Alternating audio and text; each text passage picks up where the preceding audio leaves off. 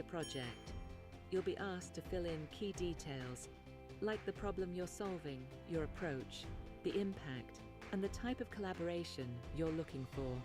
Be sure to clearly mention what support or expertise you expect from potential collaborators.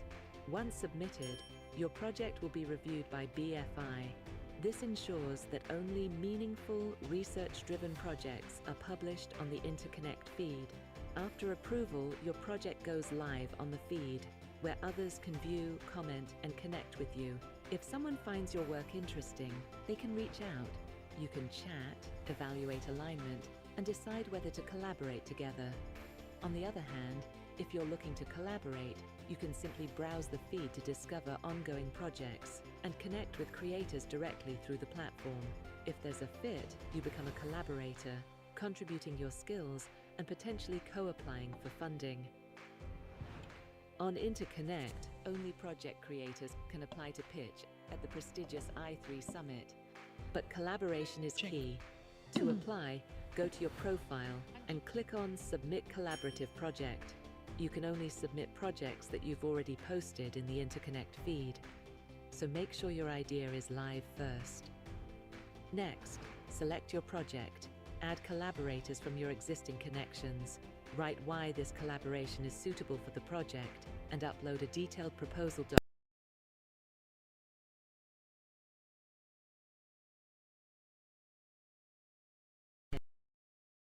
sent directly to BFI for review. In the Collab section of your profile, you can track the entire status of your submission, including updates from BFI and collaborator responses. If you're a collaborator, you'll be notified when someone includes you in a funding submission. You can review the project and choose to accept or decline the request from your profile. Once accepted, you'll also be able to track the project status in the Collab section of your profile. Once you submit your collaborative So good morning, project, everyone. the BFI team will review Namaskar. it for pitching consideration. Please be taking The your two key seats. factors It's that a determine the good, success of your pleasant day application outside. are And the I'm sure strength the of your discussions and the deliberations as they flow in the day, it's going to be further enriching us with a lot of knowledge and information as our panelists take center stage in this very first panel discussion which we are going to be starting. So please be taking your seats, and I'm sure yesterday again it was a very productive and very learning day. Today I would like to once again request you to please scan the QR code outside, upload the pictures. For these pictures, we are also going to be showing you the dashboard, and these pictures you can then further download through scanning the QR code, downloading the app, and as you upload the other pictures, we are going to be announcing a prize towards that. Also on your lanyard, there is a QR code. You're requested to kindly, again, as you meet your peers, scan this QR code, and you can get the credentials, the information about your the delegate, and again, the delegate gets the Vimarsh point. So the maximum Vimarsh points are going to be recognized today, appreciated. Again, we have prizes. So you have the first, second, third prize, the iPhone, the iPad. We have the Bose headphone, which is going to be given as the third prize. We are going to be showing you the dashboard also. If you can show the dashboard. 5 minutes, okay. So we'll show you the dashboard also. I think we'll wait for a couple of more minutes. People are still having their breakfast, and then we start for the day. I'll again make these announcements. Today, ladies and gentlemen, as we start, we have the panel discussion. Today, we have three panel discussions. And we also have in the valedictory session, we have two stalwarts joining us, two luminaries of the healthcare sector. And post-lunch, we have the workshop. So this is the plan for the day. We are all good to start, just waiting for the people to be joining us and we start the day.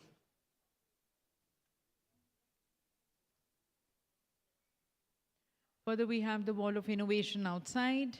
All the innovations which have been shared, they're there. You scan the QR code, you can get further information, detailed information. There are also the poster presentations outside, which you can see.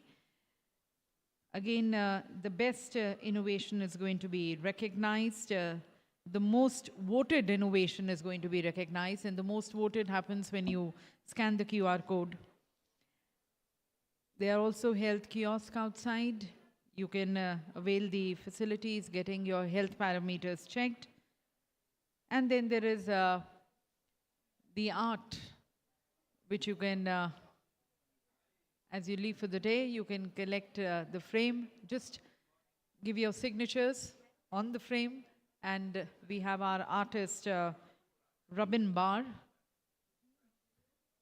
Through his creativity, he draws out a Krishna or a Shiva or whatever you desire, Mumbai, Delhi, sketches as you wish, you can let him know.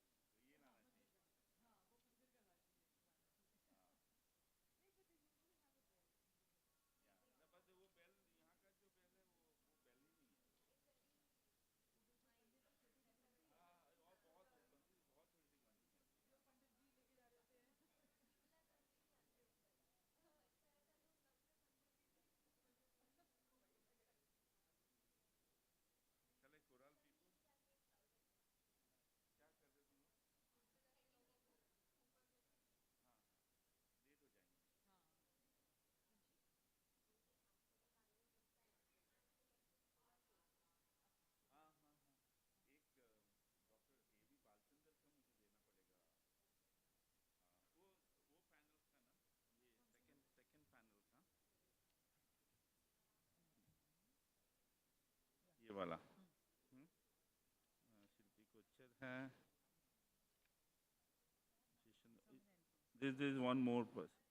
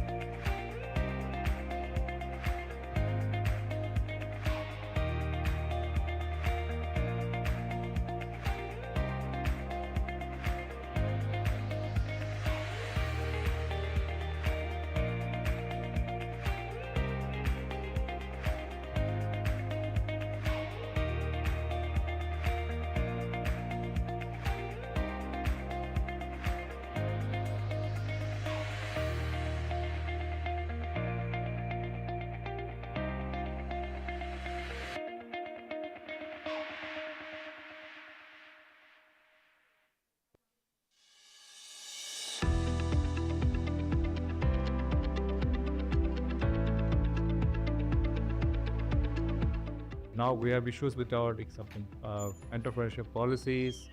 Can we be taking part in incubations? Are we going to have equity? Those of things are what the IITs were struggling in 80s and 90s. We are struggling in health sector now. No, I think that Change will happen from here. and I think if AIIMS Delhi, so the rest of the India will follow. So very happy to be here and really look forward.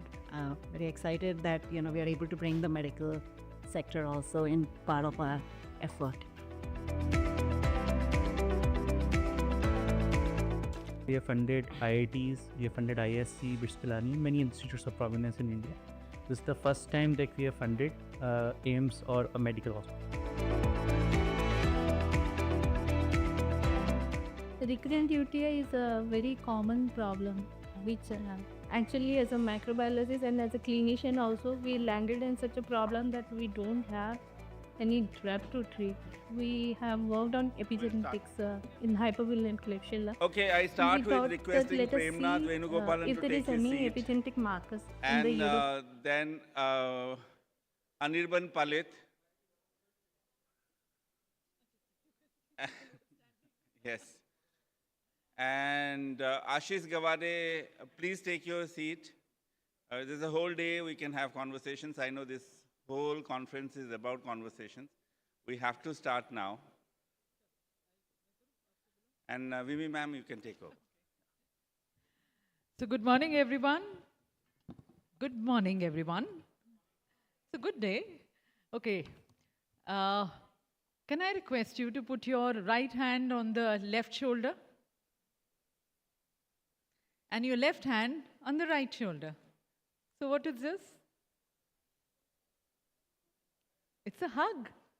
You're hugging yourself. And this definitely loosens up your body also and makes you feel happy. Love yourself. That is what it is about. Hug yourself. Meet yourself. Talk to yourself. So on this pleasant note, let me welcome you all to this day two. Day two, once again, of ideas, of inspirations, of innovations, and integrating them. Yesterday, ladies and gentlemen, we have had some very compassionate stories being shared on this platform. Very catalytic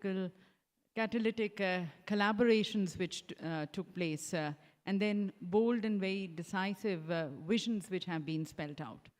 So we build on the momentum which was created yesterday, and we take this in this day two, and further align it with the larger vision of Viksit Bharat 2047. And towards this, we today have 3 panel discussions. We have the valedictory session in which we have 2 stalwarts, 2 luminaries of our healthcare sector joining us, and that's going to be the way forward session. And post that, we have the workshop. But as we begin the day, we connect the dots. We bring to you a little recap of the discussions and deliberations which were held yesterday.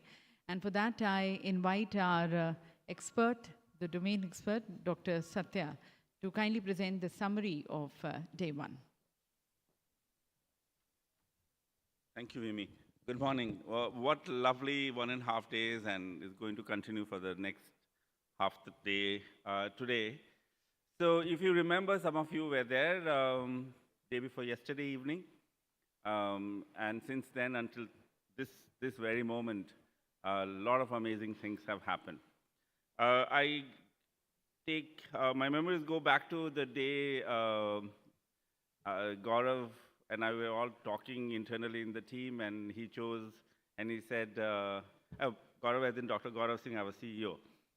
There might be other Gauravs here. He said, sir, isko na vimars bolte hain. And vimars means conversations. And I think there have been a lot of amazing conversations that have happened and discussions. So let's do a quick poll, 30 seconds. How many of you have met new, exciting people? Perfect. Right? This is exactly what we wanted to do. Did you raise your hand? Yes, thank you, Pooja. So we started by the pitching sessions, right? 9 terrific pitches, which we're going to declare today, I think. the winners, three of them. And you could see what is amazing in the last 15 years of India, 20 years, is that the new generation of ideas are just amazingly crazy and lovely. So, and they're going to create impact.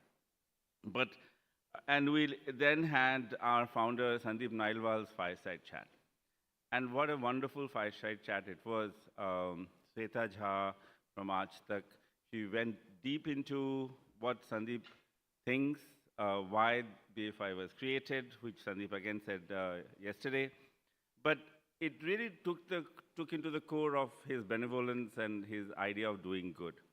And how in India, the idea of doing good has always been there for a millennia and more.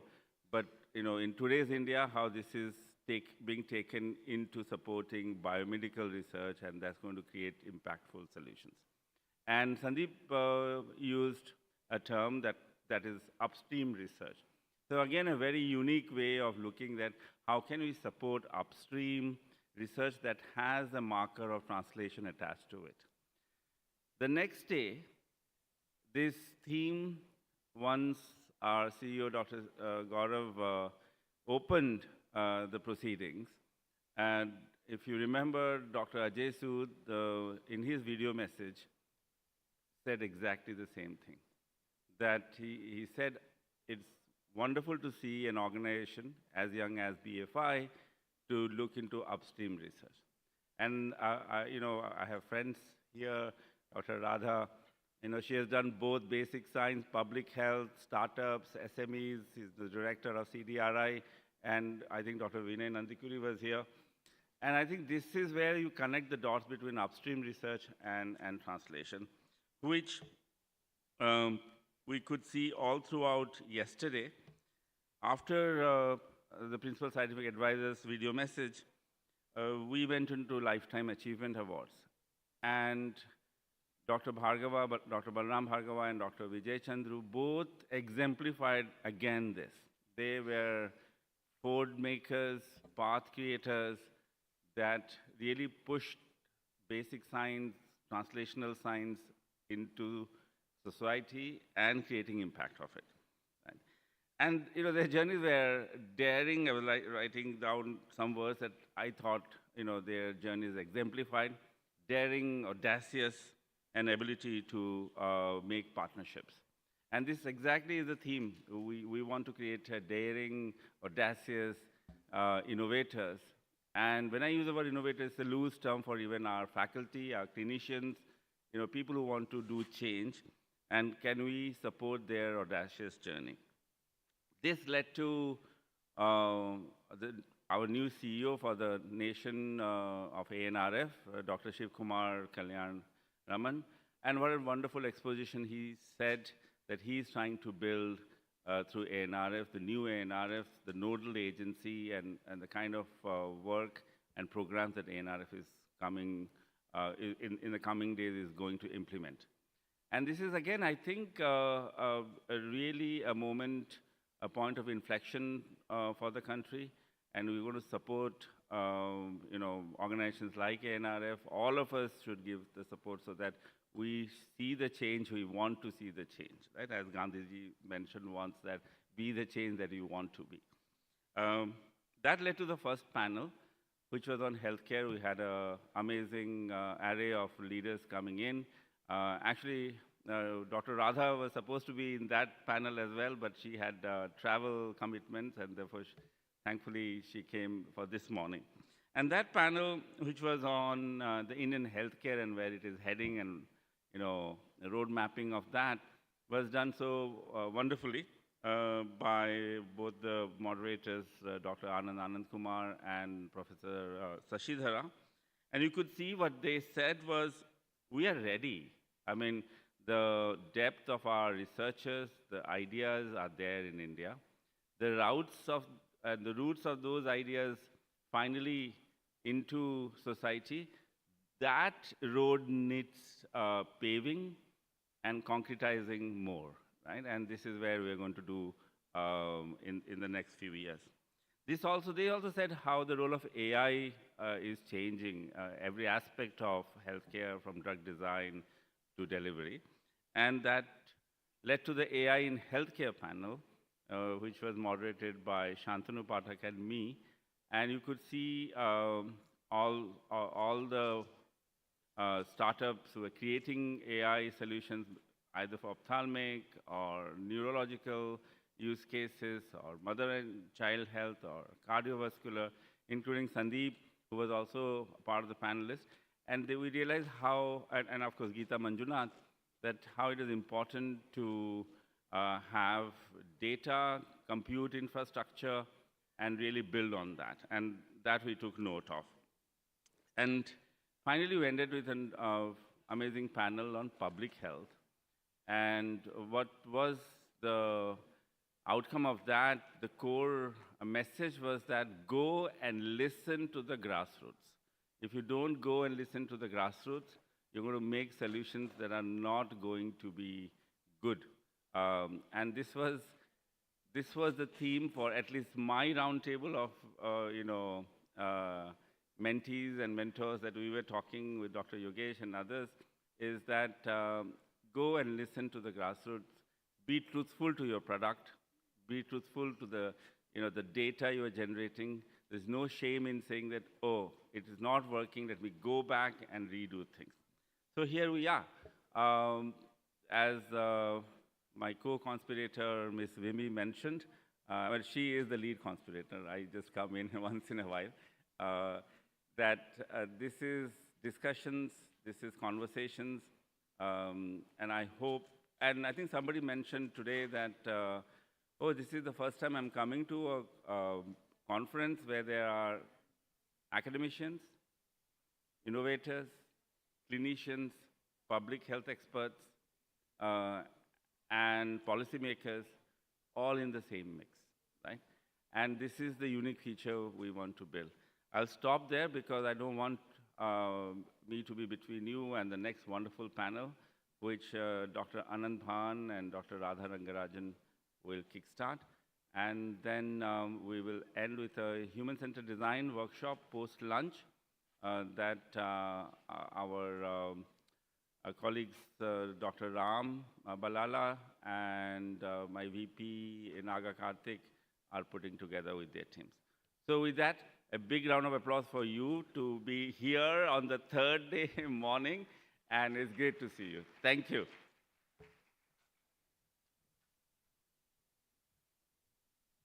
Thank you, Dr. Satya. In fact, your recap has actually set the tone and the context for our very first session. As you mentioned, we have various stakeholders, and probably for the first time, we have the clinicians, the academicians, the innovators, startups, all on one platform. And we all agree that, our theme is also when we say the 3 I's, I3, it's integrate.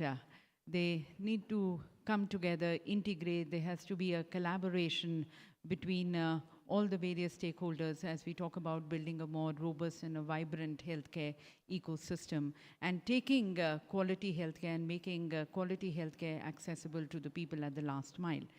But then, as we all understand, this collaboration, this interconnectedness is so elusive. It remains a persistent challenge in our healthcare sector.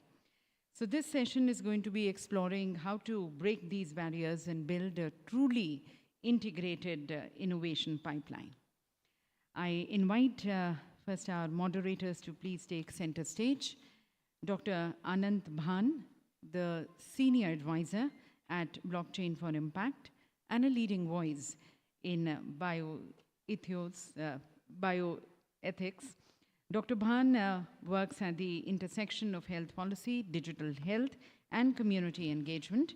He brings over 2 decades of experience in global health ethics and mental health research. Dr. Radha Rangarajan is going to be moderating, going to be the co-moderator, Director of CSIR, CDRI. May I request you, ma'am, to please join us here on the dais. Dr.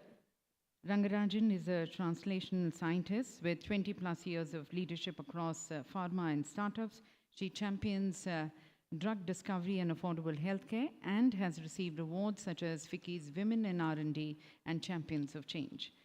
Our panelist, Padma Shri Dr. Ravi Kannan, Director of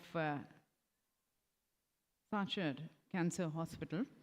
Dr. Kannan left a high-profile career in Chennai to bring cancer care to the underserved people. Raman Magase awardee, he is widely lauded for advancing equitable healthcare and rural cancer outreach. Dr. Sanjay Bihari, Director of SCTIM-ST, an acclaimed neurosurgeon and innovator with international fellowships and multiple patents. He's recognized for advancing neurosurgical care, translational research, and medical education in India. Professor Dr. Meenu Singh, Executive Director, AIIMS Rishikesh, a pediatric pulmonologist and telemedicine pioneer. She has led major initiatives including drone medicine and HEMS and contributed to WHO guidelines. Dr. Yogesh Kalkonde, a neurologist turned rural health advocate, has spent over a decade addressing healthcare gaps in underserved tribal areas. His focus is on strengthening rural health systems through research, documentation, and grassroots engagement. Ms. Aparna Mittal, founder and CEO of Patients Engage and Samana Center. She's a IIM Calcutta alumna and diversity advocate. She leads efforts in chronic disease management, patient empowerment, and inclusive policy making through law and digital platforms. So welcome to all the panelists, and before we start the discussion with them, I would like to request Dr. Radha Rangarajan for her lead talk for the session.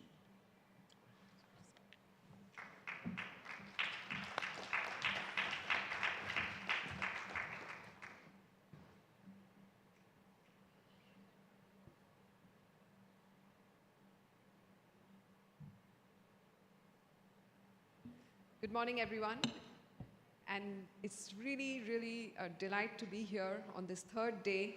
It's my first day here, so I'll say I'm full of enthusiasm. Some of you may be flagging, hopefully not. I know the program has been amazing.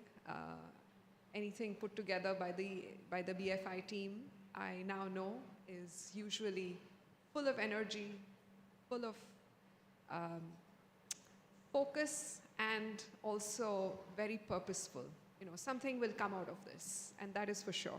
So I want to really compliment the BFI Biome team. Dr. Gaurav is here, Dr. Satya Dash. Satya, thank you for bringing us all together. You always create a special magic, and we can count on you to do that time and time again. So thank you.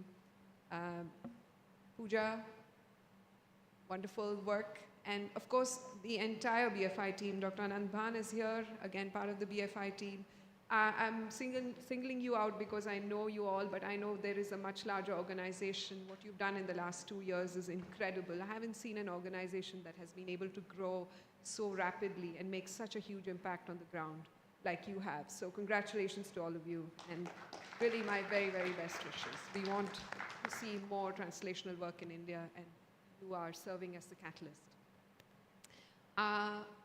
Although we are co-moderating the session today, Dr. Bhan and I was asked to make some opening remarks. I will, but let me tell you that this particular topic, bridging the divide, why collaboration between clinicians, startups, and academia remains so elusive in healthcare innovation, this particular topic, depending on who you speak to, you will get very different perspectives. I'll share with you my perspective, which is the perspective of somebody who's been a scientist and entrepreneur, now in academia, leading a research lab.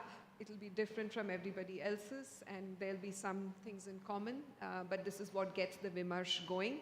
So let me start with some slides which I thought might be helpful. So, when you look at the ecosystem, you've got academia, and you've got clinicians, and then you've got startups / industry. I put them all into one bucket, though the startups here will protest. Nevertheless, we put them in, let's say we look at these three circles. When you look at what each of these sectors, each of these stakeholders do, they're very, very different things.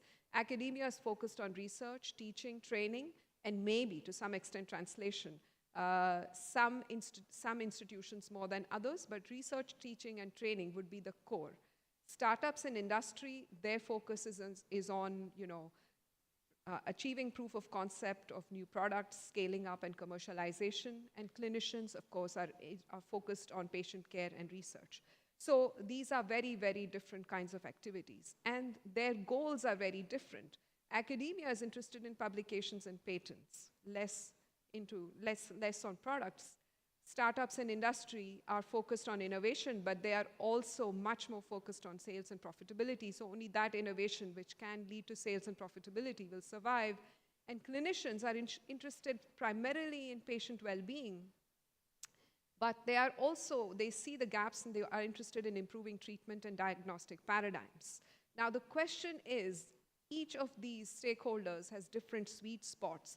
Do we have actually a convergence? And it is possible, as you can see in this Venn diagram, there is a possibility to converge, but that convergence is easier said than done because the objectives with which these three stakeholders operate are very different.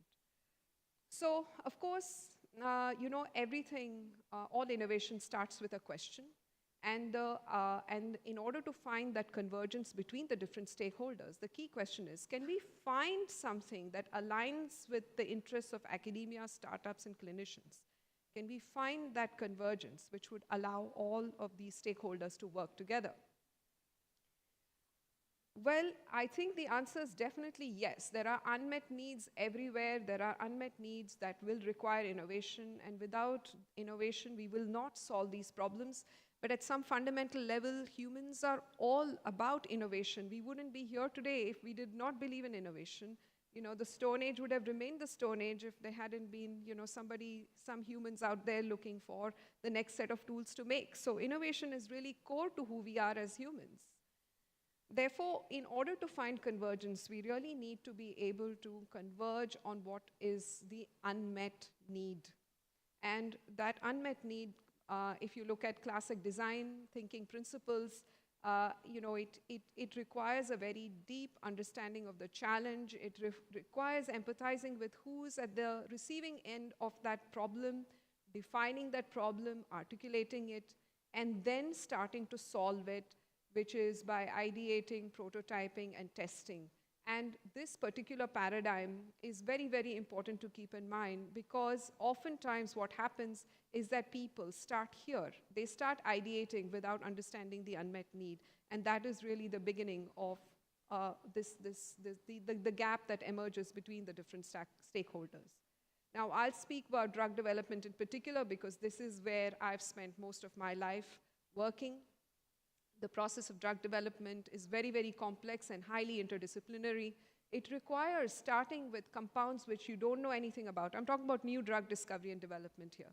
You don't know anything about a compound. You start with perhaps tens of thousands of compounds at the beginning, optimize them, optimize the hits, get to some sort of get to optimized candidate compounds which are then taken through the regulatory mandatory studies to establish safety. And then with the approval of the regulator, you go into phase 1, phase 2, phase 3, and then you go back to the regulator for approval to market. Now, before you can start any discovery program, it is the process of understanding disease biology, and before that, there is understanding where the treatment gaps lie. So in this particular paradigm, which I put out, you can see very clean and neat demarcations between who does what. In real life, this is all very murky, but if the treatment gaps are understood and defined by clinicians, disease biology by academia together with clinicians, and then you get academia and startups to work through this phase, and then startups to work through phase 1, phase 2, and then larger industry to work through phase 3, and so on, then this would be an ideal world.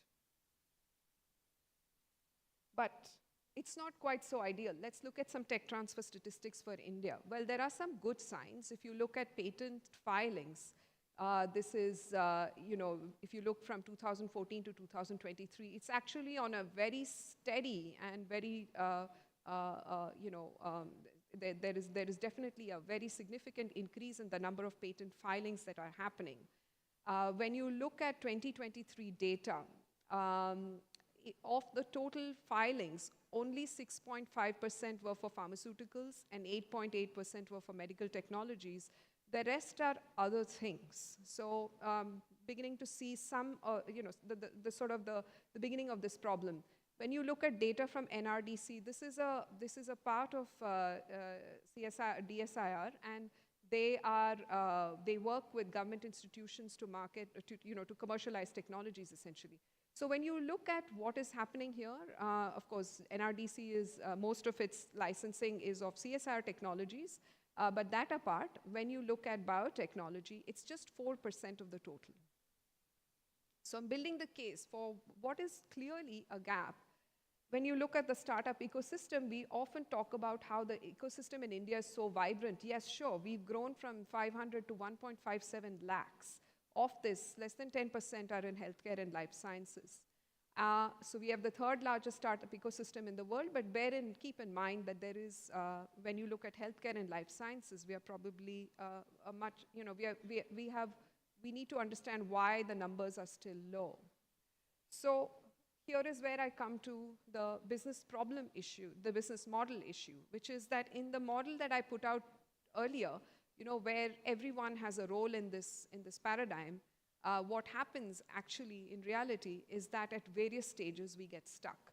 Academia and startups have products or have drugs or devices or diagnostics which are validated up to a certain stage. Then they don't have the wherewithal, the money, the setup to take it to the next stage.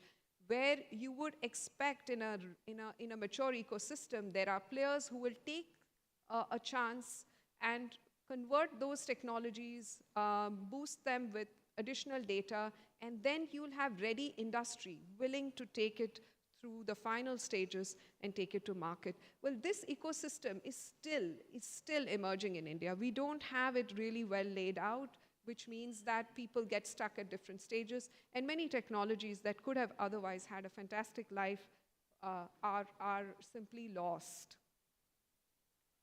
So in the last few slides, I'll talk a little bit about the Central Drug Research Institute. This is where I'm director, and we are a translational research institute. So just to give you a flavor for what academic institutions can do, this is part of the CSIR system, and there is a very strong focus on not just basic research, but also work that can be converted into products. And our mission is to discover and develop drugs, diagnostics, and chemical process technologies for manufacturing of drugs. And since inception in 1951, so we are a 75-year-old organization. There have been 13 new drugs that have been taken to market. The two best known ones are Cencroman or Saheli or Chaya. It's a once-weekly oral contraceptive. It's a selective estrogen receptor modulator. It never went to the international market, but in India it is still used, although compared to hormonal contraceptives, it's a much smaller market. It's an entirely different story to talk about why that happened, but here is some examples of things that have gone to market. Alpha-beta Artetha, which is for malaria, and it's sold in more than 20 countries. We have more recent examples, but I haven't put them up here. Also, there are many other examples from other academic institutes where you see one-off licensing and tech transfer happening at some periodicity. But as an academic institution, we also have a very large portfolio of publications and patents. Of course, we have a large number of PhD students, and therefore we are greatly invested in teaching and training. And we do have a pipeline. So it's not that academic institutes operate in some sort of an unstructured mode. We have multiple drugs which are at late stages of clinical development. So one for malaria, one for colon cancer, one for neuropathic pain. We have, in the last 5 years, licensed drugs to industry, one for fracture healing. This is with Troika, L-normeloxifene to Cipla, and Umifenavir to Medizest, and then formulation-based drug discovery or formulation-based drugs, formulation innovation, meaning that existing approved drugs are formulated differently. So this is typically considered low-hanging fruit by the Indian pharmaceutical industry, so more attractive for licensing. We have one for TB, drug-sensitive TB. It's a rifabutin and isoniazid combination. And then we have one which is licensed to Cipla. It's a amphotericin formulation for fungal keratitis. So this is to say that, yes, academic institutions can do translational work, and they are able to take it to different levels, depending on how they are structured and how they are, and depending on the capabilities within the organization. For example, we have the full battery of capabilities, including pharmacokinetics, toxicology, and NGCMA certified GLP facility for doing regulatory studies. So what we need is an ecosystem that enables, and that an ecosystem that enables means that we need to have places for clinicians, academics, and startups to interact more, to find opportunities, to find common ground. There needs to be platforms for exchange of problem statements and technologies. We need more tech transfer personnel in academic institutions who understand how to structure agreements and how to find a way to commercialize IP. We need business models that will evolve so licensing and technology transfer become easier, and we need way more private investment. So once again, I'll call out BFI for their pioneering work in really seeding technologies and seeding innovation in a variety of different institutions. And finally, you know, an ecosystem that enables also needs to weigh between what is in public health interests, which is not necessarily in the interests of pharma companies or not necessarily in the interest of for-profit companies, for-profit entities. But we have to weigh between innovation for public health and innovation for profitability, which means that we have to strike our own path in India, since we have a very large public health burden, and the Western model of innovation driven entirely by profit may not work here. You know, how can we work on TB, malaria, dengue, chikungunya if we don't take a public health point of view? So this is my last slide. Do I have time for a 2-minute video? Or I can stop here and we can continue with the conversation. Anand, do you have a... Okay, so I just have a very, it's a 2-minute video. It's a whimsical view of innovation. Technical spec point of view, we can match centrifuges that cost all the way from $1,000 to $5,000. But this is a tool that requires no electricity, no infrastructure. You can carry them around in your pockets for a price point of 20 cents. We call it a paperfuge. It's essentially a piece of paper, and we put in small holders for capillaries that we can fill with blood. And we have standard string, and we take 2 pieces of either PVC pipe or wooden handles, and then you just pull on it gently. As you spin, the disc is rotating back and forth. It's rotating in an oscillatory fashion, and there's a moment when the disc is stationary, and then it starts to unwind and go in the other direction as you apply a force. With this set of principles, we're able to essentially make a centrifuge that spins all the way to 120,000 RPM and 30,000 G-forces.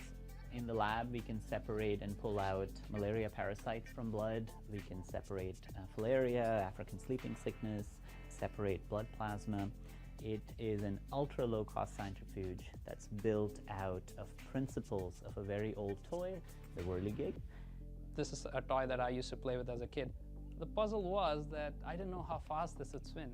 And so I got intrigued and I set this up on a high-speed camera. And I couldn't believe my eyes.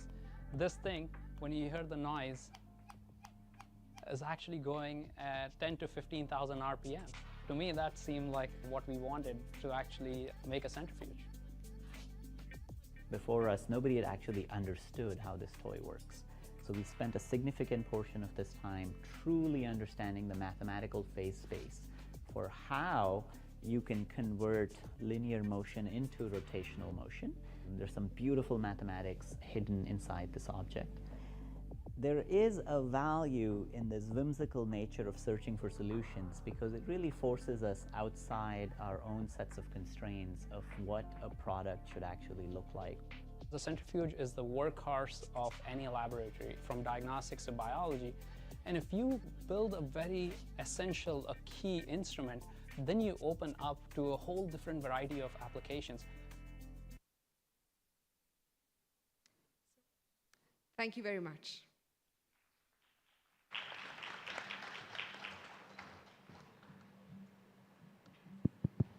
Good morning, everyone. Can we have some response just for the beautiful panel that we have? All right. Thank you so much, Dr. Radha. I think that was quite insightful and a great talk to get us started on this very interesting topic. So when we were designing the program, and based on experiences I think many of us have had, including at BFI, we were trying to think of areas where we thought conversations would be useful. So all of the panels that you have on the program are basically conversations to try to unravel issues where we know that there are challenges, barriers, but there are also solutions and enablers. And then we try to, where possible, carefully curate individual experts in that domain who can speak to those issues and help us all unpack what can be done in a better manner.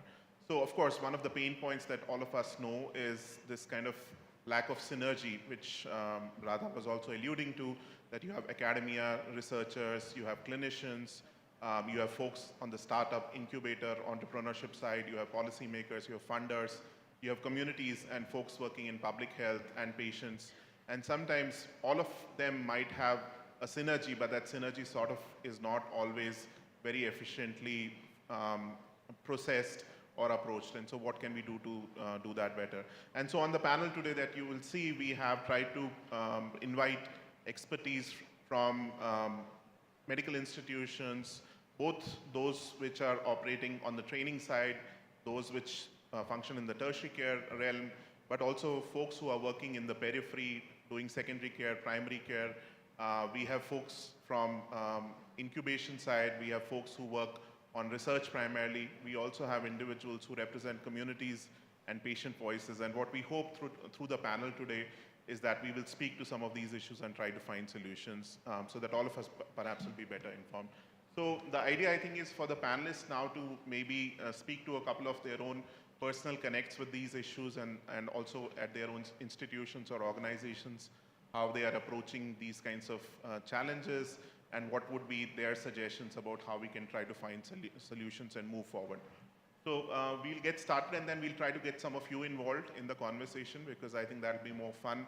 It's now day 3 effectively. I know it's a lesser turnout as we progressively move through any conference, but I think it's an intimate enough gathering that'll be fun to have some to and fro and get your insights as well. But to get us started, if I can invite Professor Sanjay Behari, and I would request you, sir, specifically to speak to your own experience as a neurosurgeon who also has done patents, you've worked with innovators, you've worked on devices. What made you think of doing work on the innovation side? Because you were working as a busy clinician in a public hospital, but your own sort of connect with the need to do innovation in India and for our health needs. If you could speak to that first. Thank you. It's an honor for me to be here. So I started my journey in Sanjay Gandhi Postgraduate Institute of Medical Sciences, Lucknow, where I gradually rose in 30 years to become the head of the department there, and it was all clinical work. And then suddenly from there, I went to the Sri Chitra Tirunal Institute for Medical Sciences and Technology as director there. And that has 3 wings. One is the public health wing, which is actually involved in public dissemination of preventive medicine, and especially for non-communicable diseases. Then there is a real hospital which is focused on cardiac and neurosciences, which probably is the largest cardiac and neuroscience super specialty hospital of the country in the government sector.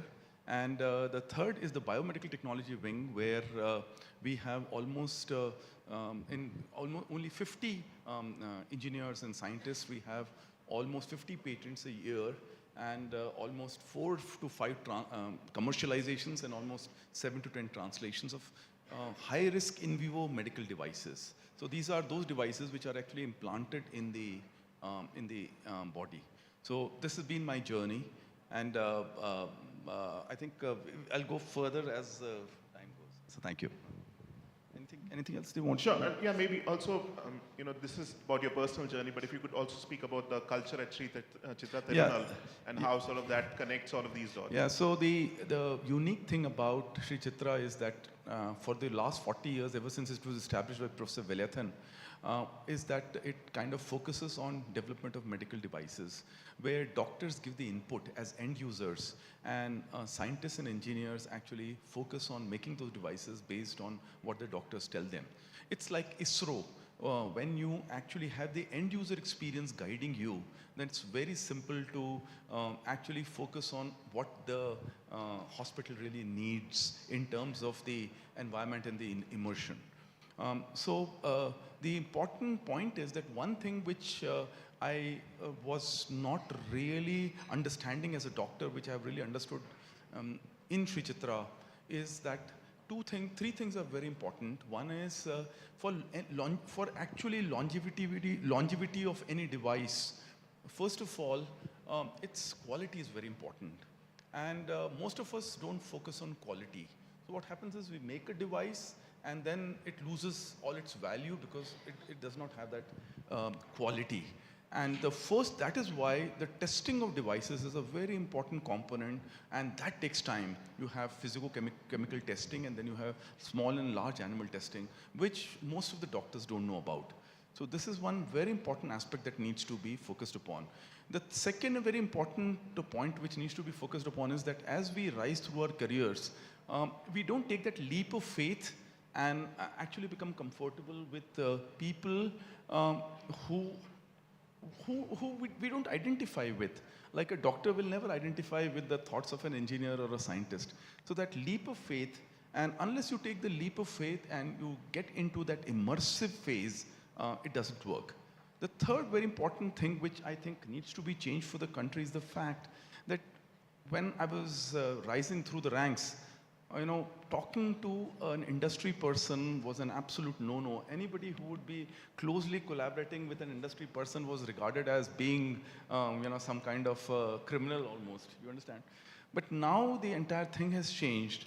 Right from the beginning, from the time of prototype testing to the type of translation and commercialization, if the industry comes in, it really leads to a dramatic change in the way you can actually change the entire ecosystems. Thank you very much. Thank you so much, Professor Bihari. That's very useful. Professor Meenu, if I could come to you next. You're a pediatrician, a pulmonologist, an evidence-based medicine expert, and now you are also leading two new national institutes of importance. In your experience, how can we inculcate this culture of being open to innovation, translational research, and especially in newer institutions like the ones you are leading? How can we ensure that in our medical education curricula, in our exposure to our medical students and residents, this is sort of incorporated so that we avoid the kind of longer lag that we've had historically in medical education, and now our residents and our graduates are exposed to these kinds of thinking mechanisms, and hopefully some of them will become the innovators of tomorrow. So as has been said, it was a matter of culture. I started my journey from PGI Chandigarh, and which is like, I think must be 60, 70 years old institution. And we tried to innovate some of the things like telespirometer. We worked with BARC for tele-ECG. We started the telemedicine center, and then it turned it into a department. But what we always felt was the culture was very different. I mean, there wasn't even an opportunity or a system to patent what you are trying to do. And that was not true for senior persons like us, but for juniors also it was very difficult. And as Dr. Sanjay Bihari said, if you collaborate with industry, it was like a taboo. And I think it still is. I'm currently looking after AIIMS Rishikesh as the director and also additional charge of Bathinda. What I find is that many of our students, they do want to innovate. And we have these physiology, innovation competitions. And we find that they are coming out with very, very impressive ideas. But then we need to make a system that these ideas incubate into inventions, and then they get transferred to industry. So that system is definitely lacking, and this has been voiced in different fora in our regulatory bodies also. But just to tell you an instance that there was a Section 8 company which needed to be opened by the faculty if they were to get a grant from IIT Roorkee for innovating something. And ultimately they did it, but then it ended up in an inquiry. So that's the kind of ecosystem that we have, and we need to change it. And as you said, I think we also are responsible for that. We need to voice our concerns, and only then this innovative spirit in physicians or doctors will get converted into useful things for the society if we encourage them and if we provide them with a system which works and which gives them some incentive. You know, in medicine, mostly people would say that the first question if you ask a doctor, they said, yes, because I want to serve humanity. Why do you want to become a doctor? But as everybody else also wants to serve the humanity and is actually serving the humanity. And you would always be told about, you know, paramarsh, vimarsh, as we are having today, कि आप patient को जब देखते हो, तो, you know, it's basically ethics, it is empathy, it is compassion, which should take an overhand over your any other feeling which you might get, you know, for earning money. As if, you know, doctors aren't supposed to be taking consultation fees when they're sitting in practice, but that is the kind of ethos which is supposed to be there for doctors. And you as an ethicist, Anand, I think you also must have also debated as to what should an attitude be of a doctor. You know, a medical student is ultimately going to become a doctor. So what is the kind of teaching that we should be giving to them? Of course, innovation also can be done under the umbrella of ethics, and that's what I feel. And we should develop a system for that, and we should encourage all this, what is happening. Thank you so much. I think that's an excellent point about how innovation needs to also keep ethics and sort of patient centricity and empathy at heart. I'd like to now come to Dr. Ravi Kannan. Ravi, oncologist by training, trained in Chennai, then decided to settle in the far beyond Kachar, rural Assam, and has worked with colleagues in setting up this very excellent model of provision of care where there is a community angle as well as, of course, the hospital. So Ravi, I mean, a lot of these conversations happen in metros like Delhi. You know, we have these fancy conference halls where we talk about issues which are relevant to public health or to our communities. Do you think that there is something lost to translation? And as you are practicing in Kachar and dealing with a lot of downstream issues because we don't have very efficient screening, we don't have very efficient health systems at primary care or secondary care. So what would you like this audience to know about where those challenges are? And if we were to talk about innovation for India and its health needs, what are the kind of things you would like this audience to think about? And any thoughts of course, as a practicing oncologist? Thank you. So quickly, you know, where I am working, my primary problems are prevention and early detection, health promotion. Most of our patients come with very advanced disease. So I want to find ways of diagnosing them early, which means I need tests that can be used on the field and give a point of care. So I want diagnostics that will empower frontline health workers like ASHA to be able to conduct the test, interpret and advise. Very important that we get there. Then, you know, we have patient pathways. Despite all the support that the government provides and we provide, and they still defer treatment. There are several, you know, the barriers that patients face are sometimes mind-boggling. And so I would want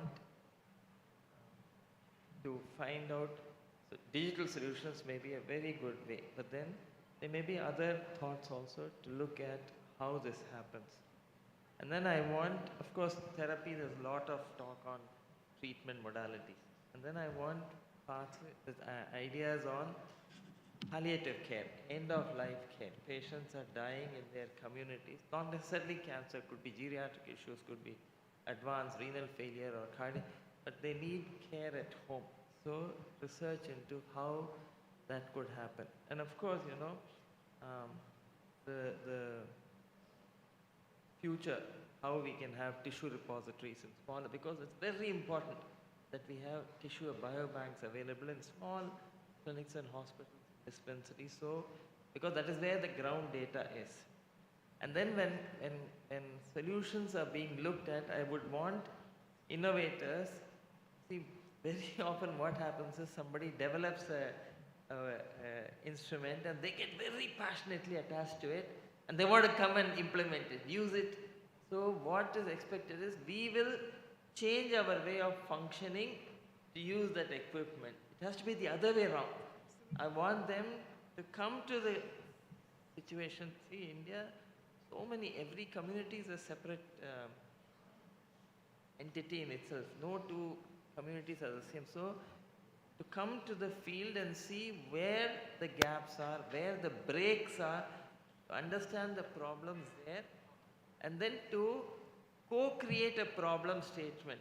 Not, typical example, NCG is now looking at common EMRs across the country, and we've identified 6, 7 of them, and they all come and want to implement the EMR there.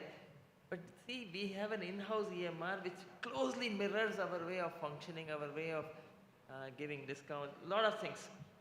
But the standard EMR is something that they have developed in Nagpur or Pune or wherever, and they want us to use it. So the typical response is, can't you change your... But I don't want to change my way of practice. I want you to give me what I want, not me to adapt because I want to use your, so to co-create the problem and co-create the solution using, my colleagues in the hospital as co-investigators and not as data banks, I want them to be, the data should belong to the hospital, not to the company that is providing us the kit or the test or whatever. The data should belong to the people who we serve. And so I think it is very important. And then there must be a clear agreement as to, so a lot of time people, they have this blood test machine. I'm very keen, very enthusiastic as an institution in being the beta testing site for every innovation that comes in. We're very happy to do this, because we believe ultimately only through that the community will benefit. But then I also expect that in the agreement that my colleagues or the hospital will be given an equal share in the credits and the research outcomes. And more importantly, once the study is done, it goes into the market. We have helped bring it into the market. So our community should benefit. So I want that support to continue. So I don't want them to test it and then come back and sell the same machine to us. I want them to support us in whatever we are doing. And so I expect a long-term partnership. And then, clear understanding on where the IP rights will be, what will happen to the publication, all that, I think that is the way to go about it. Thanks, Ravi. I think those are very important points. And you spoke about sort of people centricity, participation, and collaboration. And I think this would be a good segue into inviting Aparna Mittal, who leads Patients Engage. Aparna, if you could speak to who is missing from this usual paradigm, right? You've been hearing us speak for the last couple of days, and you represent an organization which works with patients and caregivers. Of course, usually the typical way to approach it is innovators, clinicians, institutions, funders speaking to each other, but they are speaking on solutions which are meant for patients, right? But somehow it does seem to be the case that patients are missing from that paradigm, except in a very passive way that we are assuming we know all, right? So what are your thoughts, and how can we do better in that? Sure, thanks. So thank you, Anand. I think as Anand said, it's been the missing stakeholder in the entire discussion, right? There was a little bit when Nandita spoke last evening, because we don't see patients as participants in care, and we don't see them as stakeholders. We just see them as recipients and beneficiaries of care. I'd like to take a step back and say, if you look at, and this is backed by evidence and data, when you look at non-communicable diseases, more than 90% of care happens outside the clinical arena. And in an Indian context, I think it's closer to 95. We don't have, kind of data, but so we keep looking at a disease management, especially for non-communicable disease, from the lens of the clinician and the clinician's interaction, which is important, but there is still 90-95% happening outside. And what is happening there, unless we understand that, we are not going to be able to change the outcomes of health in NCTs. I think that's something that, so for the last 12 years of, ideating and coming up with Patients Engage and running it, we've spoken to thousands of patients across different conditions. And it constantly surprises us. So when we started, we thought we were addressing a health literacy problem. We were addressing the information asymmetry in terms of how patients do not have access to the same level of information that a healthcare professional has. But increasingly, I think it's very clear that the health system is also, there's an information asymmetry problem because they don't understand what's going on in the life of the patient outside that 2-minute interaction with the doctor.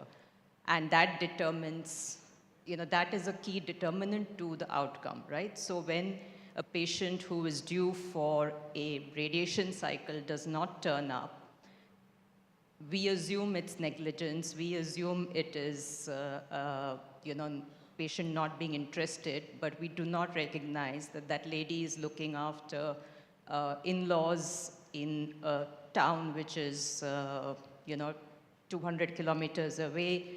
The in-laws have dementia and one has got a stroke, is a stroke survivor, and you've got a kid who's got 10 standard exams, and that's what determines those outcomes, right? So I think it's really important, and this is not just cancer, it could be even a visit to a diabetic retinopathy for your anti-VEGF injection can get delayed because there's nobody to take her to the hospital because she's almost blind already, right? And again, it's not that she doesn't care.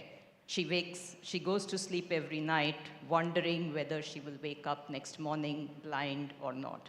So I think these are things that matter to them, and therefore it is important to understand what is happening in their life and what can be done. And to Dr. Ravi's point, you need to understand what's happening in those communities. Same point last night as well. You have to look at that last mile should be the first mile. But we really need to listen deeply to these conversations. And we also need to give platforms to patients to represent their needs. So one of the things we've done is, so we've been very passionate about inclusion of patient voices in policy making and research design, etc. And the pushback always was bringing in a patient will dilute the research outcome, it will delay things. What matters to the innovator or the researcher is not what matters to the patient. And so we did, along with National Cancer Grid, we piloted a program where we've now trained people with lived experience of cancer to start with, to understand the research process, to understand health economics, to understand various aspects so that they can contribute effectively to these discussions in terms of how they can be an advocate in the research discussion.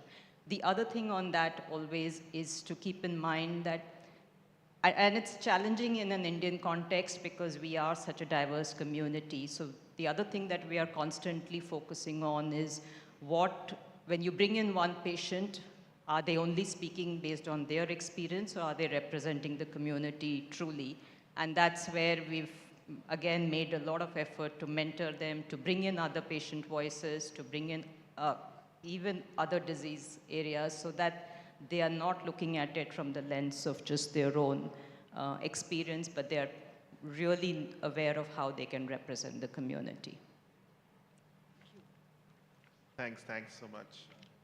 Again, very important points and a reminder for all of us to keep, true sort of lived experience engagement at heart. Yogesh, I want to come to you.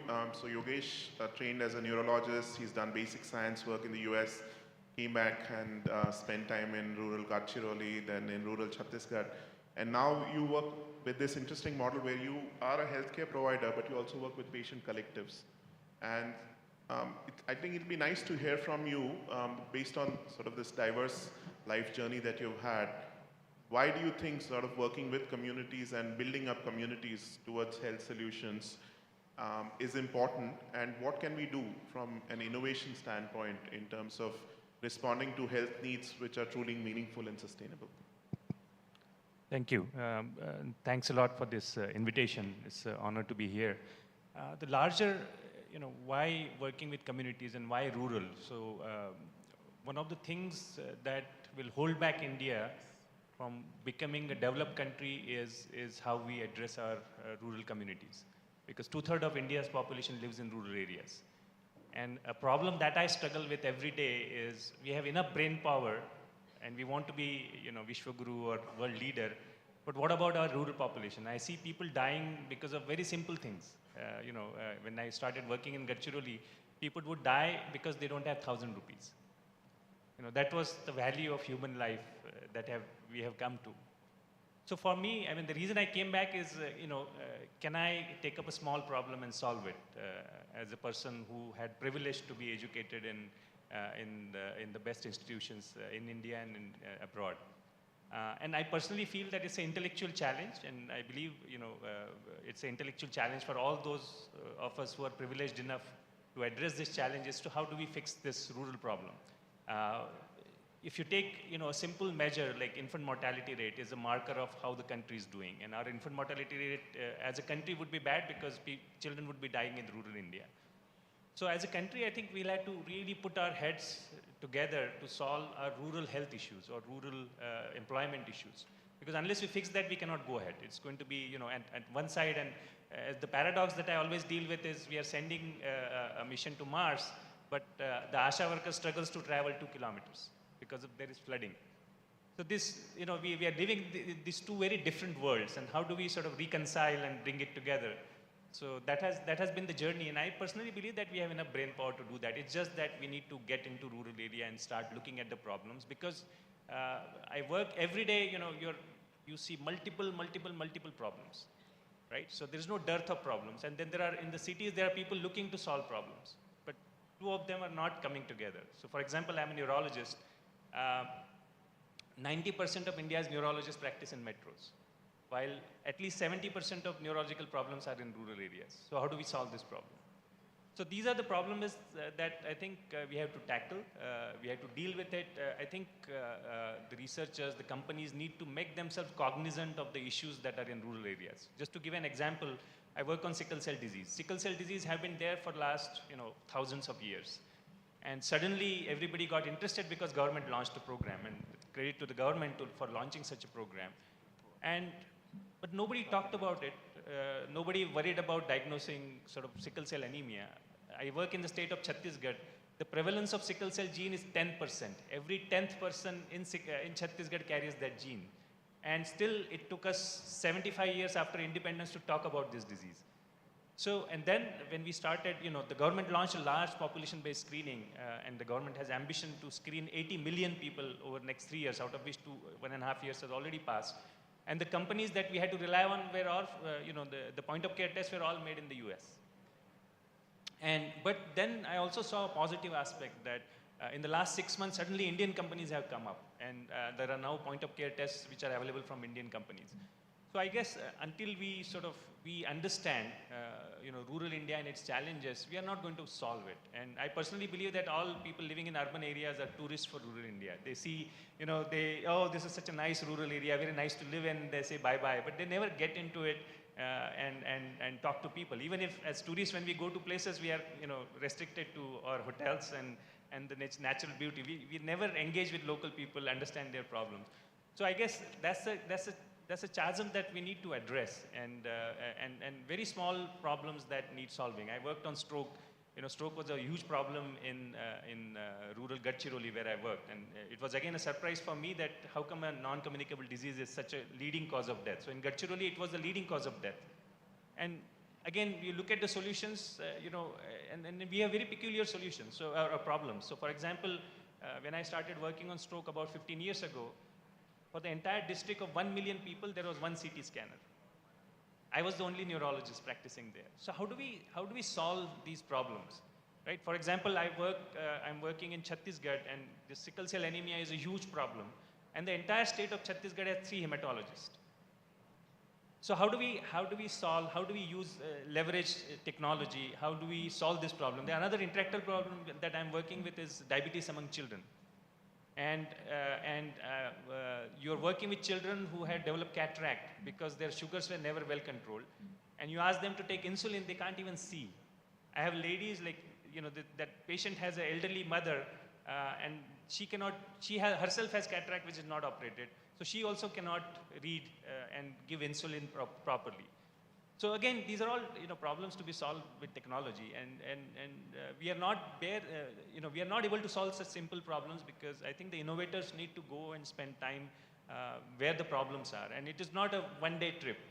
This will not be solved by just being there for one day, but embedding themselves and understanding the problems firsthand. Because if you just understand part of the problem, as innovators, you are attached more to technology than often to problem, and Ravi has also alluded to that. So we need to understand the problem and then be a problem solver, and not so much attached to the technology itself, because the technology will have to change to address that problem.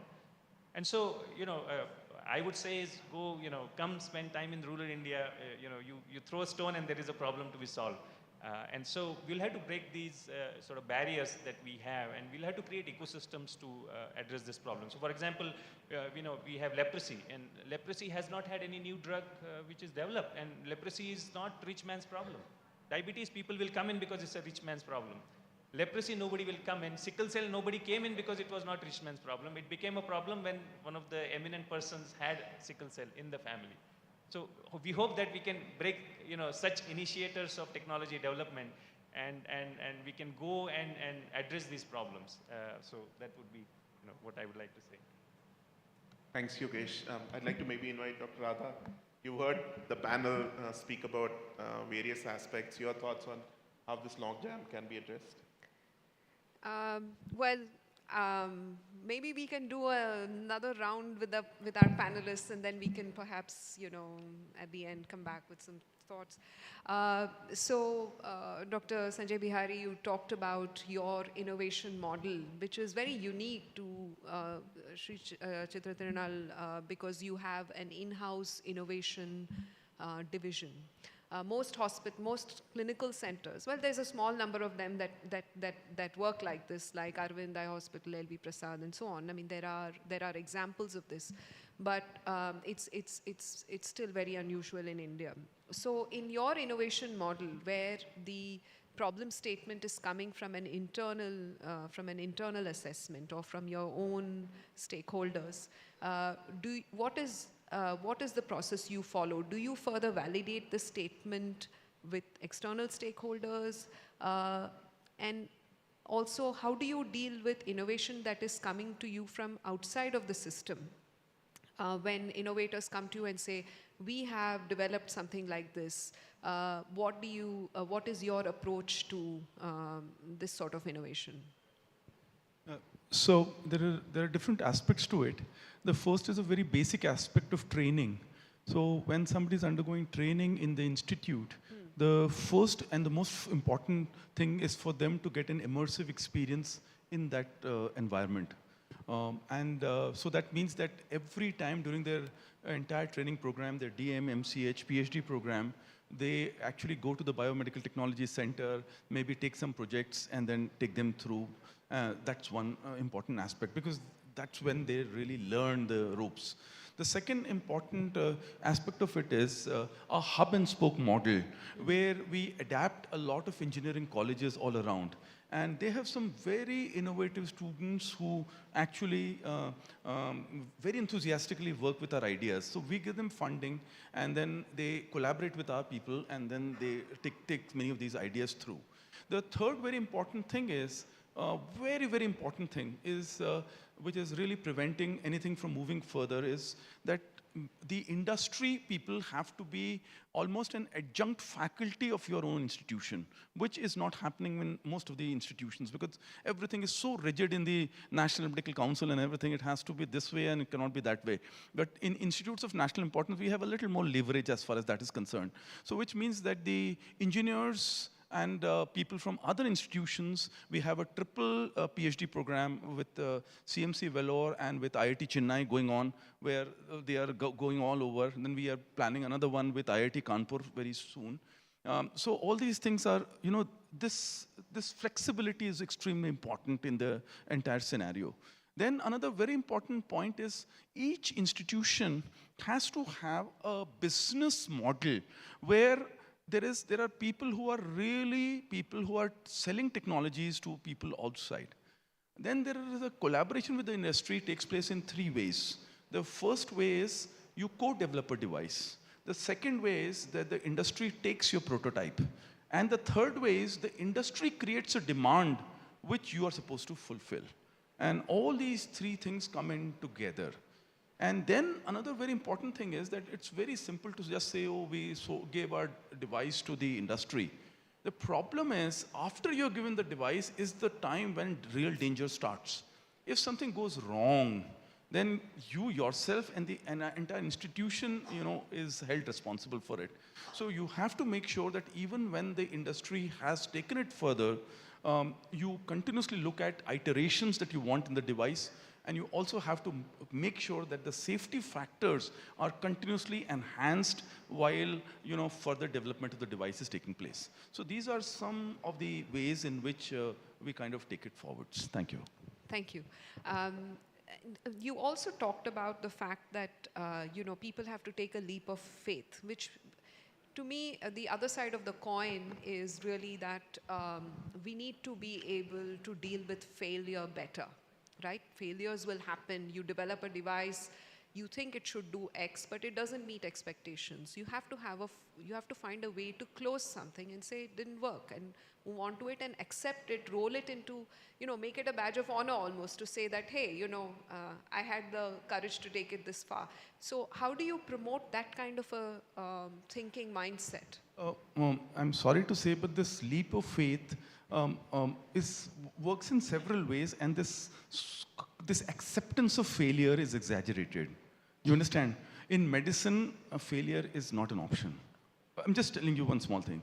So there are two aspects to it. First of all, as a doctor, as a neurosurgeon, how often will I actually accept a device which is made in India?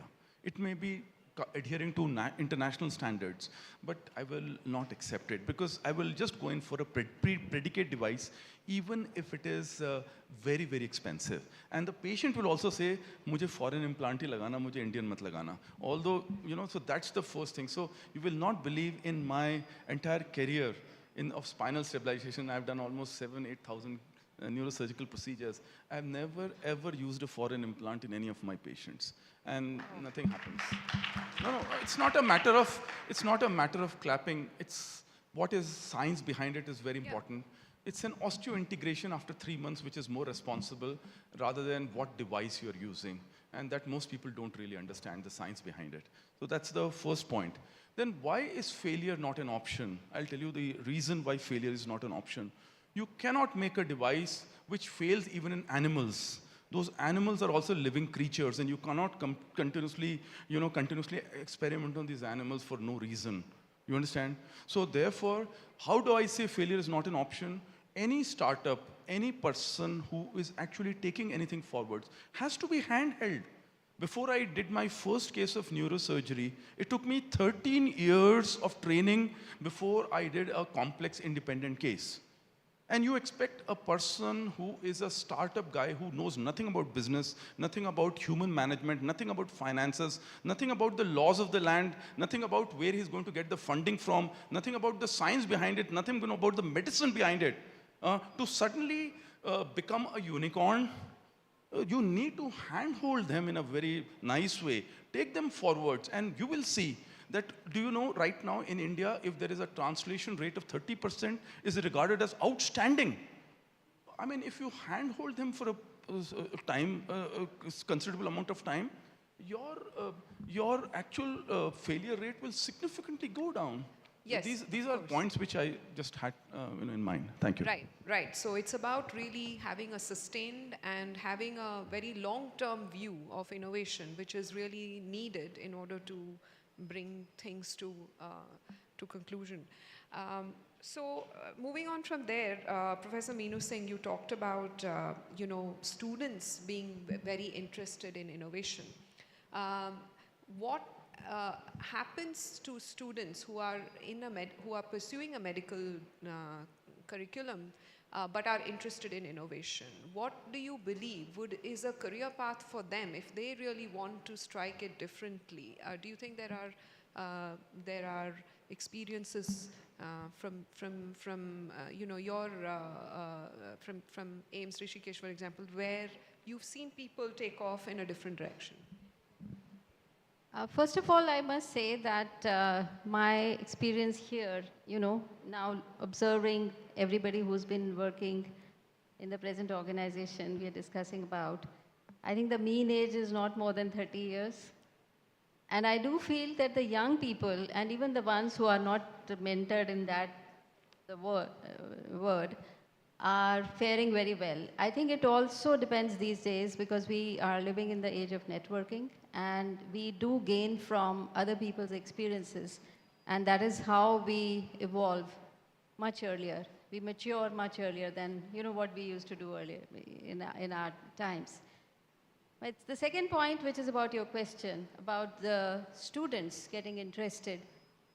We know that the students who come into medical stream and those who enter the INIs, they are rated very high. They are students with very high IQ and very high motivation.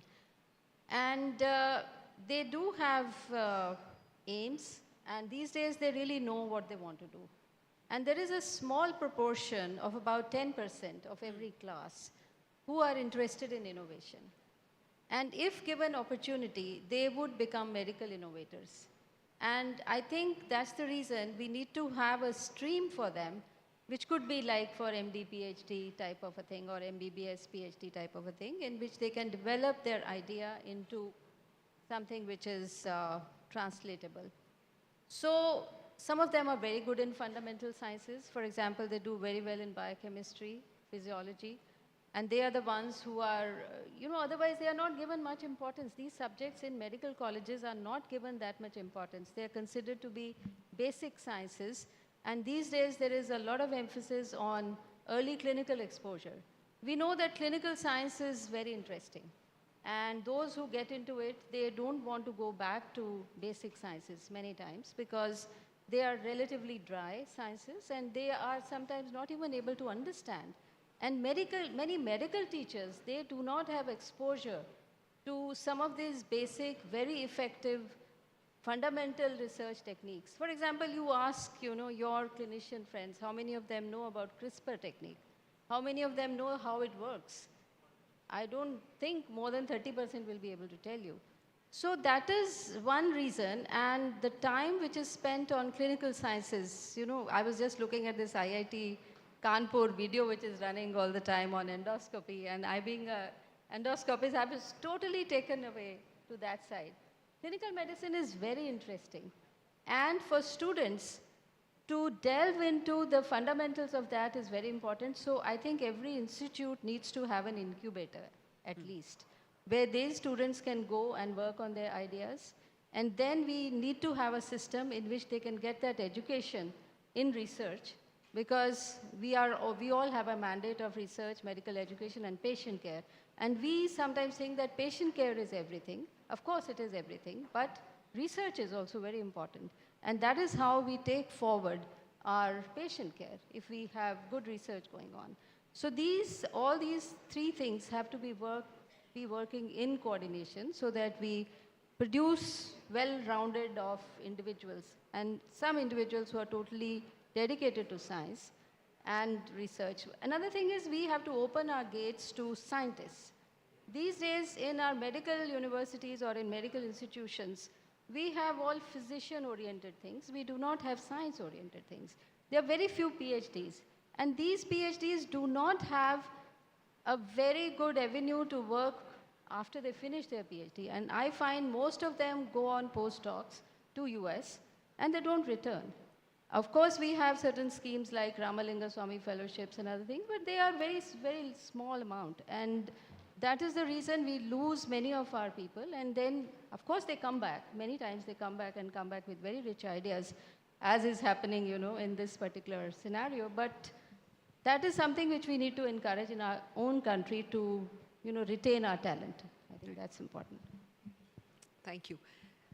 So the next set of questions, both Dr. Ravi Kannan and Dr. Yogeshwar, you both talked about the fact that innovation for underserved communities, for rural communities and so on, are of a different nature perhaps. The requirements are different. And you talked about the fact that people need to immerse themselves to understand what problems need to be solved, rather than solving some problem which they think needs to be solved and then asking it to be retrofitted into your workflow.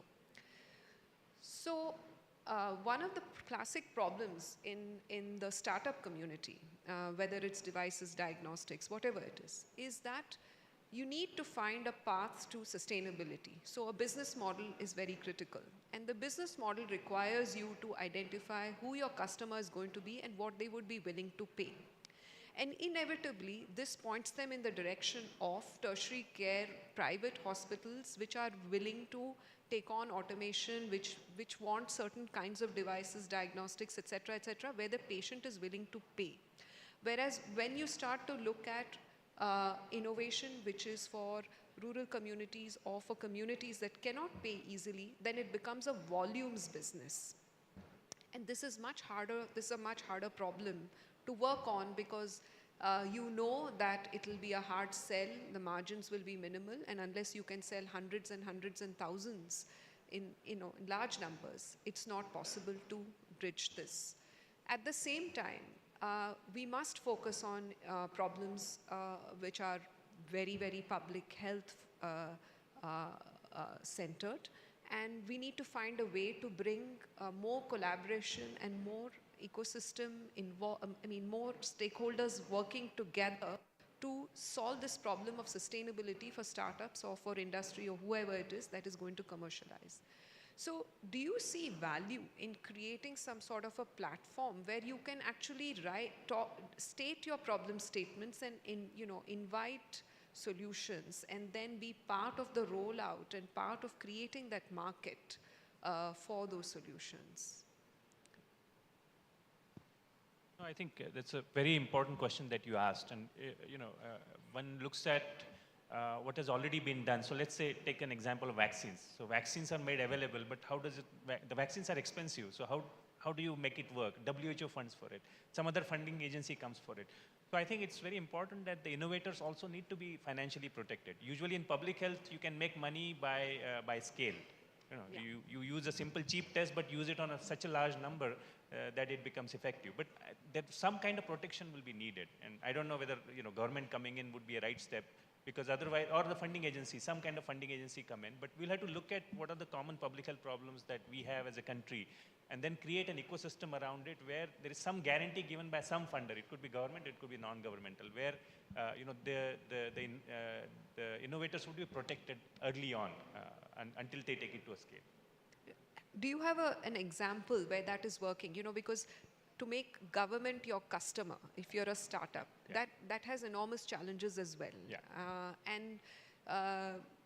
While we don't get into that here in this conversation, can you cite some example where you think this is working? I mean, of course, WHO or anyone else procuring vaccines and then making them available is a model that has worked in the past, but any other... No, I'm not aware, so that's what I'm saying. We'll have to create. The one example that I can cite is this case of sickle cell anemia, where suddenly a huge demand was created, and government sort of preferred, Indian companies to come into this domain. And so that opened a lot of market for Indian companies. But this is not, this was not done systematically. It is considering, it's a market's way of doing things. That, we'll open and then you come and compete kind of thing. So I don't know whether, there is this dialogue coming in where there will be some protection. Dr. Behari mentioned about that initial hand-holding and protection. And second is market, it's wild. if you survive, you survive kind of thing. So personally, I believe for public health problems, we would have some kind of protection because initially they would not be making money. Yeah. That's my personal. Yeah, yeah. Public health is a mixed bag. So if you look at eye problems, say Arvind Eye Hospital came up with the oral lens, Yeah. and now they hold 20% of the world market. Right. Forget the Indian market. And so, if you look at NCDs, diabetes, hypertension, very common for more than 40 times the incidence of cancer. And so it's a mix, and then many of the NCDs are, we stop? Many of the NCDs have the same set of common causes. And somebody with a cancer, not at all surprising to find they also have diabetes. Because of diabetes, they have renal failure, they have retinopathy, they have, other diseases. And so a product that is designed for diabetes, for example, if you look at CBG or you look at the fundus lens camera, which can be interpreted by AI, it can have cross-application in a number of situations. And I think it is the volumes in this country that will eventually make public health solutions viable, provided we learn to mix them up and use them. So in some areas, we may not make so much of money, but in other areas, we will make more than enough money to compensate for, something. If you look at HPV testing, for example, right now it is very expensive. We don't have a point of care answer. But if that happens, the number of people who will have HPV testing is phenomenal. And so the numbers will actually eventually help. Yeah, thank you. Dr. Aparna Mittal, would you like to comment on, from a patient perspective, how do we draw those voices and those, or even caregivers' perspective, how do we bring those points of view into the discussion in the for example, in the field of antimicrobial resistance, where the quest is people are the clinician statement is we need more antibiotics, but industry is not willing to invest in it.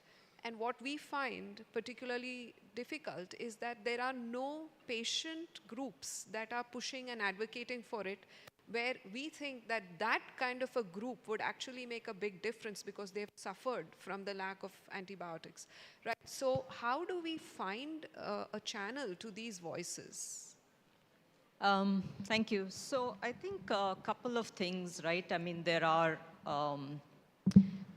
patient voices emerging even in multi-drug resistant antibiotics as well. And I think it's sometimes just a matter of getting to them. There are, because they don't get, and I think this is probably a conversation that should happen in the next segment as well, is that we need media to play a role to, elevate these voices as well.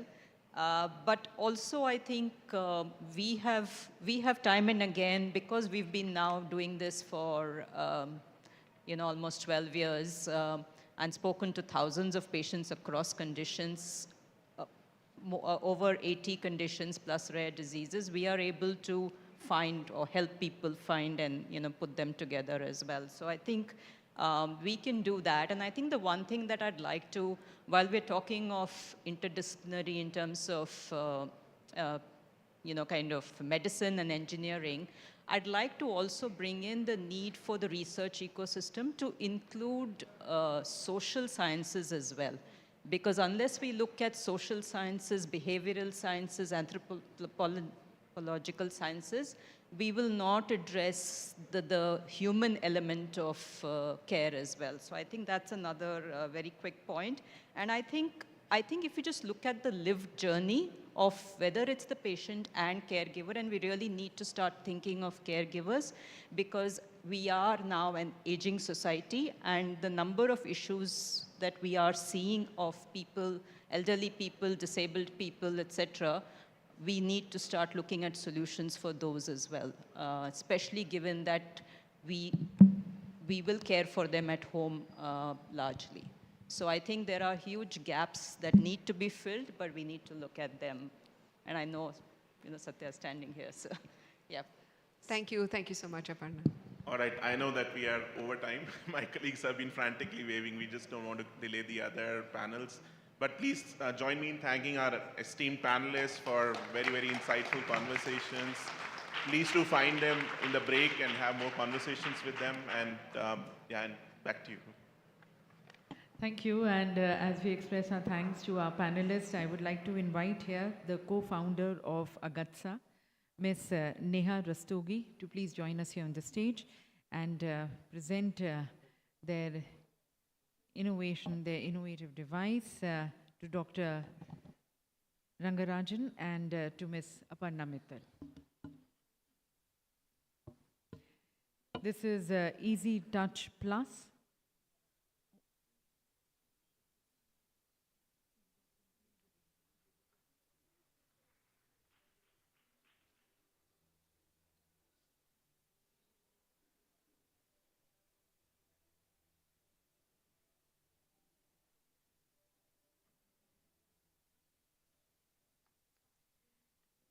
So this is Easy Touch Plus by Agatsa Software, a smartphone-enabled touch phone. This is a non-invasive touch-based device that measures blood sugar levels within seconds.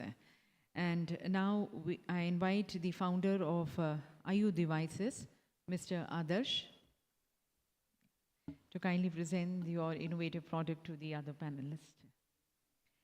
IU Sync digital stethoscope, an AI and Bluetooth-enabled stethoscope which ensures superior diagnostic accuracy and patient care through seamless digital connectivity.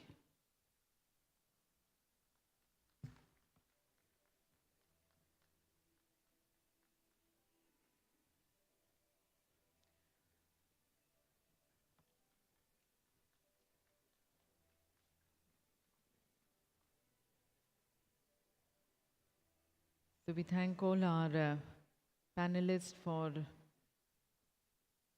bringing forth some pain points and gaps, identifying these gaps, discussing real-world challenges, and as I said, being real in addressing these real-world challenges, and also showing our innovators a way for their innovations to be more problem-centric.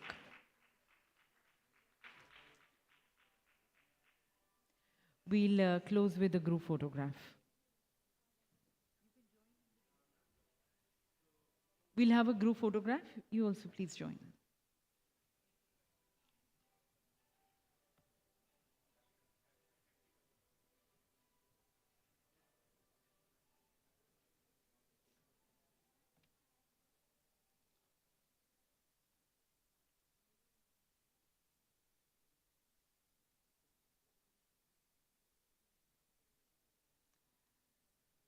Thank you once again to our panelists and the moderators.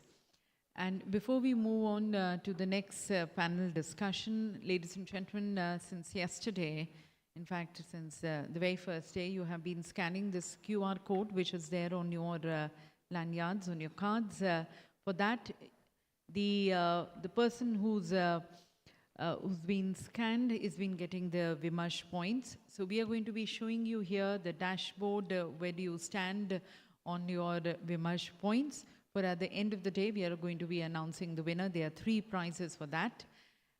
More on that, I would like to invite Dr. Satya. Post that, we also have another LOI which is going to be here on going to be MOU, which is going to be signed, partnership built and cemented. And then we are going to be starting with our panel 2. So I invite Dr. Satya to please take center stage. Hi, I think the console, Faraj, is going to show some data. While the conversations are great, please stay here. And wanted to point out a few people who have come. Dr. Arjun Bareli from Bareilly, he runs 3 hospitals, is here. Please raise your hand. Yeah, there he is. Dr. Tasleem Marif from CCAMP, he doesn't need any introduction, he's here. Yesterday you saw Dr. Deepanvita Chattopadhyay, she's somewhere in the crowd, there. You met Dr. Vinay Nandikuri, Dr. Shishendu Mukherjee. We have Dr. A.V. Balachandar from ANRF sitting right in the front. ANRF is top funding agency. Just surround him and talk to him. And we have we have Silpi Kocha. She is head of business development and communication, a pillar within BIRAC. She is right here. We will have, right, Silpi, please raise your hand so people know you. Talk to them. Data, please, Faraj, on the console. Can we also have a big round of applause for the console people here? Mala, Gauri Sankar, Amit are taking care. The photographers, Danish, and of course our video recorders. You know, they are quietly doing stuff here and making this run smooth. Big round of applause. Thank you. Yes. Okay, now, look at this. 3 o'clock is the last deadline for you to go on scanning, meet new people, to get that iPad, iPhone, whatever BFI and us are trying to give you. But more importantly, you know, this is the last 3 hours you have. I see some names. Anu Raghunathan. Anu, 3 hours you still have. You can climb up all the way to the top. Ashish Gawade, I see him loitering around. I'm sorry, I mean walking around. Please take. We have Venkata Rameshan, Pratik Raghuvanshi, Ramji is in the bottom, but you know, you still have 3 hours, Ramji, to go up. And, you know, oh, there is, of course, I knew Dr. Vishwanathan Dupatla would be somewhere there. He is 4th currently. This is the BFI, you know, medals table like in Olympics.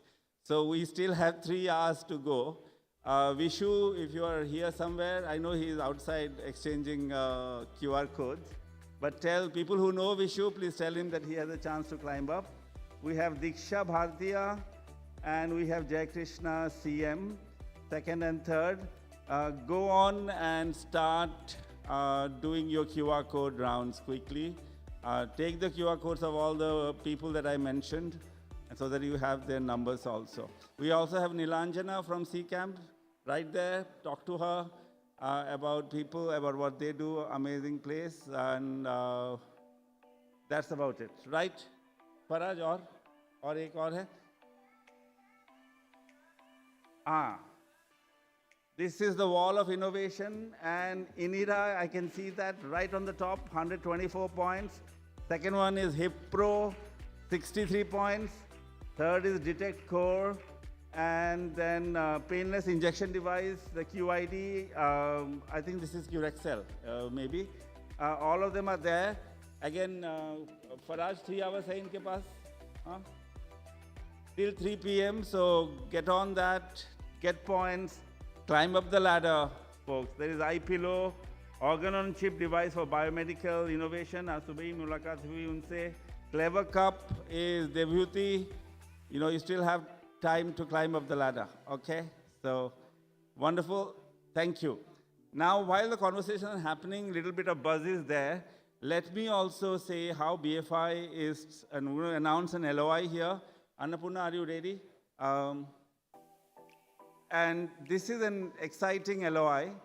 We are thinking, working with the top-notch media and events organization in the country. They're very good friends of mine and have become good friends of BFI. They are actually partnering with us for this event, Active. So Mr. Ravi Boratkar and his good colleague Case is here. Please come to the front. And may I invite Dr. Gaurav Singh to the dais. So what we are trying to do here is build possibly an Indian equivalent of Scientific American or New Scientist and all of that. And hopefully there is a gap there, and also create more platforms. Okay? Big round of applause, please.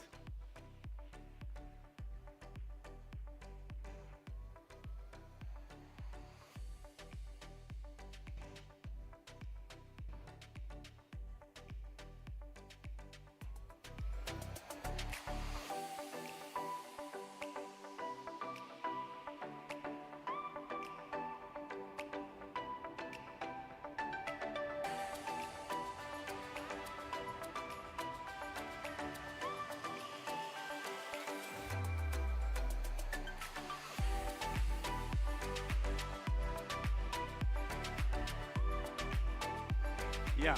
Before we call the next panel, I remember Adarsh, the stethoscope entrepreneur. He hasn't changed in the last 10 years. When he pitched to BIRAC when I was there. Vimi ma'am, there's one thing I forgot. Okay, please take your seats. We're going to start the next session. But while reviewing yesterday's Connecting the Dots, I forgot to mention an important talk that we got from Professor Ram Gopal Rao, where almost उन्होंने आह्वान दिया कि we have to start digging in our academic circles, pulling out our ideas and taking them all the way to the market. And what an amazingly honest reflection he gave of where we are today. Okay, I see Dr. Debashish, Tasleem, Shirshendu, Dr. Vinay. I know you are stalwarts. You can please take your chairs in the sofa and continue the discussion. That would be wonderful. And now, I should also mention a couple of people I met. Dr. Vineet Joshi from LV Prasad, please stand up and raise your hand. All those who are working in ophthalmic, please go and talk to him. Okay, with that, I will stop now. You just heard about MMActive and BFI. We hope to build something like a Scientific American or New Scientist for the country. So people in science journalism, if you're listening, please let us know how to collaborate. Thank you. Vimi ma'am. Thank you. And I see very few people. You announced about those Vimarsh points. I believe people have gone out with their lanyards going around and please scan, yeah? So the next condition should have been that you have to scan while seated here. Yeah. So moving further, we have the panel 2. The topic, fostering public-private partnerships for biomedical translation and implementation in India, lessons from the previous decade. Again, जिसे हम कहते हैं कि अतीत से संवाद करते हुए, उससे सीखते हुए हम अपने भविष्य का निर्माण करें, तो पिछले 10 सालों में जो हम प्रोग्रेस कर पाए हैं, उससे सीखते हुए we plan for the future. I invite our moderators, Dr. Premnath Venugopalan. May I request you, sir, to please join us here on the dais. Director of Venture Center, Pune. Dr. Premnath is a chemical engineer and innovation leader who has supported 700 plus deep science startups, founding head of NCL Innovations. He is known for tech transfer, IP strategy, and national programs supporting medtech and entrepreneurship. Our panelist, Dr. Vinay Nandikuri, Director of CSIR CCMB, a molecular biologist known for tuberculosis research with over 70 publications and fellowships from top Indian science academies. He leads one of India's premier research institutions with vision and scientific rigor. Ms. Shilpi Kochar, as head of business development and communications at BIRAC, Ms. Kochar leads flagship programs like BIG and WINER and regional centers, supporting biotech startups and enhancing India's global innovation footprint.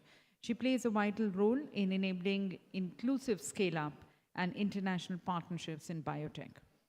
Our next panelist, Dr. Shirshendu Mukherjee, Director Health at Wadhwani Foundation and former BIRAC Mission Director. Dr. Mukherjee has spearheaded initiatives like Grand Challenges India. With 20 plus years in health innovation and policy, he focuses on scaling impactful healthcare solutions for underserved populations. And our next panelist, Dr. A.V. Balachandar, Scientist ANRF, 20 plus years experience in science and technology funding. Previous to ANRF, he was with the Madras Diabetic Foundation, and previous to that at the University of Texas Health Science Center. He's a PhD in biochemistry from the University of Madras.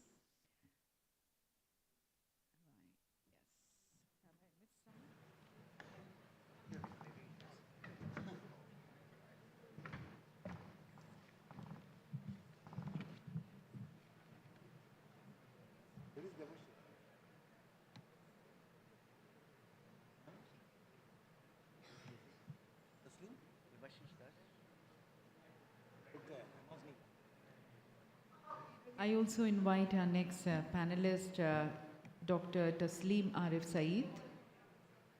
He heads the Incubation Center CCAMP at Mangalore.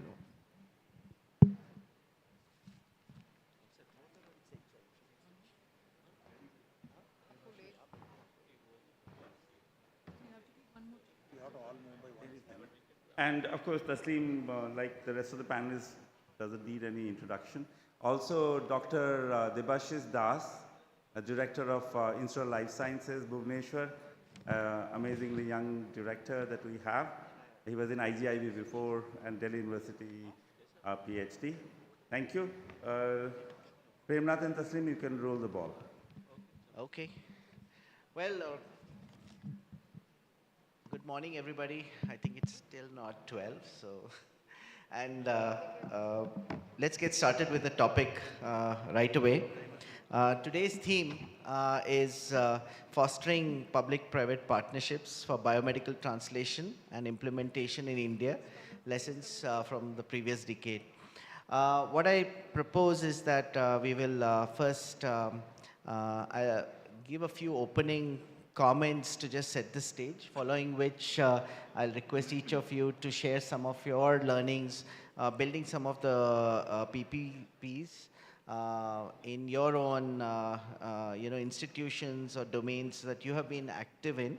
And then following that, we can have a round of discussions which will focus a little bit on different aspects of fostering PPPs, especially in biomedical translation. And then, we can open the floor to questions if time permits. I see that we have about 1 hour total, so we'll, if possible, maybe we can help Satya catch up a little bit as well, right? Okay, so let's get started. First of all, when we talk about PPPs, let's try and understand what they mean. Of course, it's public-private partnerships, and you can define public in many different ways. One limited way of thinking about is the government, but there are other institutions which also sort of channel public funds like charities and so on and so forth. So they in effect represent the public at large. One other way of looking at it is that public institutions tend to focus on public and social goods, whereas private institutions tend to focus on private goods, especially those which can be monopolized or can be proprietary in some form or the other. But that sort of paints a very, picture which as if it is Venus and Mars, but it's not. In practice, these partnerships are actually very important because, as all of you are aware, it's the fact that public has to leverage private and private has to leverage public is something which is sort of has been the experience all through. And that is why those partnerships are quite important. Academic and research institutions which are, say, working on various ideas and generating new knowledge and then applying them, very often rely on the fact that the private sector is the backbone behind financing all the work that happens. Even what comes to the government comes essentially because some private sector had a profit somewhere to put that money back into either the government or charities. So, of course, public institutions should not forget that itself. And besides that, converting some of the fruits of research into products and services in the marketplace, and therefore reaching out to many more people, and therefore strengthening the impact agenda of academic and research institutions is something which, again, private parties have to be involved as well. On the other hand, private parties cannot do much if they're not leveraging new knowledge that's being created in some of the public institutions, especially in innovation and translation. Also, there are public resources to be leveraged, like, for example, facilities, capabilities.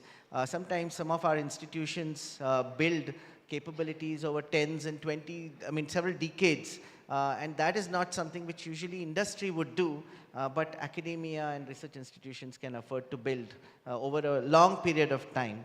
And therefore, they create technology options for industry as well over a period of time, which you can see happening today. For example, I'm from NCL. We started some of our hydrogen energy work about 25 years back, right?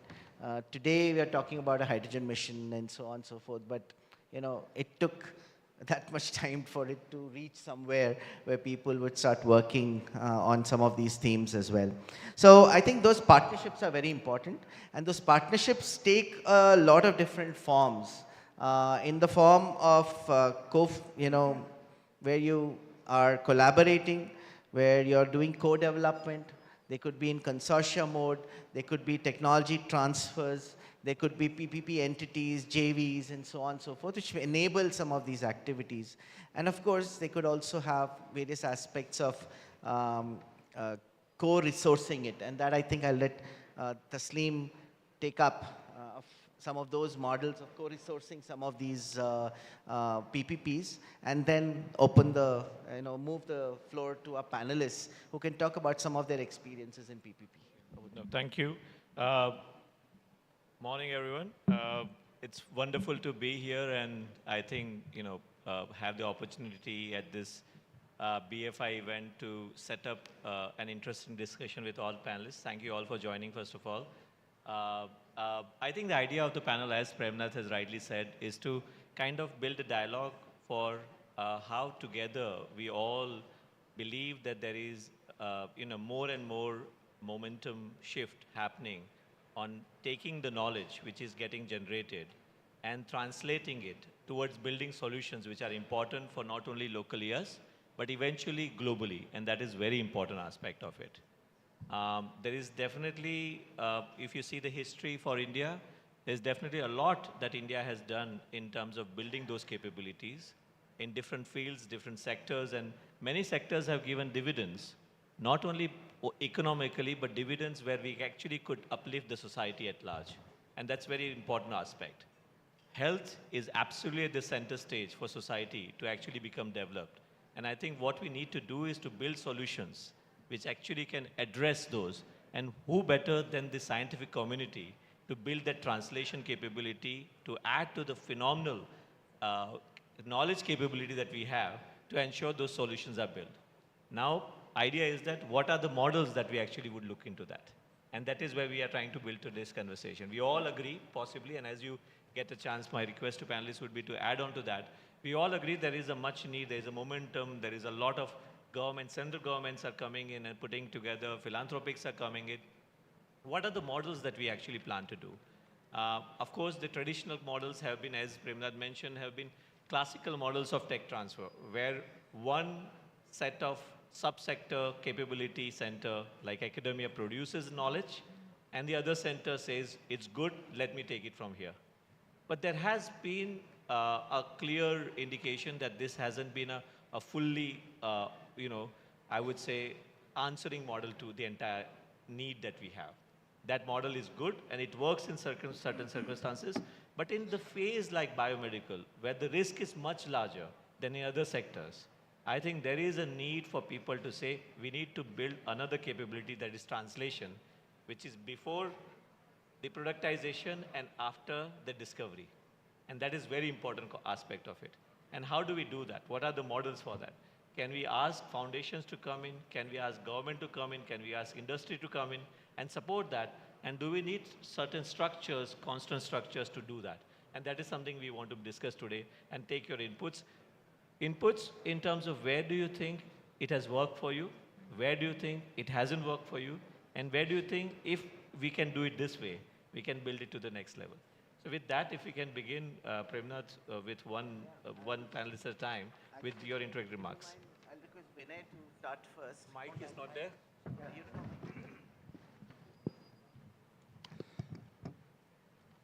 Yeah.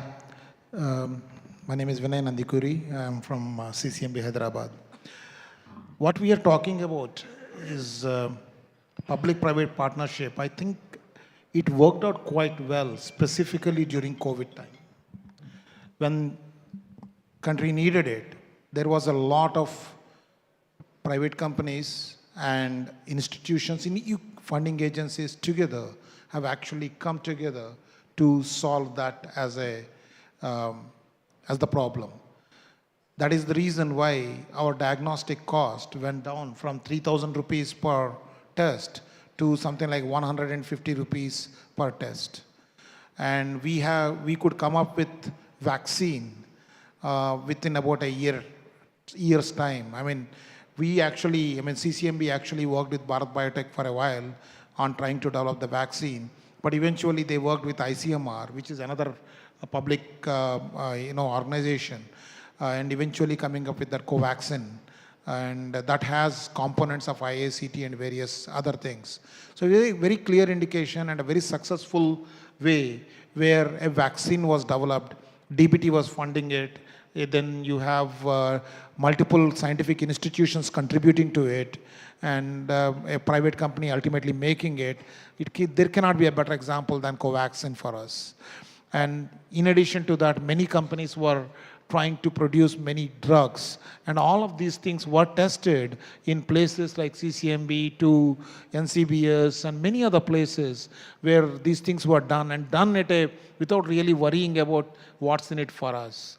And if you really want PPP model to work in the healthcare, and you want this to be something that can be done in a big way, because it's important. Without that, we really can't come up with newer drugs, newer interventions, newer vaccines. We need to have these technology transfers happening in a seamless way. Another example I can think of is mRNA vaccine. That is something that we are working on currently, and we are working through AICCCMB, Adult Incubation Center. But we were in conversations with many companies. Of course, there are problems in terms of indigenizing the whole thing.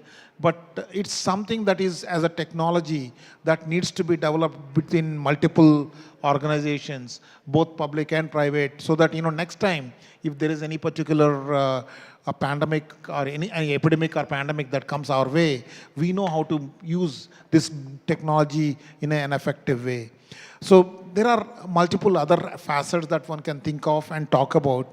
But what is important is having the trust, co-developing something from the start would be a good way to go about it. Another thing that I can think, again, COVID time, is that we were involved in nanobodies for neutralizing the COVID, and this was done with WINS. This was completely a CCMB-WINS collaboration. Ultimately, COVID went away, and so that never saw the market. But that doesn't take away the fact that a company and a research organization could work together to actually develop a product. And this is something that we need to do it seriously, and the partnership should be from the start. I understand technology transfers can happen, but from the start, if something is there, it really, really adds momentum. And also, there is investment. People are seriously invested in the output, both the companies as well as this thing. And that would be the way we can develop better products and better vaccines, better healthcare solutions. For now. There are multiple things that you can, if you look at PPPs and technology development, you can imagine various combinations and permutations in which partnerships can be forged. There can be those where you're leveraging, say, academic capabilities which have been built. There are also those which could be leveraging certain specific facilities that you have created. There could be those where funds of different kinds are being exchanged or leveraged in different ways. So there are different combinations of PPPs that are possible. Very often, sometimes even things like industry knowledge and networks are important, which sometimes as academics, we tend to sometimes lack those and are not able to bring to the table as much. And of course, people, the heart of it is a very different type of people who may be populating academic research institutions versus industry as well, and each of them bringing their strengths as well. So in CCMB's case, of course, would you say, I mean, I remember the case, for example, I mean, even you have had a lot of success in the past nurturing some of these organizations like Shanta Biotech, for example. Would you say, you know, and I generally feel that there is an element of trust and respect that drives some of these partnerships. What do you think forged those kind of relationships? What made it possible? Is it just that those facilities were available, people were interested, or is it much more than that that enables some of these? Trust is a very good starting point, and also open-minded thinking. Really speaking, institutes should, I mean, I know Shanta Biotech was incubated in CCMB. This was way back in 1990s. And that has ultimately led to such kind of, you know, this was well before all the incubation centers and the way all of you, what you're leading, has come up. And I believe to happen, it is ultimately individuals. Individual in the sense that people who are heading these scientific organizations and people who are heading the various companies are starting out need to have that particular comfort zone and trust with each other. And that can be a starting point. That's not the only way. So networking is important. You need to really build certain level of trust between people. And then you really have to be open-minded, you know, not worry too much about what's in it for me and look more at the larger public good. That can be a way to go forward. Another thing that I would have to emphasize is I really agree with all the things that you talked about. There are various ways to do these PPPs. And you know, we should not be limiting ourselves to one way of doing. Even a technology transfer is in itself a PPP, because you have a technology, but the technology can be developed further by the private company, and then they should be getting the IP. So these kind of flexibilities are needed in the way we are actually doing doing things in terms of PPP models. So yeah, I mean, trust.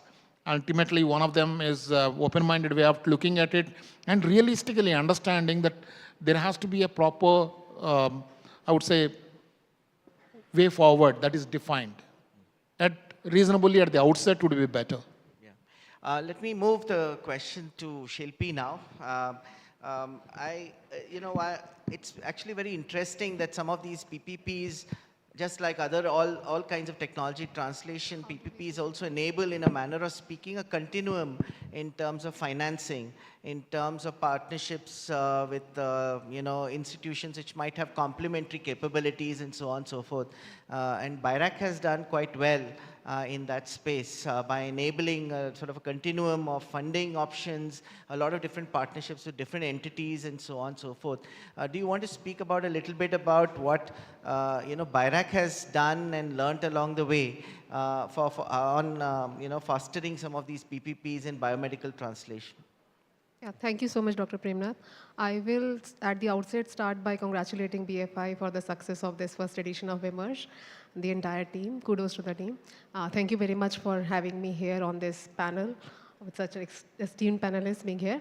So the point regarding the role of PPP and my experience of being associated with PPP right from very beginning, when it was like the pre-BIRAC era or the pilot BIRAC, when the BIPP was launched as the PPP scheme in the biotechnology sector, and we funded large companies. It had an annual allocation of 100 crores, so it was a large funding PPP scheme.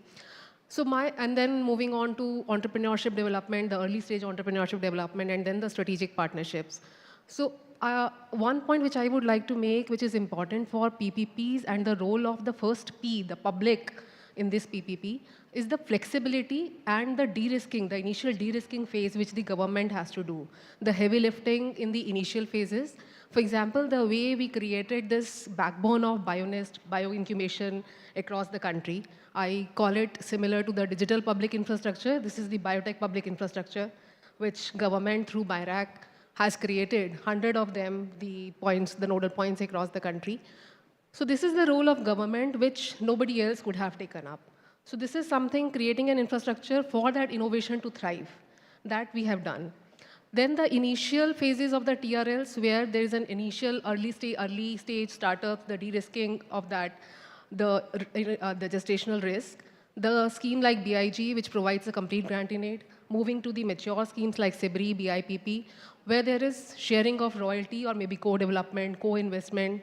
So it's like, just as you said, PPP has various forms. PPP moves from just co-funding, then to co-investment, co-development. And at the end, I feel that government has to shift its role from an enabler to an adopter.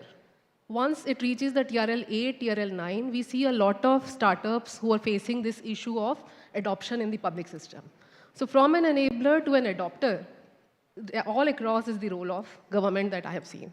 And then coming to the strategic partnerships, yes, whether it's national, whether it's global, BIREC has forged a number of them, where we are also exploring with BFI and other international philanthropic organizations. So here, as Dr. Vijay mentioned, trust plays a very important role. Trust and openness here is the key element for any strategic partnership to take forward.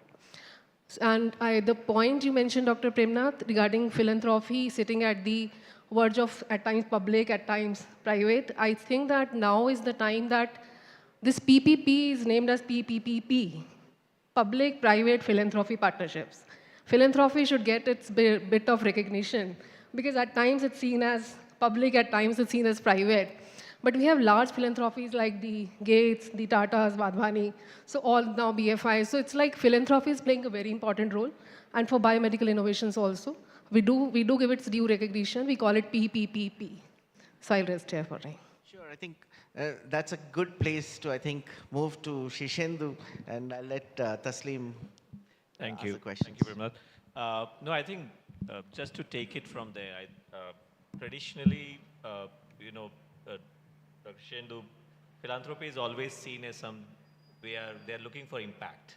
They're looking for a change. They want to come in at the places where they believe neither public, neither private, nor private have actually still completely taken over, and then there's still space to make a difference.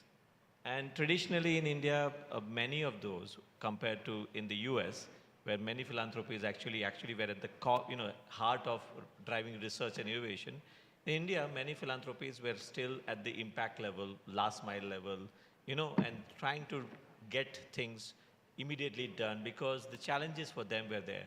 There was, food security, poverty, hygiene, and philanthropies were attracted there because the need of the hour was possibly that steep at that time. But I think as we move, as the country moves forward, I think philanthropies are looking to actually come in and support the research aspect of innovation. Wadhwani Innovation Foundation is one where they have started a fantastic effort through the WIN, and the COEs have been set up. And of course, we are honored to be in that list, but would love to hear from you the larger concept and your thought, because while you have been at WIN before the Wadhwani, you have been at BIRAC, before that you have been at the larger effort of the Gates India Challenge, Grand Challenge program as a MD.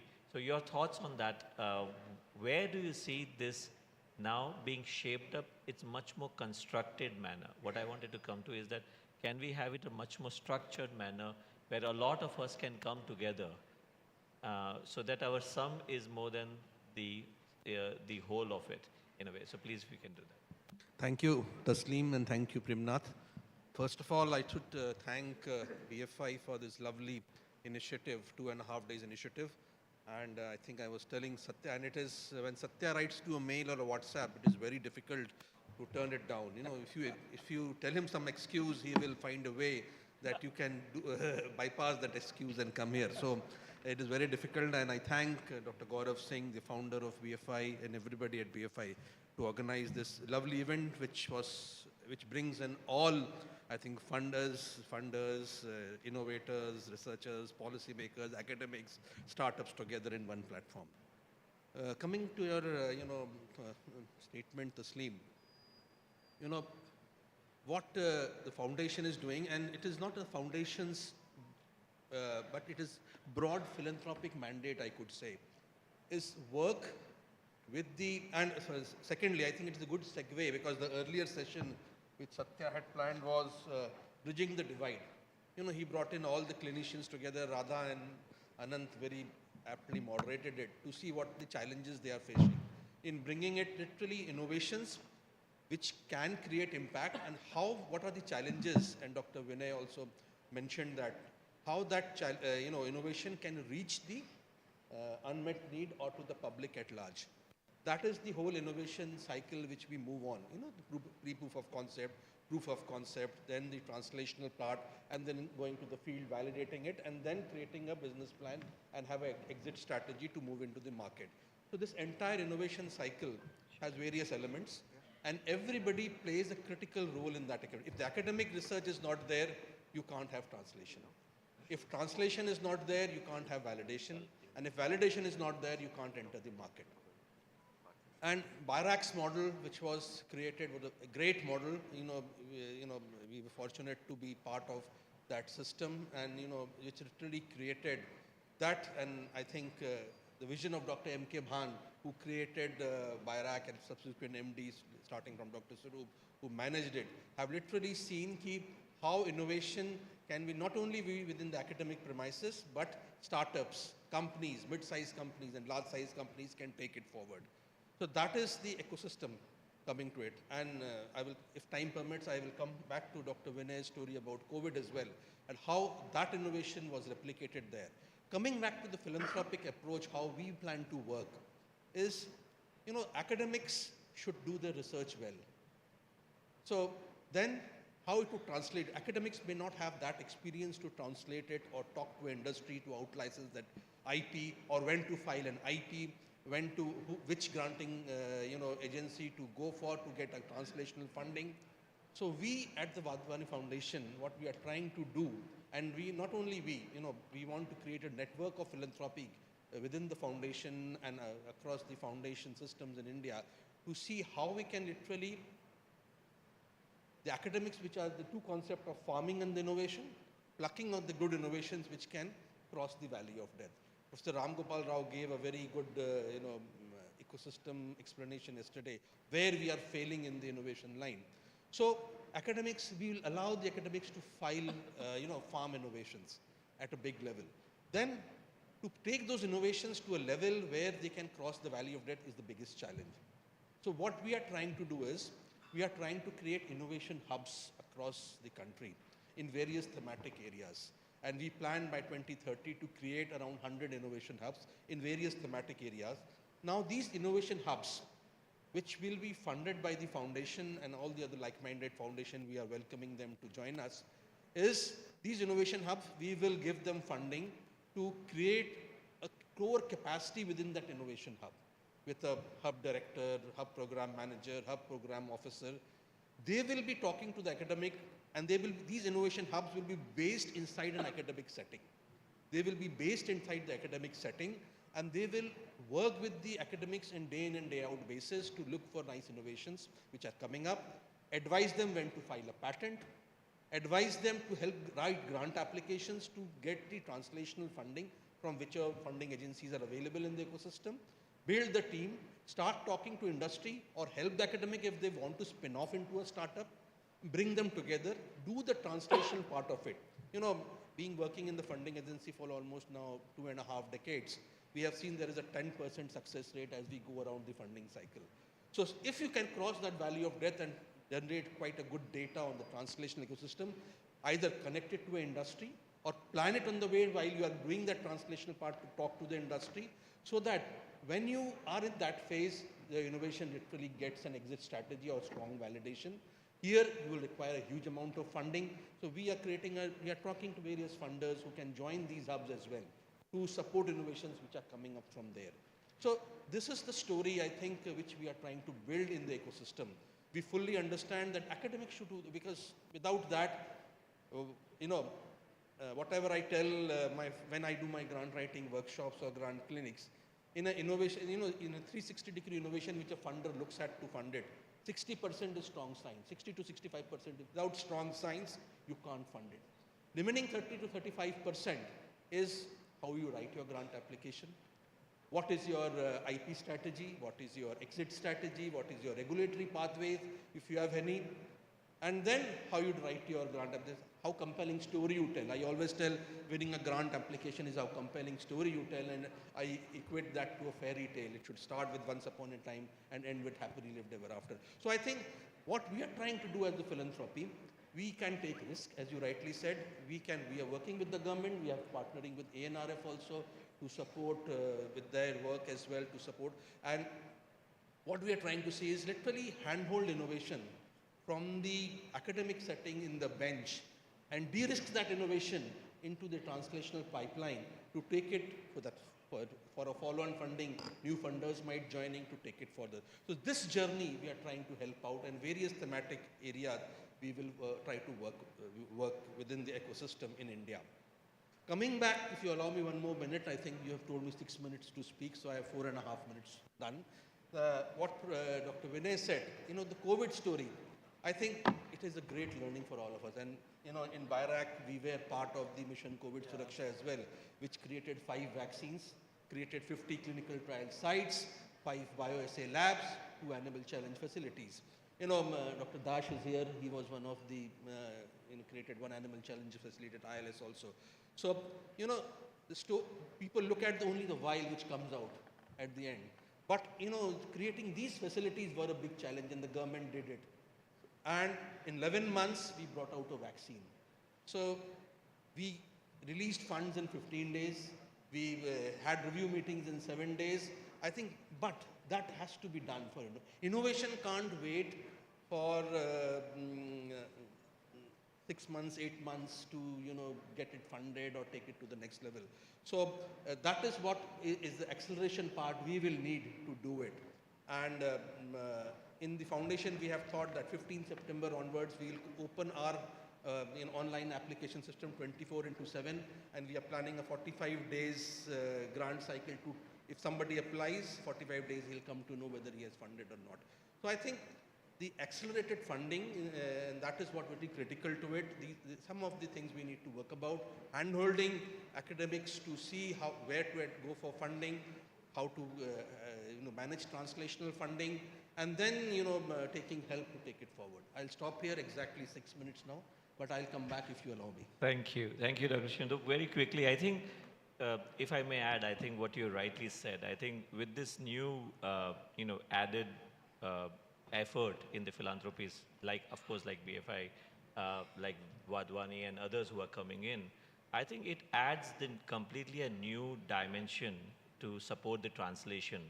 The reason being, it brings additional capability of taking risk, deep down on center of excellences, and not necessarily have to spread it, because government has to spread it somehow because of the mandates they have, the agility that you can do, and possibly take accountability also in the way where it doesn't work, let's move on and do something else, which is very different than many otherwise would be do. At the same time, industry does take time to actually do a long-term strategy. It is a 10-year strategy. You have to go in. It takes years for them to come in and go from there. So that level of agility that philanthropies actually come in is very, very good. And it could be a big risk takers going forward. According to me, philanthropy is actually going to be a risk capital, which people talk about. It's the biggest risk capital that we can actually leverage going forward, because that is where they are not looking for returns. They are not looking to, have a kind of ensuring that everyone is covered, but rather going for the targeted effort and going back. So that is something we are Absolutely. You're right. We along with the government, we will plan to take, we are planning, it will be risk-taking, and we'll have a mechanism of fund and follow. Correct. If the progress does not, we should be quite keen to stop it and move into different direction to support it. So I think because medical devices, diagnostics, these are low-hanging fruits. Everybody would like to fund it. So I think there you have a quick turnaround time, and fund and follow mechanism works very well there. Thank you. I think even Sandeep Nailwal yesterday talked about some of this, and especially about being able to give people an opportunity to take risks, to look at some of these themes as well. I think we'll continue with the discussion. Precisely. No, absolutely. And Dr. Shindu, I completely agree with you. I think Satya does pose a big challenge. I am one of the other Gurpreet, I had some schedule issue, and from Germany he calls in saying that why are you not there? So I think kudos to Satya to making sure that many of us are here and we counted. I for the told him, I contribution. think, absolutely. because we have Precisely. He So, planned it that we'll do thank it you, this day, Satya, that day we'll be here. for that, absolutely. Coming back, I think Dr. Shishendu talked about, Dr. Bhanushar, I'm coming to you. Dr. Shishendu talked about already the ANRF, and she was here yesterday. And ANRF is talk of the town, of course, for last year and a half too. And then you are adding a sibling, which is also talk of the town, that is RDI fund, right? And Dr. Abhay is, absolutely gung-ho about the impact that it can generate. So just wanted to get your perspective in while the ANRF has a clearly play in terms of research component of it, and it's very clear. And where do you see ANRF as it has also an opportunity to bring co-funding, the 70-odd% co-funding thing? So where do you see, what are the models that ANRF is looking at, and how do stakeholders like us should actually work with you to ensure that we can arrive at those combined models? Over to you. I think yesterday our CEO might have given a brief discussion, a brief overview about the ANRF, the current and the future roadmap of how we're going to do with the programs and schemes, which is going to cater for the community kind of things. Apart from that, as you know that as a statutory body, this ANRF is a landmark thing that has been created in 2023, that body, statutory body, which provides a strategic direction for research, innovation and entrepreneurship. That is what the major point to be noted. So second thing here, it is ANRF, as you said, it is a 2.5 years. 2023 is almost 6 months back only. We are getting into the new programs, and we also restructuring some of the erstwhile SCRB programs. Correct. So the new programs, say for example, that Maha EV mission, that is a mission for advancing high impact research in electric vehicles. So there we made that program in a consortium mode, where we bringing in academics and R&D institutions, startups, MSCs, and also the industry setups. And in that we had some provision that 10% of, at least a minimum 10% of the investment in a kind or in a money kind of a thing that need to be invested in that particular thing. So that the purpose is starting from the program until the completion and the taking over of it, the industry will be involved in that one, so that they also know that what type of process that has been happening, and even they can do a course correction in that thing, and they can see the that end point in the things. So this is one thing. And second thing, Dr. Shishendu was clearly mentioning that anything that innovations to be happen, the basic research is the seed for that thing actually. The fundamental research is the most important part. So that is how it creates the setup for the innovation things. So that in that perspective, that we have restructured our core research grant into an advanced research grant. So there what we have, now we have restructured that core research grant into an advanced research grant with a, like what to say, duration from 3 years to 5 years. And also we are also making an option, the investigator to bring in a collaboration from the industries or any MSCs and all those things, but there will be no funding on that one. The purpose here it is so that they will also learn that what type of thing expectations that industries wanted, or what type of things that they can do it in that things. So some of the programs, that is how we are bringing in the collaborations of either in the direct way or in the indirectly. So we are bringing in that industry component in that thing, industry participation actually. And earlier we had some of the programs which really to translate some of the outcomes of that projects which is supported from the programs. Yeah. Say for example, one of the program called TETRA, that is a Technology Translational Research Award. Yeah. So that program actually, what it is so any project that which is funded by government supported funded, which results in patent. So they can go to any company, or they bring in a company participation. But that participation should be the equal amount which we have been, SCRB has been giving into that things. And we also have one more program called Fund for Industry for Fund for involving industry involvement in research engagement. Yeah. That is called a FIRE program. So that is also to cater that industrial needs through academic knowledge kind of a things. So these are some of the programs that which we have done it, but now we are restructuring it, and maybe in the upcoming years we will have a clear picture on that involvement of the industries and other the public, that private partnerships in the things. Very quick question. Have there been already an outreach for industry or other bodies to come and join ANRF efforts, not project by project level, but at the program level? It would be an interesting play, because then one would see that you have a much bigger picture and the corpus to partner at. Yes, actually there are some philanthropies and some public private partnerships. They are very much interested in some of the programs, and they're showing the interest, like say for example BFI and Vadhwani, all are showing some interest on some of the programs which we have been formulating in that one. Maybe in the future we will have a clear-cut things on that. Fantastic, thank you. I hand it over back to Premnath for the next. Well, floor is yours, Devashish. I wanted to first request you to speak through some of your experiences in PPPs. By the way, you have a very interesting background in interesting times. You work on the interface of biology and data and AI and so on. And these are actually very interesting times, because a recent Nobel Prize has been won by somebody from a company, which is usually a, and usually it is, which is usually something which most academics would think would naturally go to them, right?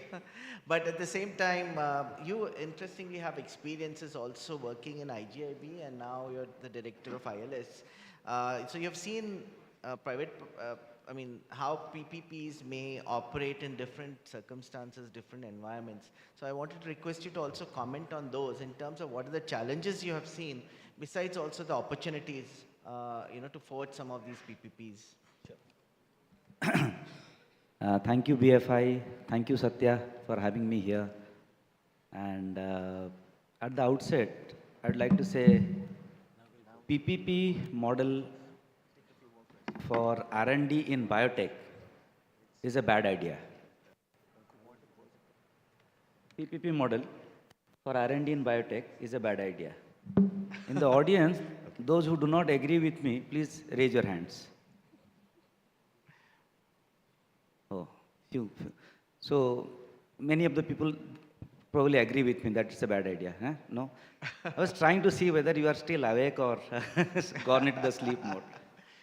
So first of all, I think for me, the PPP should be private-public partnership, because so far in my experience, I have seen when we make it public-private and the public drives and the private continues to support, it doesn't go too far, because in such a model, actually,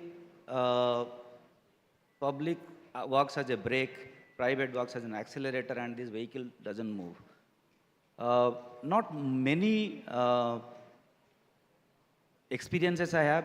The few that I have actually got into a problematic area is because how the credit is to be shared based on the PPP model, and in R&D with a long gestation period, I think these kind of trust issues came up. But these are the thing of the past.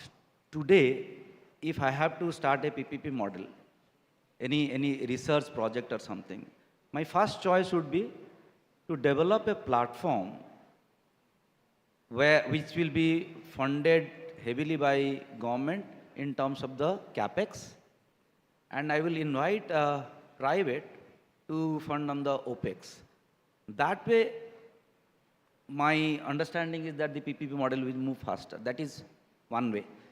The other is that in a research program, if I take money from private to a government, then the money becomes government funded, because that means all the GFR rules, everything has to be then followed. What is my wish list? My wish list is that if I get any funding from private, do I have the freedom to spend the way private would have done? That means mid-course of the program, I can change the way I want. I can recruit people not based on what is the age or what is the qualification they have. Just because that program requires one MBA, I take the MBA, pay them 2 lakh rupees. Such kind of things are very difficult currently in our setup.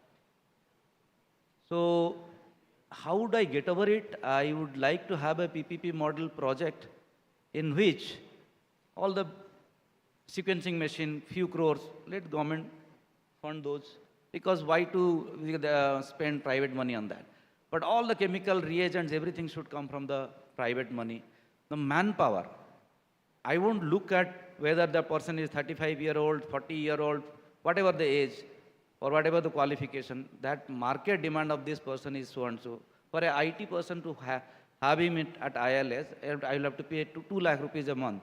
But there is no way I can pay. So similar is the issue. So in the PPP model, it has to be done.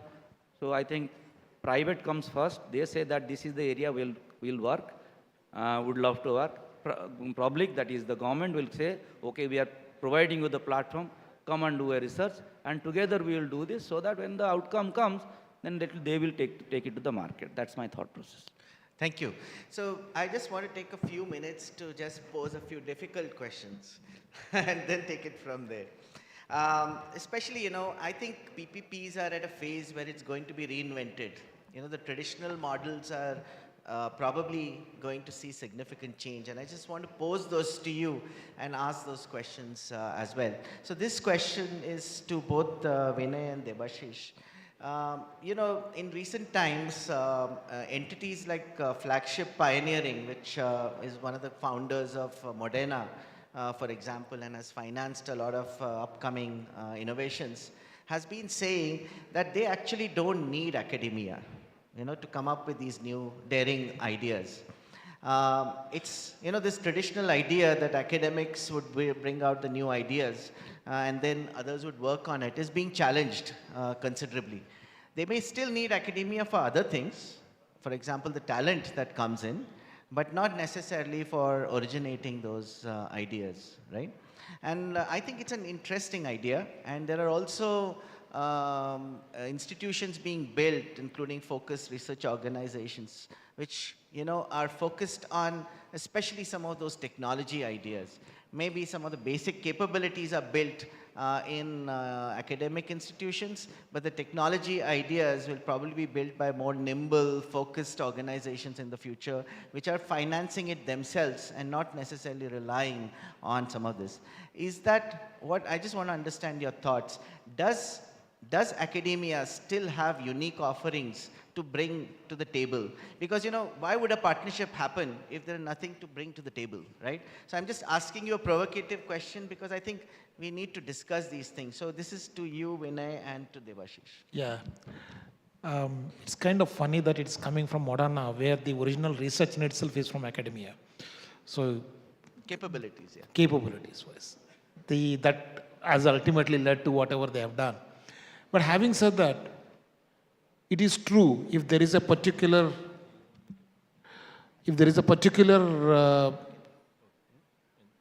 place where there is a profit is pretty much, I'm sure there will be investments coming from private sector and they would actually work towards innovation as well as coming up with a solution. But there are many areas which are neglected. That is where philanthropy and public comes into play. Right? Many diseases which are not looked at. Animal diseases can be one of the examples, and many of the other diseases which are not the mainstream, like from the context of developed countries, are not going to be worked on. So it is completely not lost like it's public and philanthropy still play a major role in addressing such kind of issues which are not going to be addressed by the major pharmaceutical companies. And if there is something that comes out, ultimately they will take it up. But there is an area which is not touched upon. So that is one place where still the relevance is absolutely there. The second aspect is talent, right? I mean, that's not a small thing. I mean, it ultimately comes from the training that happens in these public institutions. And the way you look at a problem, how systematically you look at a problem is something what academics teaches you. And that's something ultimately is used by many private organizations in terms of developing and other things. They have to train them differently, but the basic understanding of how to approach a scientific problem is something that public as well as philanthropic funding happens and public organizations actually help in. I believe there are specifically with respect to areas which are not mainstream with respect to, for example, chronic diseases, there is interest. But some of the infectious diseases, there is no interest. So those kind of places where the private organization can actually invest a bit in public organizations and work together, at least those neglected areas can be developed better. So I believe the relevance still is there. Do you want to comment? Yeah, I think I told in the first remark that what is the public can offer is, I think, the heavy cost, heavy load instruments, which has a devaluation rate very high. The government should be able to fund that, and private can always use it as much as possible and then try to monetize from the results from there. So I think that is the first area where I see easily a marriage is possible. OPEX from private, CAPEX from public. And of course, brain is there in both ends. One is looking more fundamental questions, another is looking at more translational. Those people also will align, but CAPEX, OPEX is the area. Premnath, if I may quickly add, I know I've not asked, but I think one of the strengths to, just to add to the answers which are there, one of the strengths that academic work brings out is the uncovering the science and the concepts behind that science, which is not targeted and hence can be taken time and brought out, which in private, the time limits, there are deliverables, and it cannot be as broad as what academia does. And that is a strength which possibly for now cannot be completely replaced, because that uncovering of science, which is giving rise to new technologies, the concepts which were not known in terms of how the scientific hierarchy works within the cellular mechanisms, at the molecular mechanisms, are something that possibly would not have been done if the basic research would not have gone so far. And that would be my addition to the point. Just to add, next generation sequencing also came from curiosity and lab work. Same goes for CRISPR-Cas9, eventually has become such a big thing, has actually come out of some curiosity-based driven research at laboratory level. There are many examples of that kind, where the curiosity-based research eventually led to such an innovation that it has become like very, very important in the scheme of healthcare itself. No, I think I appreciate that, the fact that capabilities, talent is something which academia brings to the table. I think the question that people are asking is, do ideas need to originate there in terms of technology ideas and so on and so forth. But anyway, I just want to ask one other question, which is also something very interesting and relevant to the times, which has got to do with funding and financing and so on and so forth. We seem to be entering a time when public financing, charitable financing, how private parties' finance is really being churned, right? Mr. Trump has, of course, posed interesting questions to how public research is financed and public institutions are financed. And at the same time, our own institutions also are asking those questions, because I think it was largely assumed that government funding would probably create public goods and social goods which are open to everybody and everybody can leverage it.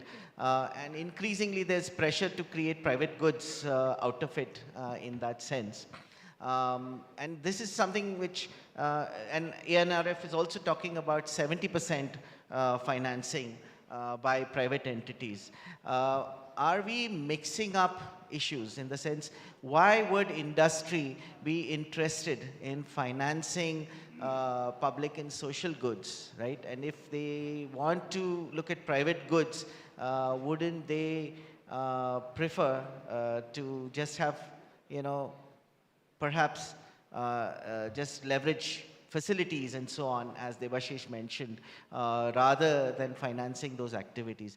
Another provocative question, and which I hear quite a bit, and sometimes I wonder as well, because yesterday I met somebody at a government department who and an industry person was asking the same question. Can we get money without having to deal with academics? Right? So over to you. All three of you should give your points as well. How is public and charitable financing changing, and how do you expect it to change in the future? I can answer on the three's behalf as well. Yes, everybody needs to answer. So I think, as a philanthropy, we are always, thinking of creating public good. And my philanthropy, which I am working with, is the end is, as you rightly said in the beginning, impact.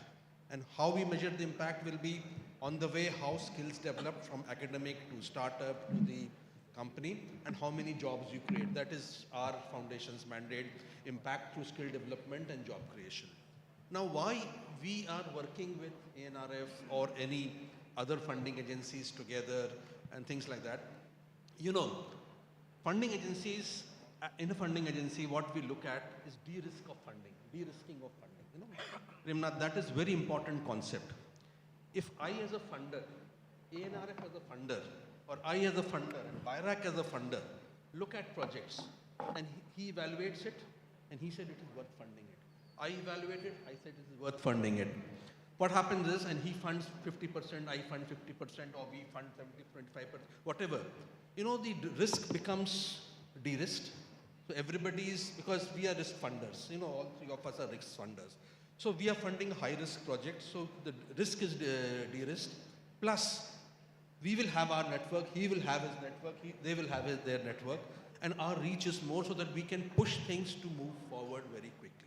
It's a government funding agency. Ultimately, the innovation which comes out needs to be used somewhere, implemented somewhere, or bought by somebody. So I think if all funders work together, that is one of the things which I can assume that as a philanthropist, we would like to de-risk our funding to a level. So we work with other funders, other philanthropies, government funders to see how our investment is best utilized. They will have the network, our funding goes in that network, we have our network similarly. So I think that is what de-risking and using the maximum possibilities and a wider outreach. That I think we presume, because our foundation, our founder, Dr. Umesh Wadhwani, invests 80% of his profit into philanthropy. Philanthropy for public good, job creation, skill development, innovation support. So I think if we de-risk that, it becomes 2 times, 3 times of what initially we invest. That is the idea we work for. Thank you. Thank you. I think we are... Should sorry, I go ahead. add to it? Yeah, just to add to what Dr. Mukherjee just said. This shift, Dr. Premnath, which you mentioned, I see this shift is happening in the right direction. And if this evolution would not have happened, that would have been concerning. I think it's an indication that we are on the right track. And any impact, like for example, governments focus on creating social impact, industries focus on creating economic impact. Now what we are looking at, it's a socio-economic impact. And this hand on hand, I think it's a much larger vision and expectation of government to come from industry to come with an equal kind of a shouldering the responsibility. I think it's the right one, and we are moving in the right direction. Something I would add. Thanks. Already they summed up what I actually want to say. So I have a quick question. I think we are also coming to all stakeholders who are listening in carefully with our inputs for their questions, and I'm sure they will have some more provocative questions than we could come up with. But one quick question I had from the funding component for now, but also from the institutional perspective. If one were to have a quick round of one model, which is something that we do not have it in India, or translational component that has worked outside and we do not have. If I can have one line from each one of you, one quick line, what is that model that you would believe that we would love to do it? And we should thrive, we should put an effort to do it, because I think there are phenomenal models where the world which has actually done that. Many interesting creative models have been brought in. What are those models? Would love to hear quickly. If I may start from, I think, Vinay, and then you're thinking I'll start with Devashish then. Devashish. It will be too controversial if I speak my mind out. Public funded projects, privately monitored. Very interesting. And where have you seen that? I think in some of our own RC and all these things, we get experts from the private industry. And when they ask questions, they are of different. Absolutely. And so that kind of. Very interesting. Thank you, Dr. Vals. Like an open innovation or a kind of a consortia kind of a thing that would also be helpful in that. But here And which model are you citing from like global? consortia kind of a things, like European things, they have a consortium kind of a things.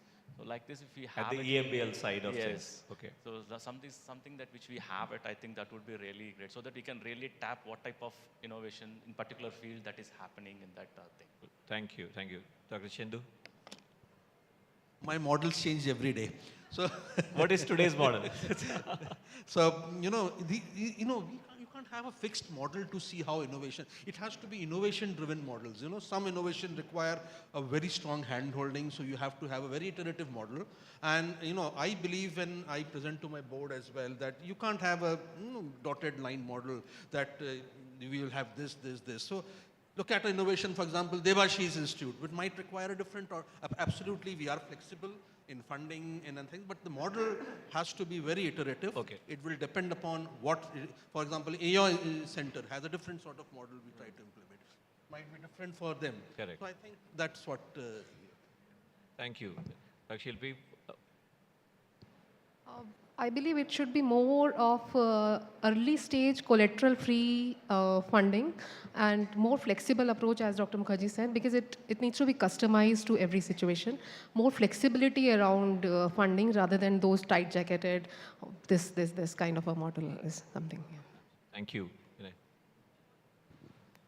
I believe very important things are flexibility in terms of operations and trust in terms of that money is properly used. Correct. In India, we tend to have the other way of looking at it. Yeah. We put money layers so that things are not misused. But that's not innovative way of working. And when we are working with multiple stakeholders, we'll need flexibility, agility to actually move faster than that. Thank you so much. Thank you all. We have a couple of minutes for very quick 2 questions, if there are any from the audience, and I'm sure the discussion has been fantastic. I think I can see Pawan right there. Hi, Pawan. Please, questions from you. Hello. Yeah, thank you very much. Very interesting discussion, and I thought couple of points I will make very quickly. Because our center has come from philanthropic money from industry. And this actually quite gels very well with the theme of this session. And as Debashish was saying, the CapEx is coming from the university and the OPEX is coming from the charity money. So that is as far as the educational initiative is concerned. We are starting MTech in synthetic biology and biomanufacturing for the first time in India from next week. So that has worked very well. The other part is the research aspect. Now that is also coming from philanthropic, intent that we set up some research initiative. However, initially it looks very fine. However, over time, the money will dry up. And I think, Taslim, I need to learn from you. How do you manage it once there's no money left after a couple of years? So, but initially, yes, it works very well. But we have to find models of sustainability. Thank you. Thank you. Any by the way, we also need to ask the question if every institution has to be sustainable, self-sustaining, right? I mean, that's also an important question to ask, because there's an assumption that every organization has to be sustaining on its own in terms of, because if you do that, you're naturally directing them towards low-hanging fruits, and maybe some institutions you don't want to do that, right? So it's some food for thought. Anybody wants to add to that before we take any? Do we have another question? I think one of the recent success story I remember is from IGI with the Feluda that came, where Tata Sons and others showed the faith in it. Yeah. Only thing is that, okay, when it is a crisis moment, the entire world is, that time that private came forward and did this. But this has to be a norm now. Without crisis also, people should come forward and... Absolutely. I think more success is, I think, we are going through a kind of a decade of intense partnerships, and more success will bring more trust to actually build that further. If, Premnath, if we don't have further questions, Yeah. shall we We should quickly close wrap now. up? Yeah. Yeah. Yeah, I think Satya has indicated, so we'll close now. So thank you very much. I don't want to belabor the point, but do you have any final points? No, I think, okay. I think we have had a great discussion with all panelists, and Premnath, you want to conclude quickly? Thank you very much to all of you. I mean, this is a very important topic and it needs to be reinvented in my opinion. So let's hope that we can come up with some new ideas in the near future. Some of the leading financing institutions are here and BFI is also here. And I think it's a good time to rethink how we do some of these PPPs and nothing like financing to make it happen. So thank you very much. Over to you, madam. Yeah. Thank you to our panelists, and we further extend our appreciation by presenting them the innovative devices. Would like to once again call upon here on stage Ms. Neha Rastogi of Agastya, the co-founder.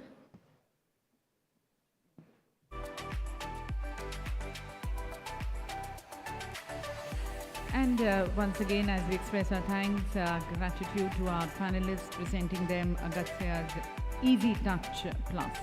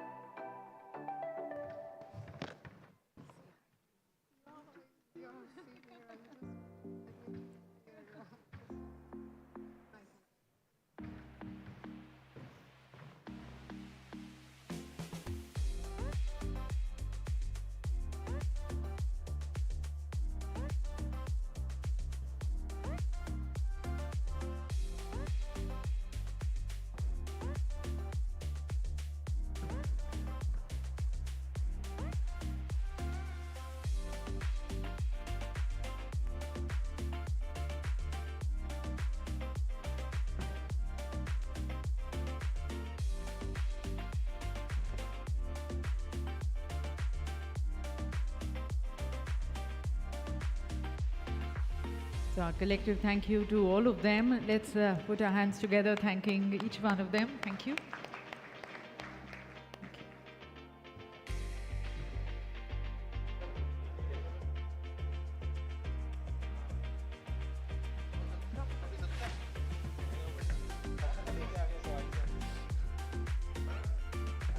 So we close this session with a group photograph, and ladies and gentlemen, we are going to be moving to the very exciting session, especially in this world of narratives.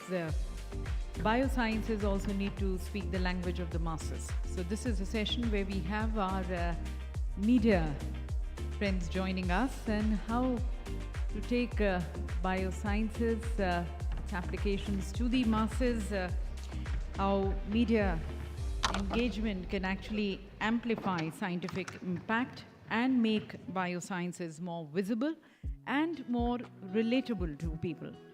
That's a session which we take with our moderators and our media experts joining us in this very exciting session. Just setting the stage towards that, I'll just utilize this time in introducing them. The session is going to be moderated by our very own Dr. Satya. Dr. Satya Dash, the Senior Advisor at BFI and the President Strategy at Big Tech. He's a biotech ecosystem designer, founding head strategy at BIRAC, where he designed almost 20 national programs like the BIG, which is the largest funding program, SPARSH, the Social Innovation Program, BioNest, which is an incubation program, and he was also with PATH and BitCity Foundation. Joining as a co-moderator will be Dr. Sara Haider Iqbal, a science communicator and a biochemist. Dr.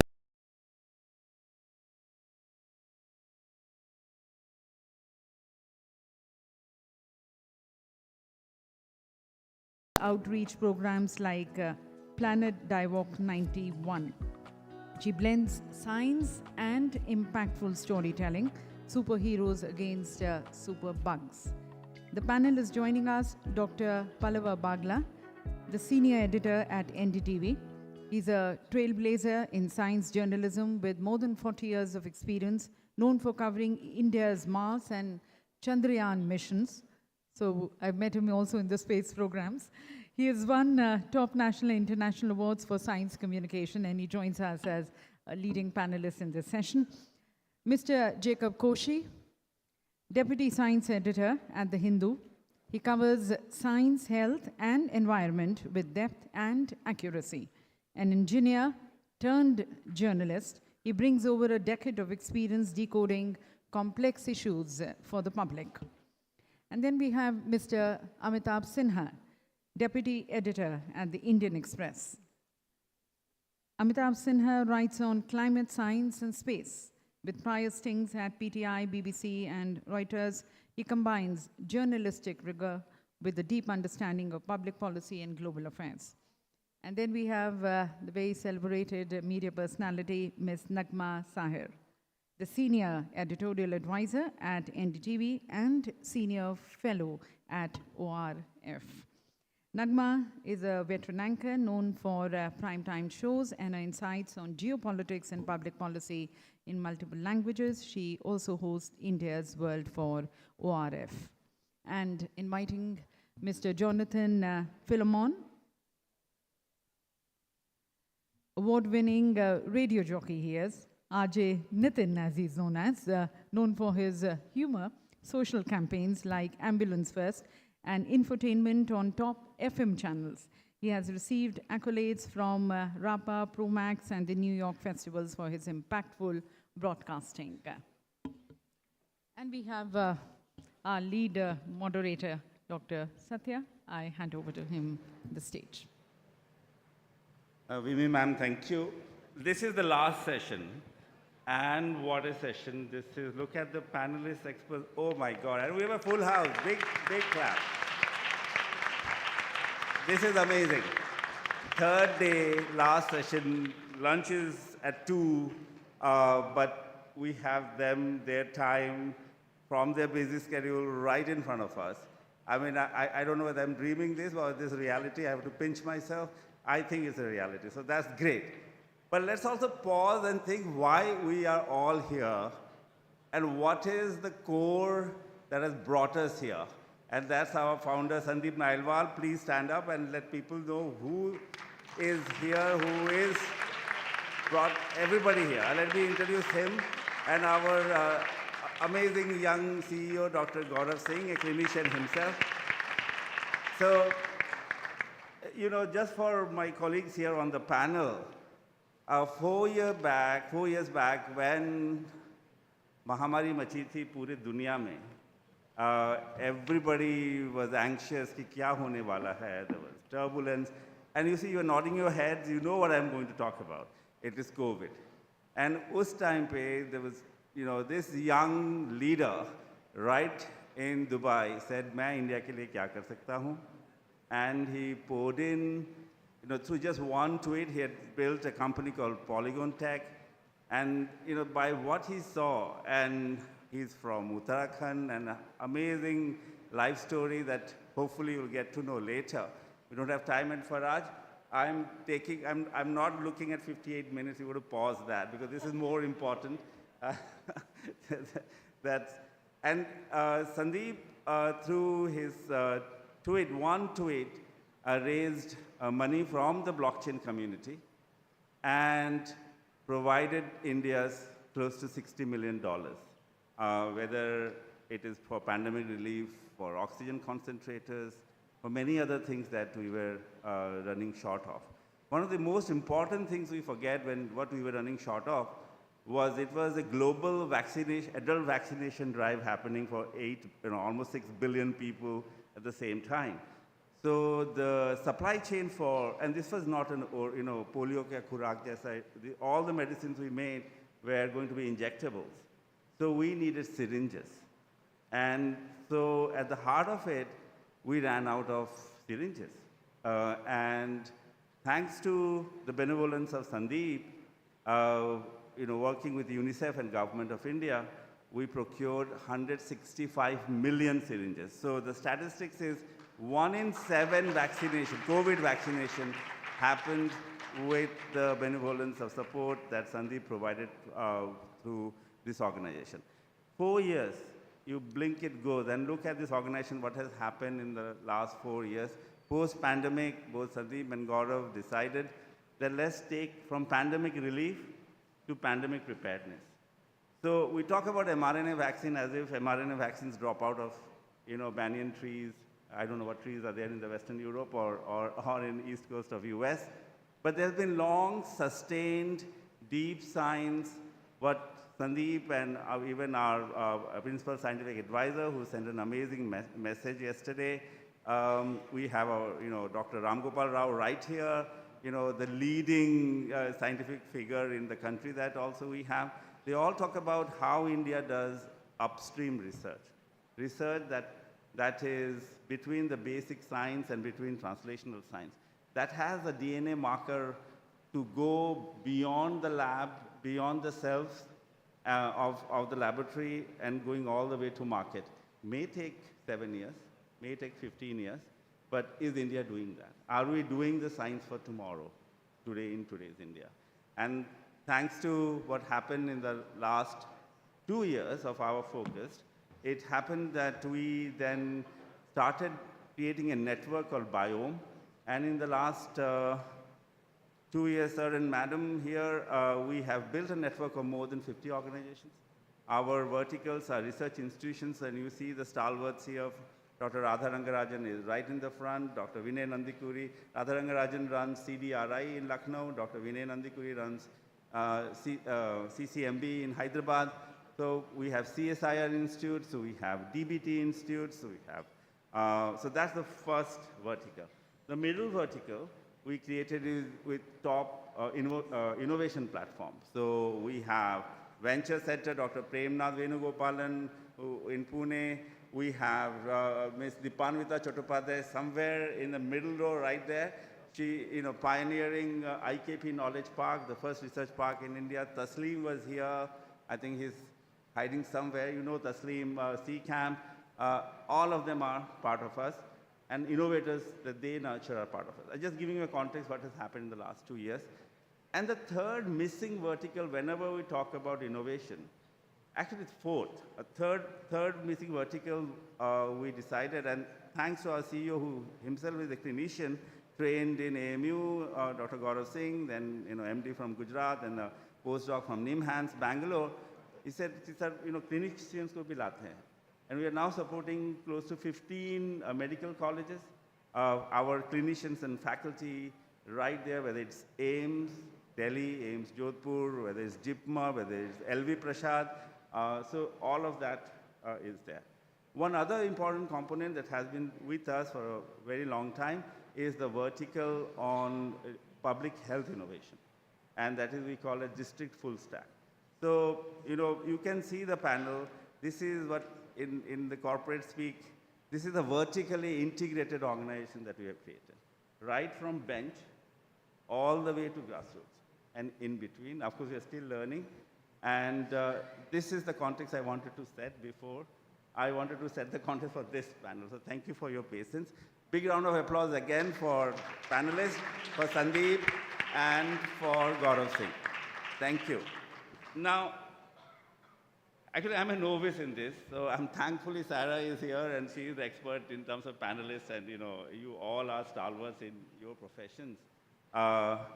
And all of us have heard you, listened to you, seen you either on TV, radio, and today you're right in front of, or print media, and today you're right in front of us. So engaging media in science is the theme, and we have a couple of, before we start, Paraj, who actually put this together along working with Pooja Jetwani and others, said ki sir, ye na pehle to ek poll karna chahiye. We are nations of poll, the nation wants to know. I'm stealing somebody's phrase. So let's do that poll, Faraj, if you want. And this is the poll from the audience. The first question I have to see, Faraj has shown me, and this is Bad timing by me. I have to. Yeah, please scan the QR code and see the question. And the first question, how often do you come across news related to science or research in mainstream news channel, newspapers, or on YouTube platforms? I'll give 10 seconds. I hope your QR code camera is working perfectly. And 10, 9, 8, 7, 6, 5, 4, 3, 2, 1, and 0. There's a young girl from Berlin also taking it. So, okay. So that's done. The second question is, and the second QR code, how do you usually access science news? Options, newspaper, digital platforms. Is the second QR? This is the second one? This is the same one. Oh, okay, great, sorry. And social media and podcast. Number 3 is, can you recall any recent science-related development that caught your attention? Very simple question, no or yes.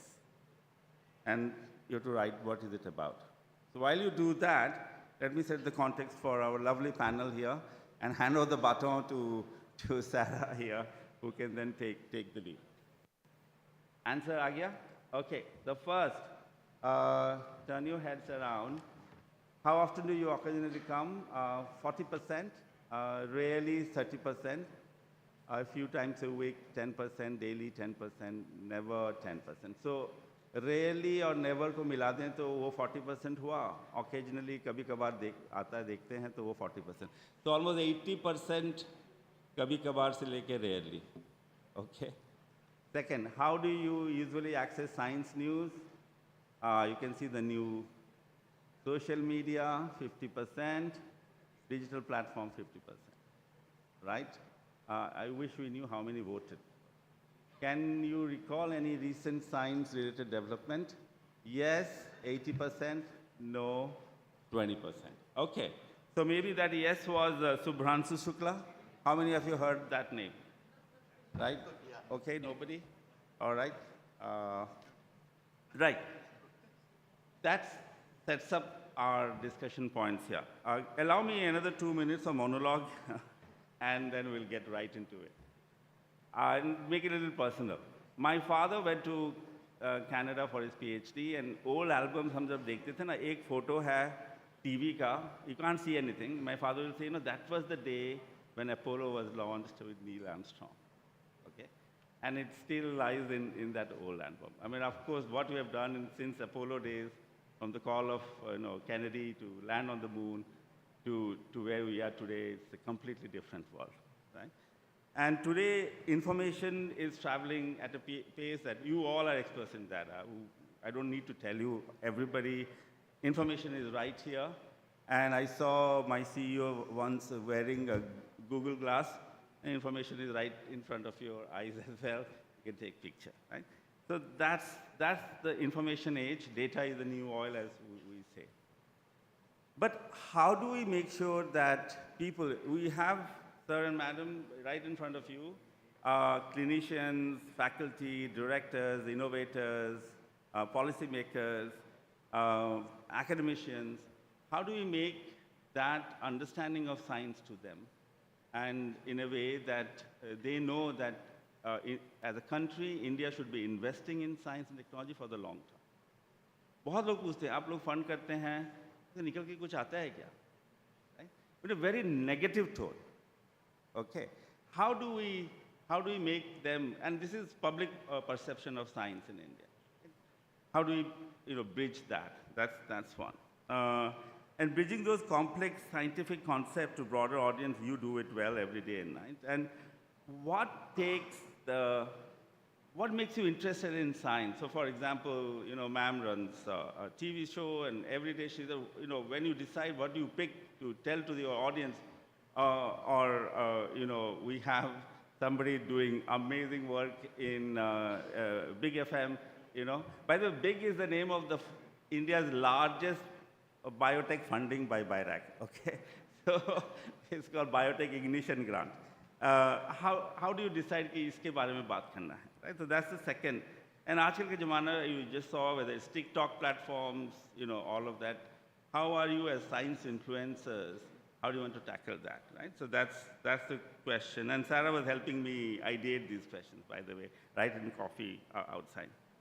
So given all this context, given that हमारे Prime Minister जी ने कहा है, Jai Jawan, Jai Kishan, and we have added the new phrase, Jai Vigyan.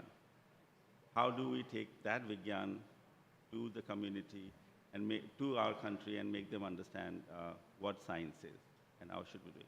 Sarah, you start. I'll come and join you right there. All right. Thank you so much, Satya, for setting such a wonderful context. And thank you also to BFI for organizing this important discussion in a meeting which was all about innovation, science, and it's really nice and refreshing to also talk about how that science and innovation is actually taken to the people for whom it's meant for.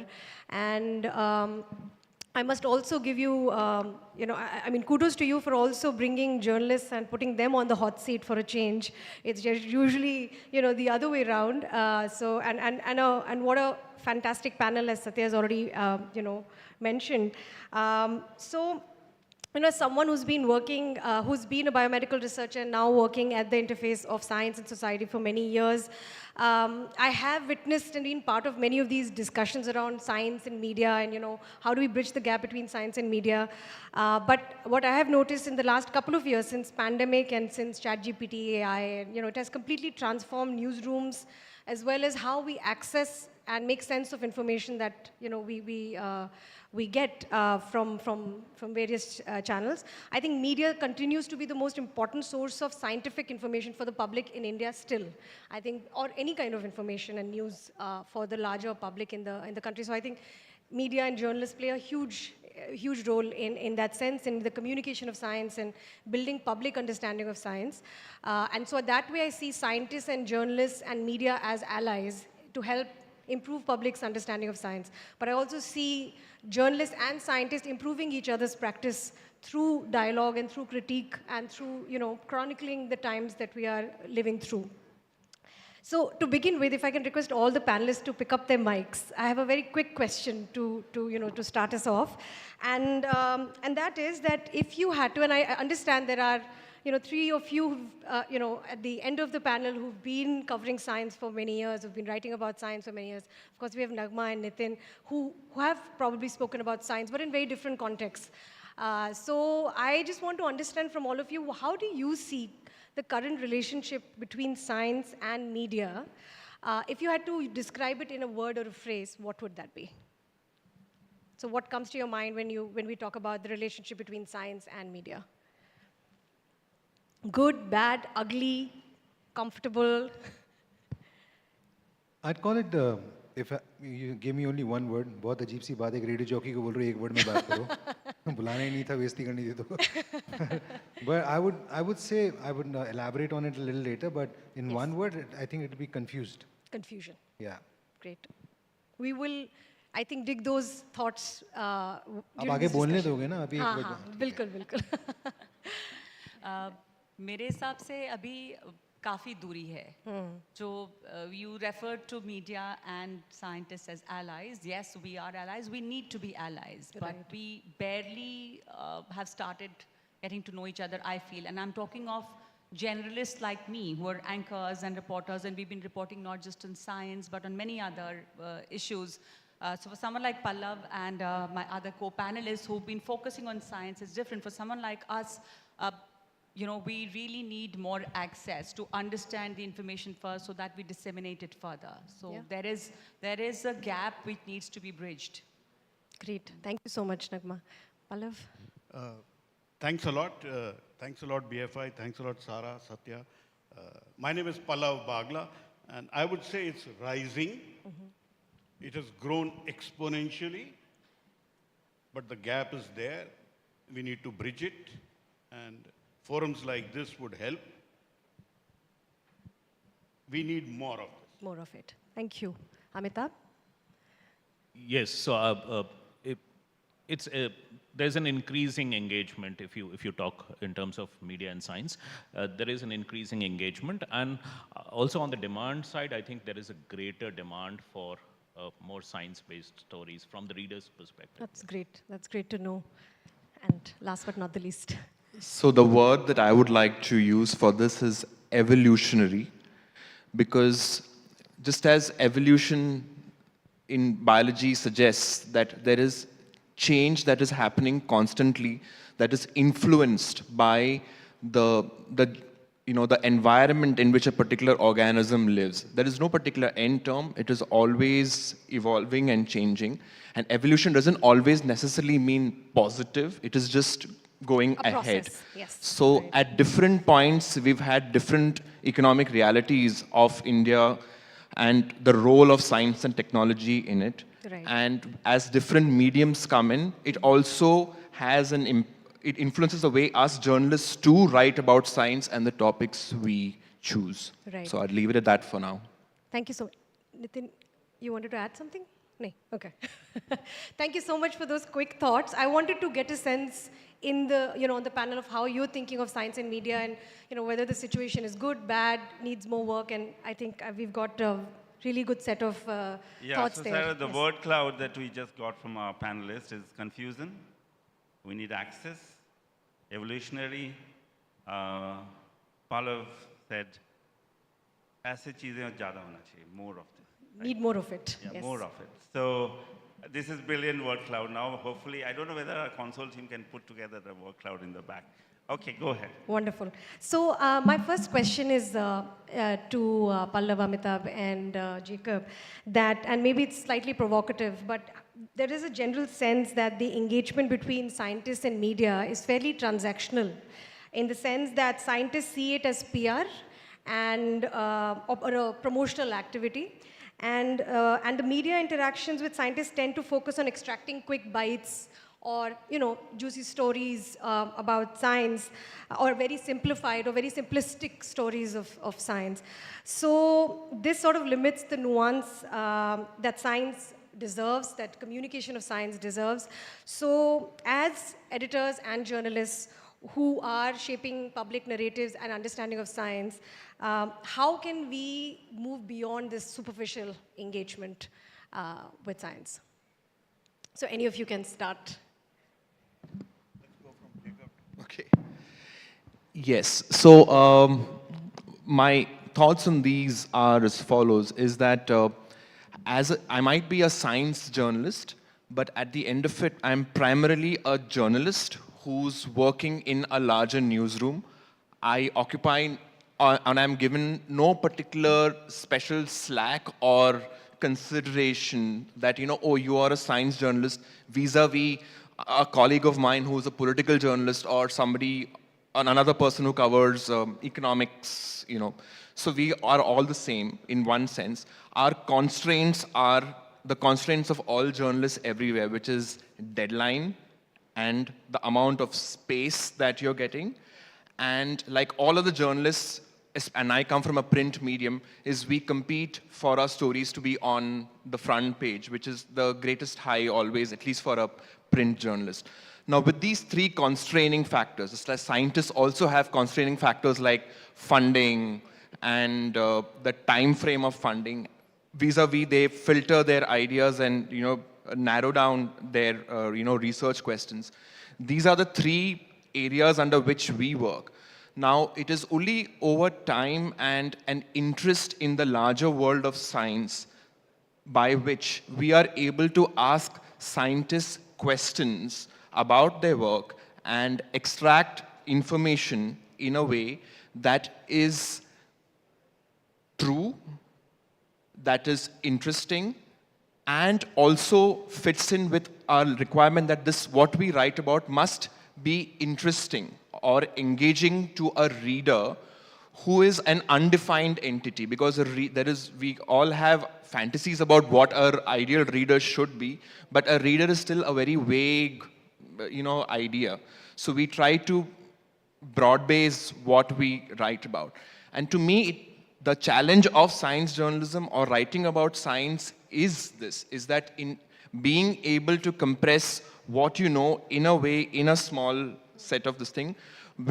You try, sometimes we only aim to be not wrong, but it is in this interpretation of not being wrong, and what scientists sometimes interpret, oh, you should have said that, there is a dialectical tension that happens, but that's part of the game. And I also, finally, in closing, I would also say that every field, whether it's a politician or any other expert, the relationship is always transactional, in Very terms true. of what they want Yeah, would to be written vis-a-vis what actually gets written. that's very all true. I'd say. Amitabh? So, in my personal experience, I would say I've had a very positive experience of interacting with scientists. And I've been doing this for almost 25 years now. I do not remember of any instance wherein the scientist has been reluctant to share information. Most of the times they are quite, they spend a lot of time in trying to make you understand what they are talking. So in these 25 years, probably, no, I would say, very generally speaking, there earlier, a larger proportion of scientists probably would be slightly reticent to talk to journalists or about publicizing their work. Now, I think people are opening up much more. In fact, I get so many of requests now from scientists willing to write themselves as well. I have to disappoint a lot of people, mainly because of the constraints, some of the constraints that Jacob mentioned. But there is a openness to talk about their work, to discuss their work, and also make a sort of comment on what others are writing, on whether things are right or not. So I don't think it's entirely sort of transactional as well. I think people, especially the scientific community, people in the knowledge community, they are actually investing some time and effort to see that their work is going out and reaching people that way. So, now, journalists like us probably have to spend a little more time writing a science story than, and it's not very specific about science as well. I think anything which is not as familiar as politics, cricket, or Bollywood. I mean, these are the only three things which probably everyone would be familiar with. You don't actually need to get into explaining stuff. Rest everything, whether it's like, say, banking or any other kind of reporting that people do, I would put it in a slightly non-familiar category. And so is the case with science as well, wherein probably journalists like me have to invest a little more time, spend a little more time reading and talking to the relevant people. And that effort has to be put in to make the story readable and understandable to our readers. Thank you, Amitabh. Pallav. See, my perspective is different. I'm primarily a television person. I spend an enormous time talking to people, not just on phones to get a bite. I have never been a bite collector in my life. I will never be a bite collector. For me, it's not a transactional relationship at all. For people who have known me, I've done 40 years of reporting what I do. I spend an enormous time in what I call peace time. So that Peace time. What time? Peace. When I need quality information on a quick turnaround, then the person on the other side needs to have known me. And we have Dr. Vinay here, we have Dr. Ram Gopal. They know me. I spend enormous time well before a big story begins. So that when a story is happening, people should be available to me. Yesterday, even as the launch was happening, I was able to have a communication, I'm talking of the Nisar launch, with people who are sitting on the console. They can respond to me there because over time they know if I'm reaching out for something at that critical moment, it is a necessity. So doing what I do is deeply engaging with the community, deeply engaging. And if people have seen, even during this Group Captain Subhanshu Shukla's mission to the International Space Station, we had some of the deepest engagement on that. And that's probably the story which people have recalled. And we covered that, and if I can say so boldly, with both my hands tied behind my back. I had absolutely little support from the Indian agency, no support from the American agency, yet we managed to do close to 200 stories. Wow. And it takes a lot of effort, and it needs the support of able colleagues like Nagma for us to be able to do what we do. Nagma is an able colleague with me at NDTV. Both of us have done lots of programming together. I spearhead science. But also let me tell you, please don't go back with any impression. The Indian public loves science, technology, environment, and health. These are of abiding interest. Politics comes and goes, Hollywood comes and goes, crime goes, but your health, dependent on science, will always be engaging. 40 years I've seen we get tremendous traction for it. I wouldn't have been in NDTV 25 years if we've not been able to do what I did. Thank you so much, Pallav. So just to add to what Pallav said, I mean, thanks to NDTV and a platform like NDTV who stood by us, and we were able to do what we, and Pallav was able to do what he did.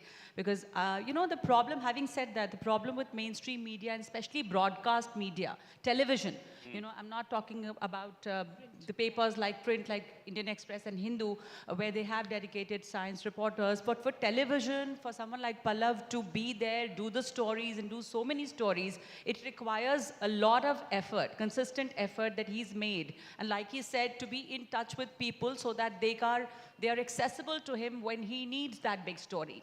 Unfortunately, television runs on very, very strict deadlines. You know, one moment the story is important, and another, later half an hour, you just need another breaking news, or someone just, you know, a ruckus in the parliament, or anything which will take over. And then your story that you've prepared, a show that we prepared, with a lot of effort, it has happened to us, and it's heartbreaking, believe me, that you're not able to do the show you prepared. But that's what television news is. So, to make it interesting is a big challenge, all the science stories. But like Pallav said, people are interested in anything to do with their health, especially COVID. And during COVID, we saw how we reported on various facets of health. Other than that, anything to do with technology, the Indian audience is lapping it up. Now, what we need to do is also make it, while we make it accessible to people in their terminology, we should not be compromising on the quality and the information and accuracy. And I said that television is all about speed, especially now when you don't even see big stories. We see speed news all the time, right? This is what television is, because the attention is so fleeting in a world of reels and, you know, seconds of video. So, having said that, I'm not saying that any news should be only in the form of reels. We do need good conversation, in-depth conversation, but let's make it more accessible, where the language is something that you, I, a general audience can also understand. I find sometimes that the information that comes out, it is a little more technical and not so simple. And I'm not saying simplify it for everyone, but you have to present it in a way where I understand what am I gaining, why is it important for me, what's my takeaway from this. So that's something that's missing. Another problem I want to mention is that television channels do not have dedicated science reporters, especially TV channels. I mean, NDTV was probably one of the exceptions who had someone like Pallav Bagla, but otherwise we do not have. We have generalized reporters. When there is a big news happening, like, you know, something very general news, I will not call it a scientific news, then you have everyone who's covering a political beat to any other beat or a crime beat running and doing a science story. That's not how it is. It should be the way he just mentioned, that you have to be consistent on that beat, and that's how you get the access and you are able to do justice to that information. So it's like a chicken and egg problem. People are not watching, so you don't do the stories, but you don't do the stories, people will not watch. You have to make it, maybe have a dedicated space as well to at least cull out some stories on a weekly or a daily basis, or like we used to have it earlier, you know, like fashion, entertainment, science, all of that in a daily news bulletin. That's been missing too. So because I'm representing the television media here, which is what I would say सबसे ज़्यादा बदनाम है और जो जिसका स्तर हर रोज़ गिरता गया है, तो उसमें ये problem है. This is a problem that we need to address too. And it all boils down to ratings, that we're not getting ratings, people are not watching, and which is why we're not doing it. So I'll leave it at that, and we'll continue the conversation, but that's the problem we face. You know, I'd like to add, so जितने भी panelists बैठे हुए हैं, I'm representing a very different industry, which is not usually expected to give out a lot of information. ऐसे लगता है कि ये सिर्फ entertainment के लिए है. Now you got to understand the challenge of radio also. I've been doing radio for around 26 years now, and I've actually seen it evolve into what it is today. And the challenge with radio is that, you know, if Nagma ma'am is, for example, talking about a particular topic, she'll talk about it for around half an hour. I'm going to talk about it on my show for 1.5 minutes, then I play a song. So I'll talk about something very serious, which is concerned with bioscience, and I'm going to follow it up with Jahan Teri Ye Nazar Hai. You know, so there might be a disconnect over there. So for radio, it becomes a bigger challenge because, as ma'am was mentioning, you know, there's a lot of jargon that is used when it comes to science, and a lot of time what happens is that the general public doesn't get it. So it's a bigger challenge for radio because you have to put it out there in layman's word, and you know, it is an art. That is why I think all radio jockeys are artists. So it is an art, and we sort of learn that as we go along. And I say that with all humility that we do that a lot on Big FM. Like I'll give you just a couple of examples. Like every year during December, we know that we start living in a gas chamber in Delhi NCR, right? Because of the pollution, the way it peaks up. So what I did was, I started an entire campaign where I told people that you cannot wake up in December and say, oh, pollution ho gayi, right? So what I've started doing is that throughout the year, we run these campaigns. We're talking about pollution all the time. We ran a campaign called Har Ghar Hara Ghar.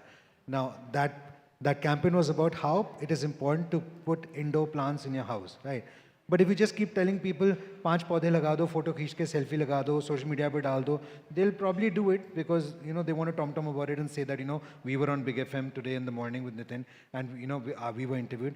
But we had to explain that entire thing to them, why it is important, how is it going to impact their health, what do the doctors say. So we got experts on, you know, because people perceive us as entertainers. So every time we need to talk about something which is connected with science, we need to get experts on board. I'll come back to what Nagma ma'am said. At that time, sometimes it becomes a little difficult to get scientists on board, experts on board, because most of these people are very happy with what they're doing. They don't want to go out and really talk about it. Let's face it. है ना? तो किसी scientist को आप phone करें, नहीं, रहने दो, इसकी ज़रूरत नहीं है. Now, recently, last week, two weeks ago, I started talking about LDCTs on air, which is basically low density CT scans, right? And why I spoke about that is that because आम जनता को usually पता ही नहीं है कि CT scan, for example, even doctors, you know, as a last resort tell you कि जाके CT scan कराइए, it has a lot of effect on the body. But now there are low density CT scans available in a lot of hospitals in Delhi, but people are not aware. So who's going to make them aware? As a radio jockey, I thought it's my responsibility. So then we got experts on board, we got a lot of cardiologists on board, and they came and explained, neurologists on board, who told, you know, the audience that what is the impact of a MRI on your body or for CT scan on your body, and how these low density machines are going to make a change and why you should opt for these, right? So we do our bit, you know, we are trying our best, but the challenge is to make it, you know, relevant to the public. I think that's the word. When you make science relevant to the public in layman's language, then I think it appeals to them. And then, as Pallav sir was saying, you know, people do respond and people are interested in science as long as you speak the language. Sir, I think the panel has amazingly addressed our follow-on questions, right? So I was going to ask similar question about what Pallav and Nagma just touched upon, and Nitin as well.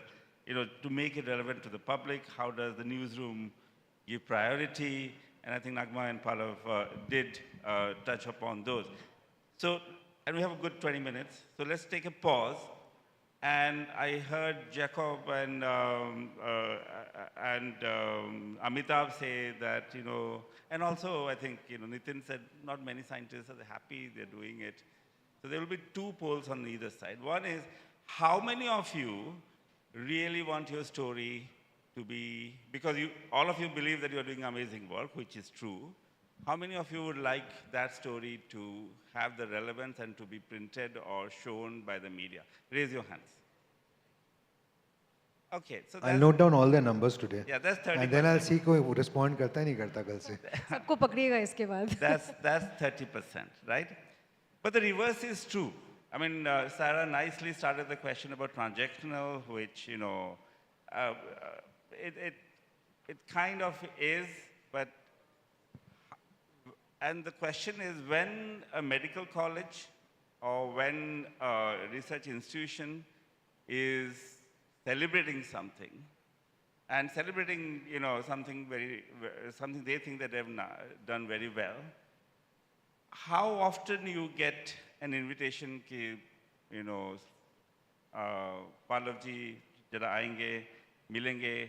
Do they have, forums like a Friday platform every quarter where they interact with media? Have you heard of something like that from our institutions?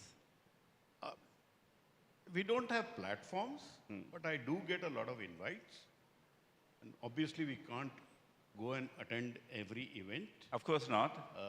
We try and do our best. A more engagement would always be better. But let me also add, I have seen times when we had far more engagement.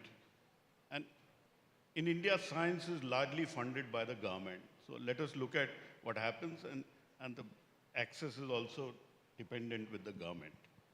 There have been times when we've had tremendous access, times when we have had very little access, and we live in times of drought.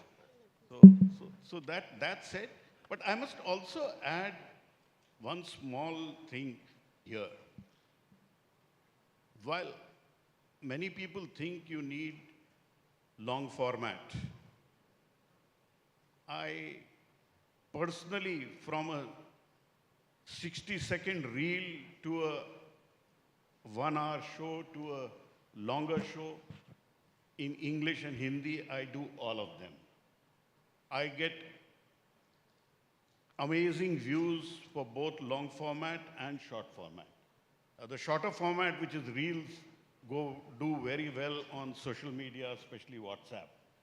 They do very well. So one has to engage with different audiences using different idioms and different formats. So whatever you do in horizontal format, for Instagram, you need to do in vertical format. And as somebody who does a lot of digital work, and for anybody in the audience who needs to do that, you need to understand what your audience is. Because you do in a wrong format, the social media platform simply will not accept it. So it becomes very, very difficult. So you have to do, as a consequence, work for somebody like me has increased many-fold. What I used to do in one is no longer, I have to do the same thing in different formats for different media. आप लोग interns लेते हैं क्या? All of you take interns from science? If, so please spread the word. If some of your masters, PhD students want to do internship, how do they do internship with you? So I think, sorry, I'm just Go ahead. stepping in. Interns are general interns. We don't really take interns on the basis of science or health, or usually interns come in from the media workshop, media houses, the various colleges, mass communication institutes. But also I want to add to this, when we talk of science in the newsroom or science reporting, What do we really mean by that? That's also important to look at. I mean, are we only talking about research work? And if we talk about research, new research or new innovations, then we need to improve upon the language, which is when the scientists are giving out information. Then sometimes you feel that you've given out the information and that's enough. But the challenge for the journalist is also to contextualize that, right? You have to put it in a perspective for the audience of why should my audience be interested in it?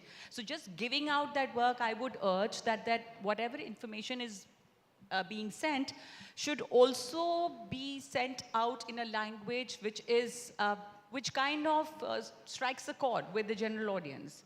It's okay in the scientific community to talk in a certain language, but when we give it out to the media outlets, then that language has to change and also be more relevant to people. Right. Secondly, when I talk about science reporting, to me, if there is a big danger of tsunami and the earthquakes, reporting on that can also be done in a scientific way, right? Where what we are hearing in Russia and Japan and tsunami and earthquake. So there has to be a scientific tone and temper in the news that we report. We should not be just sensationalizing that, because at that time there's a lot of interest in the public to know the science behind that too. At that moment, if you give out information on what causes tsunami or why is a certain landslide happening in the Himalayan areas, which some of my colleagues have been doing reports on that, then there is an interest then. So you also have to find out the timing.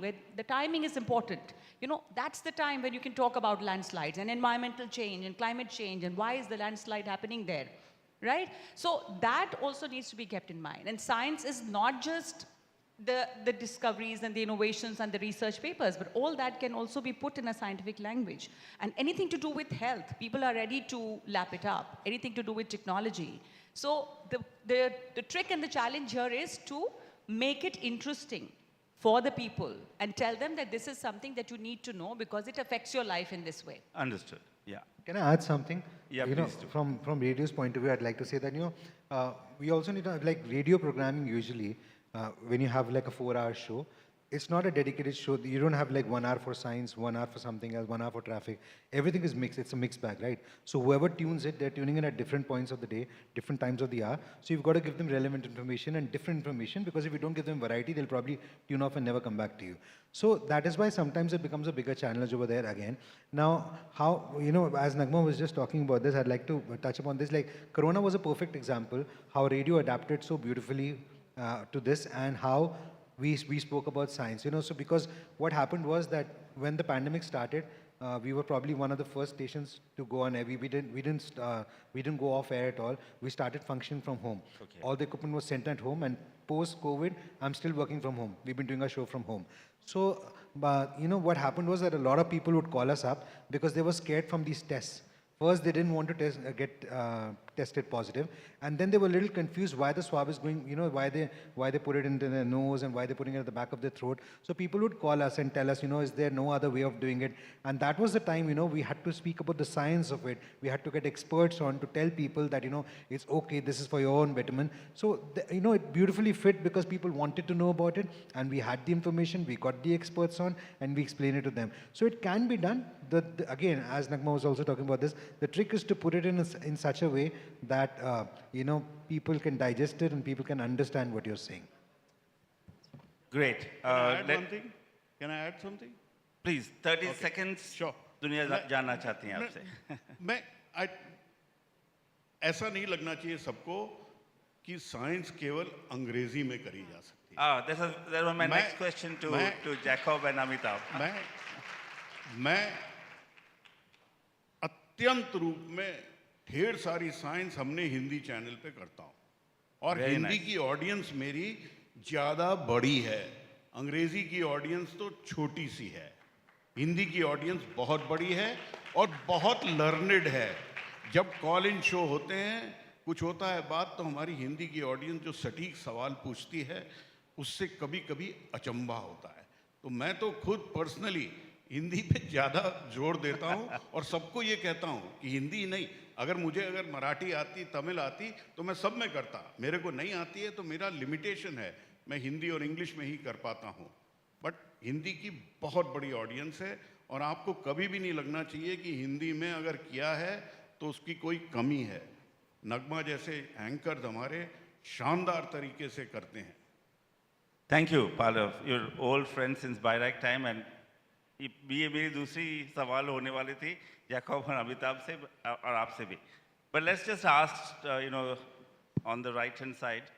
I love both of your articles in print media, and sometimes I wait for your articles, Amitabh and Jacob. Actually, in Germany, we would have called you Jakob. Okay, that's how we pronounce there. But tell me one thing. And this is the question to actually three of you. Kosi Sahab, Sinha Sahab, or Bagla Sahab. Ki once you with so much change happening, कोई TikTok देख रहा है, कोई दूसरा reels देख रहा है, 10 second का TV channels पे आ रहा है, this is such a noisy world, right? How do you make sure that integrity of that information stays, right? And especially Nitish ji ne sahi bola, during COVID, everybody was saying so many things. How does the general public understand what to believe in and what not to believe in? That's number one. The second query is, when you start writing for the print media, what is the process of finding whom to you talk to? You must be getting inundated, with a lot of stuff that you want to say, but how do you choose those, articles to write? Third, I love your long form articles. In the noisy world of, 30 seconds to 2 minutes to even like Dirk Muller does for Veratium, how do we encourage long form articles in India? Right? These are the three things. Jacob, you first, Amitabh, and then the rest of the panel can pitch in. So I would say that I am in one sense extra fortunate because I primarily write for a newspaper which has always had a committed interest in science. I mean, I have multiple colleagues. I'm not the only one who writes in science. I'm based in Delhi. I have other colleagues in Chennai who have it. And we have multiple pages that are dedicated to science. So it is a given that we have to fill those pages on a fairly regular frequency. So supply is never a problem with us. The second privilege that I share is precisely because I only have to write in print primarily. Though now I am more and more, because of the changing nature of media, we have to give in, let's say, video bites. We have to supplement our articles with other. Do you do a podcast of yours? Yes, I do a science history podcast also. So all of these privileges are actually, I think it is very specific to only a few newspapers in India.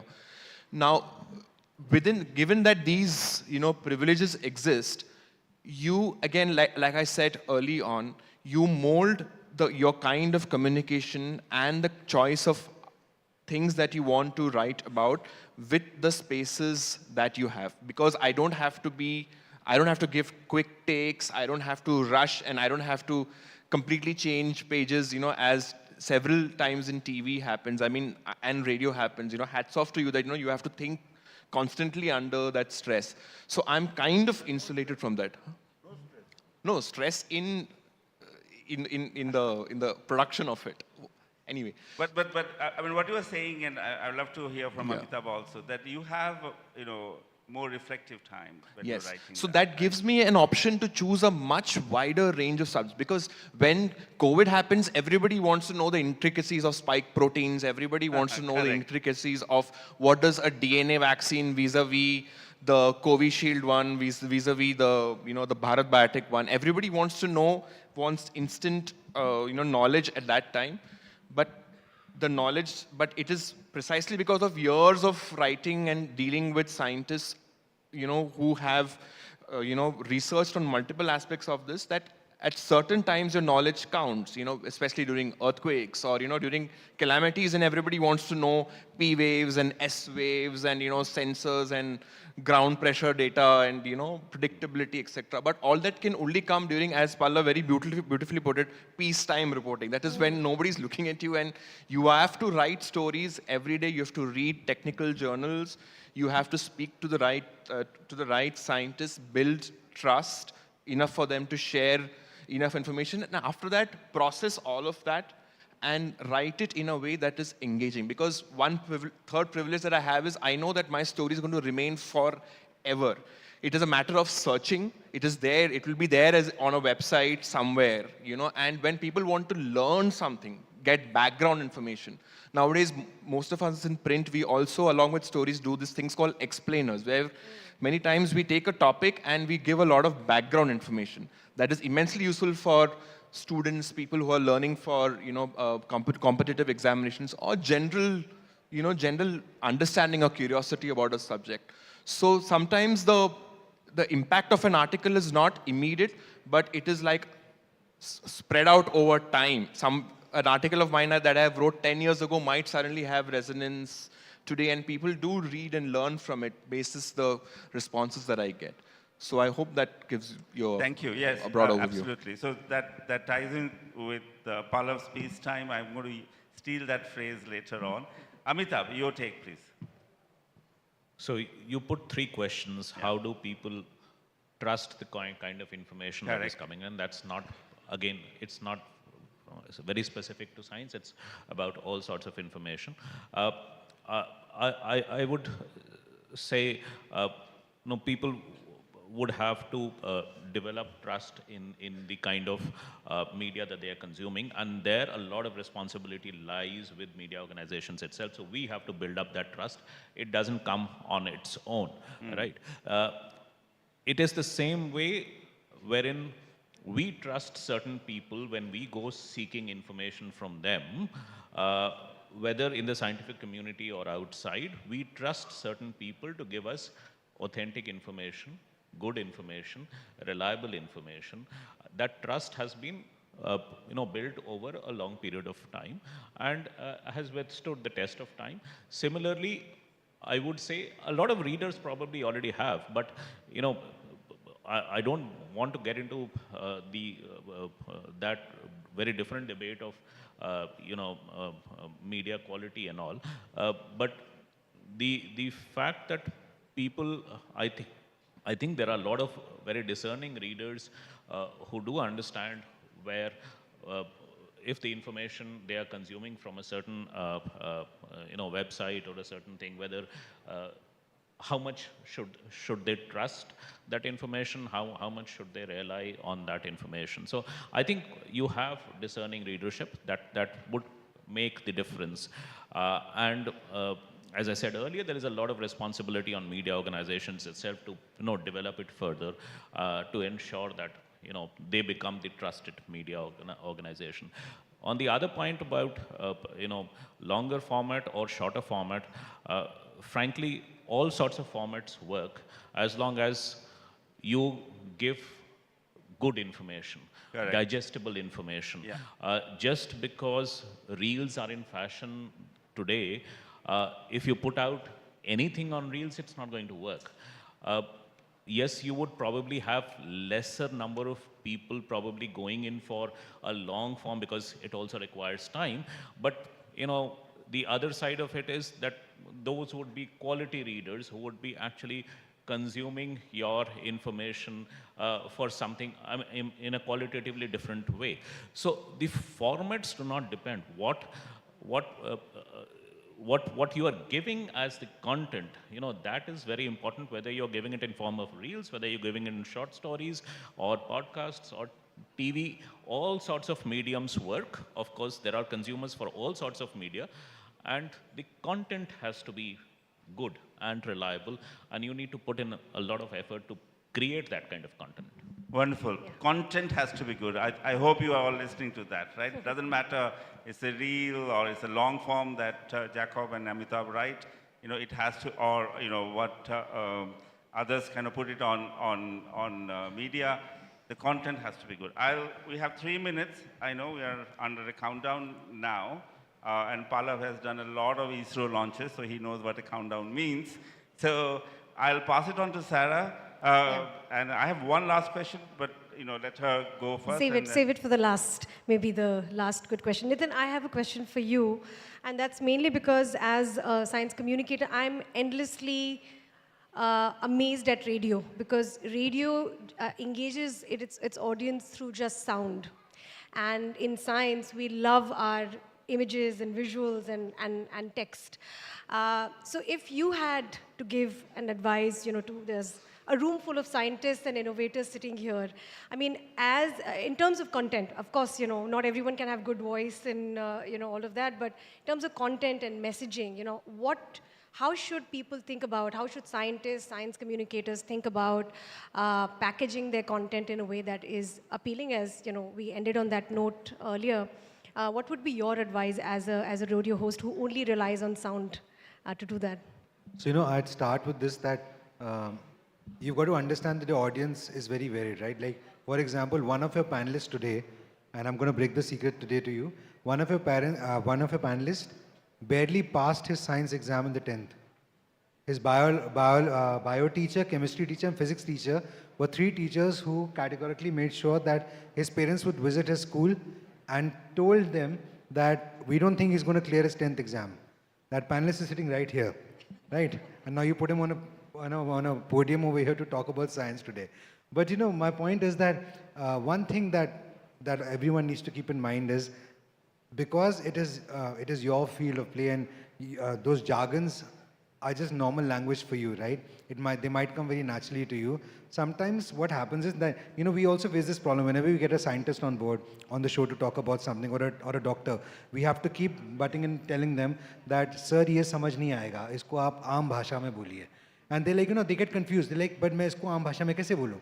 ये तो हम बोलते ही ऐसे हैं. मैं कहा, yeah, but understand that the audience is probably, not in sync with you. They will not understand this jargon. So whenever you're making videos about it, whenever you're going out and talking to the media, I would just say that, try and keep it simple so that a larger audience gets it. I understand that there will be times when, when the information is so specific that you have to use particular terms or whatever, but usually just keep it simple.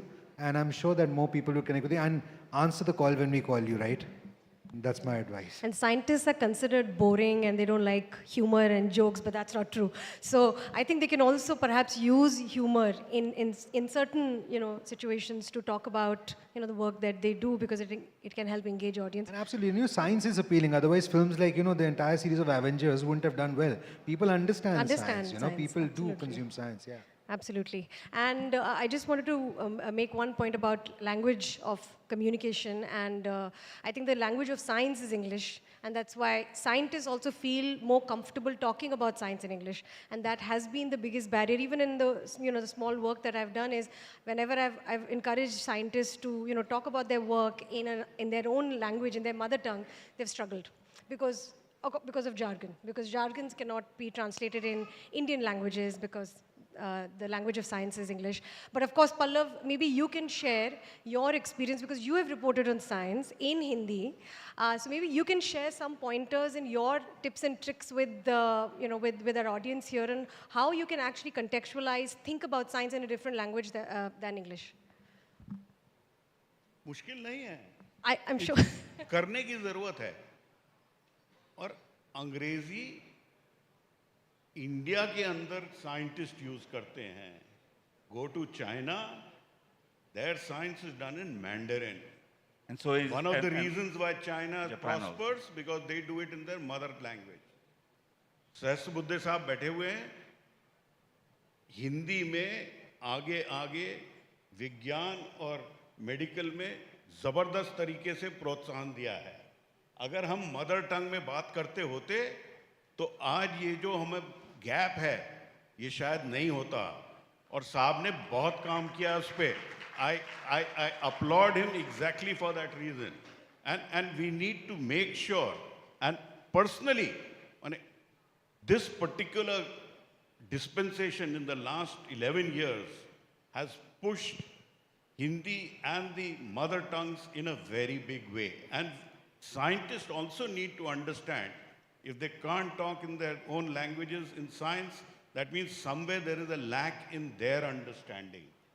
कहते हैं ना, अगर आप एक page A4 page double space में ऐसे नहीं समझा पाओ कि आपकी माँ या आपकी दादी या आपने जो काम किया है नहीं समझे, तो आपके काम में दम नहीं है।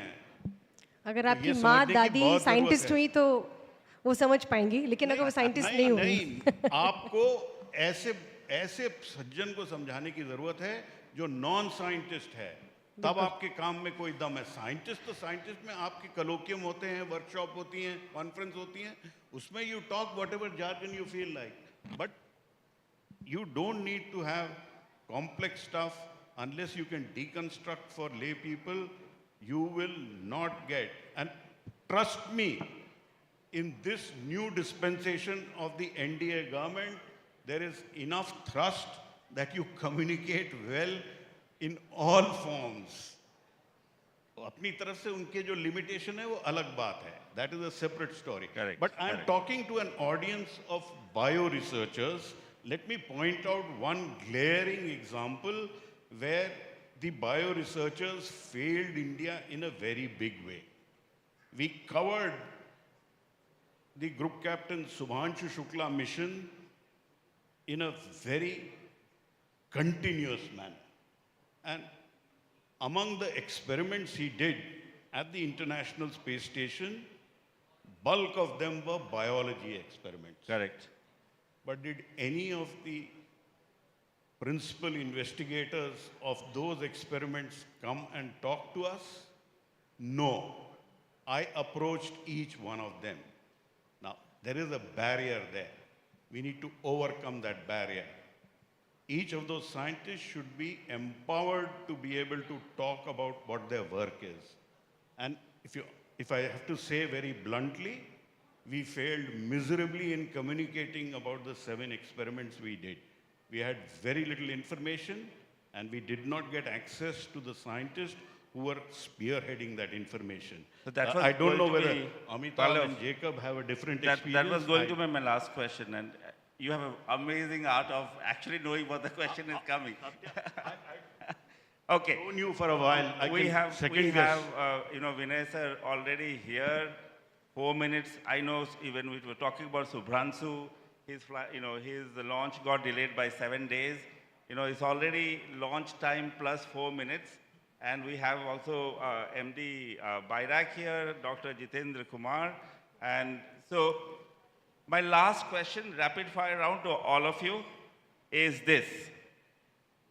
आप लोग 2 चीज़ें ऐसे बताइए जो हमारे साइंटिस्ट, वैज्ञानिक, हमारे क्लिनिकल रिसर्चर्स और हमारे इनोवेटर्स करें, हमारे institutions, there is CSIR institution, there is DBT here, there is NCBS was yesterday, so DAE was here, Department of Atomic Energy, CSIR is here, Dr. Vinay Nandikuri is here, Dr. Radha Rangarajan is here. क्या करें? So 2 things they need to change in their mindset, behavior, or whatever it is. I don't want to be negative. That would help you. Pallav has already said that nobody came to him to discuss the 7 experiment. Let's do it from the right to the left. So Jacob, please go ahead. And then Amitabh, then we'll skip Pallav because he already said that. Nagma ji and Nitin ji, and then we'll give the last word to Pallav again. So the 2 things that I'd like to say is that it's something which actually many scientists already know. One is that if at all you approach a journalist on your own, you do not have to expect what is called publicity. All you have to do is explain what you do, because at the end of it, we want to write an engaging story that is true. Secondly, and I have interacted with several scientists who actually follow this, is that also, just as we make the effort to understand not just science and technology, but about the actual conditions under which scientists work, the larger ecosystem under which science works, it would also be very helpful if you also understand the way newspapers work. Take a little bit more curiosity in the creation of news, just as we kind of have put our lives into understanding the ecosystem and the creation of science. Many scientists I deal with are already very curious and engaged with this. It's fabulous, but I think that more of it would actually contribute to communication and popularization of science by exponential levels. Thank you. Amitabh? I don't know whether I have two. I've probably Maybe just, you have three, but as long as I have just one. Wonderful. You have 30 seconds. Not specifically to individual scientists, mainly to the institutions and the establishment largely. I would say they need to loosen a bit. I mean, I think a lot of institutions that's a are fabulous point. very and stiff. Talia on this, right? So, loosen. A lot of institutions are very, very stiff, very uptight. I think you need to relax. You need to little bit loosen yourself as far as communication goes. Thank you. And what Jacob also said, please understand their lives also, their constraints, and their demands on their time. So that's really nice. Okay, Nagma ma'am. तो जो बाकी लोगों ने कहा है उसी को दोहरा रही हूँ, लेकिन एक तो भाषा की बात की पल्लव ने। भाषा का मतलब है कि इतना डरिए मत कि हिंदी में बोलना है, कोई बहुत भयानक भयंकर सी मैं भाषा उड़िया है। हूँ और मैं हिंदी में बात कर सकता हूँ। नहीं, तो मैं ये कह रही हूँ कि हिंदी वो जो हमारी बोलचाल की भाषा है, हिंदी बोलते ही मत समझिए कि हर एक जार्गन को आपको अंग्रेजी से हिंदी में कर देना पड़ेगा। आप अंग्रेजी के जार्गन या जो शब्द हैं इस्तेमाल कीजिए, पर अपनी जो बेसिक भाषा है, जो बातचीत की भाषा है, थोड़ा उसमें करने की कोशिश करनी चाहिए। और मैं कहूँगी कि डीकंस्ट्रक्ट करने की ज़रूरत है। जो कहा था पल्लव ने ना कि अगर आपके पास जानकारी है, एक पेज फुल जानकारी है पर मैं नहीं जानती हूँ, तो अगर आप मुझे 4-5 लाइंस में समझा सकें कि क्या है, तब मैं समझूंगी कि आपको वो जानकारी पूरी तरह से समझ में आ गई है। जो अच्छी तरह से समझ जाएगा वही उसको आसानी से समझा सकता है, वरना वही चीज़ आप मेरे सामने रख देंगे तो फिर आप में और मुझ में फ़र्क क्या हुआ? आप मुझे समझाइए। तो उसको आसान बनाने से मतलब ये नहीं, I am not asking you to dumb it down, let's not confuse over that. To simplify things is not dumbing it down.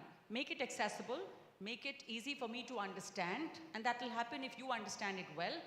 Then that I think we're good to go. Richard Feynman ने कहा था कि अगर आप अपने science को एक primary school में सिखा सकते हैं, specially Heisenberg uncertainty principle, then you have hit the nail, right? Nitin ji. तो पहले तो मैं कहूँगा आपसे, देखिए एक तो बुरा मानेगा, गिव एंड टेक है। अभी मैं इनसे पूछूंगा, मैं रोज़ सुबह 7 से कह रहा आता हूँ 92.7 बिग एफएम पर। आज सुबह मैं किस बारे में बात कर रहा था, आई डोंट नो कितने लोग हाथ उठाएंगे। तो एक तो पहले मेरा शो सुनना शुरू करो ताकि आपको समझ आए कि हम साइंस के बारे में बात करते हैं। हमारे तरीके अलग हैं, हम उसको थोड़ा सिंपल बनाते हैं ताकि ज़्यादा लोगों को समझ आए, पर हम साइंस के बारे में बात करते हैं। दूसरी बात, I would suggest this to all my scientist friends over here that आपको कई बार ये लगेगा कि यार ये जो इन्फॉर्मेशन है ना, ये तो बड़ी कॉम्प्लेक्स सी है, ये खुराफाती नितिन रेडियो पे इसका क्या करेगा। आप ये सोचना बंद कर दें, क्योंकि हमें हमेशा कंटेंट चाहिए होता है। तो अगर आप हमारे पास आएंगे और कोई डिस्कवरीज़ हैं जो आपने की हैं, चाहे वो मेडिकल चाहे फार्मा में हो, चाहे किसी और क्षेत्र में हो, अगर आपको लगता है कि आपने कोई भी डिस्कवरी की, आप चाहते हैं कि ज़्यादा जनता को पता लगे उस बारे में, तो प्लीज़ हम तक आइए। उसे कैसे जनता तक पहुँचाना है वो आप हम पे छोड़ दीजिए, but never hold yourself back. I am always there. आप हमें जब भी अप्रोच करेंगे, we will talk about your discoveries on air, that's a promise. Thank you Nitin. Pallav, last word, but हम लोग लॉन्च के 10 मिनट वी हैव ओवरस्टेप्ड, और sir बैठे हैं इन आवर ऑडियंस। नमस्कार। वो टाइम को देखकर 30 seconds. Very simply, I would say that, see, even today, मैं तो सोचा था आप हिंदी में बोलेंगे। approach me, they give me press releases in words. दुनिया बदल गई है। You should be giving me videos, animations, GIFs, reels, vertical, horizontal, cartoons. Give me everything. Today the medium has changed. You give me an A4 page, it is accessible to very few people. Still, scientists are unable to do that. And I always tell, make sure that all of your releases are available with all of these mediums. And one last point, when you give a press release, make sure there is a number and a name for people to get back and contact. 90% of the press releases come without a name and a number. They are dead. With that, a big round of applause for them and my co-moderator Sarah here. Thank you. 11 minute हमने अधिक लिया है, पर मैं फराज को बोला था क्योंकि first 10 minutes I had to introduce. So sir, माफ कीजिए, हम लोग we are on time. Thank you panelists. Lovely meeting you. Thank you Sarah. Thanks. And by the way, before Vimi ma'am says, she was also a radio artist and a TV artist before she did change into comparing and master of ceremony. Abhili. So with so many media people, मेरा mic बंद कर दिया गया है. But thank you very much. पर्दे के पीछे जो आपका जद्दोजहद होता है, पूरी information लाने का और फिर लोगों की तरफ को present करने का, वो हमारे साथ साझा करने का. And as you said, keep it simple.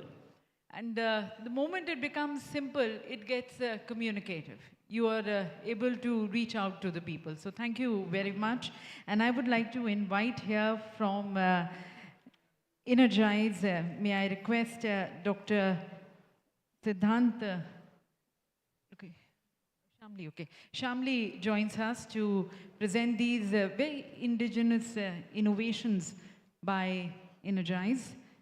This is a device that stimulates the vagus nerve and relieves stress within 10 minutes. तो आपके न्यूज़ रूम में या जब आप अपनी रिपोर्टिंग कर रहे हैं तो जो स्ट्रेस है इसे पहनकर आप कर सकते हैं. तो 10 मिनट में आपका सारा stress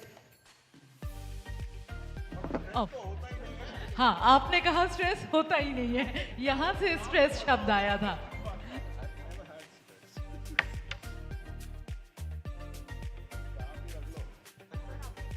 I would also like to invite our founder, Mr. Sandeep Nerwal. May I also request our CEO, Dr. Gaurav Singh, to please join us as we express our gratitude, appreciation. अपना धन्यवाद व्यक्त करते हुए इस innovation device भेंट कर इसके माध्यम से हमारे सभी मीडिया के प्रतिनिधि यहाँ पर जो मंच पर हैं उनका विशेष आभार, धन्यवाद. धन्यवाद हमारे मॉडरेटर्स का भी जो सूत्रधार रहे इस पूरे सत्र के.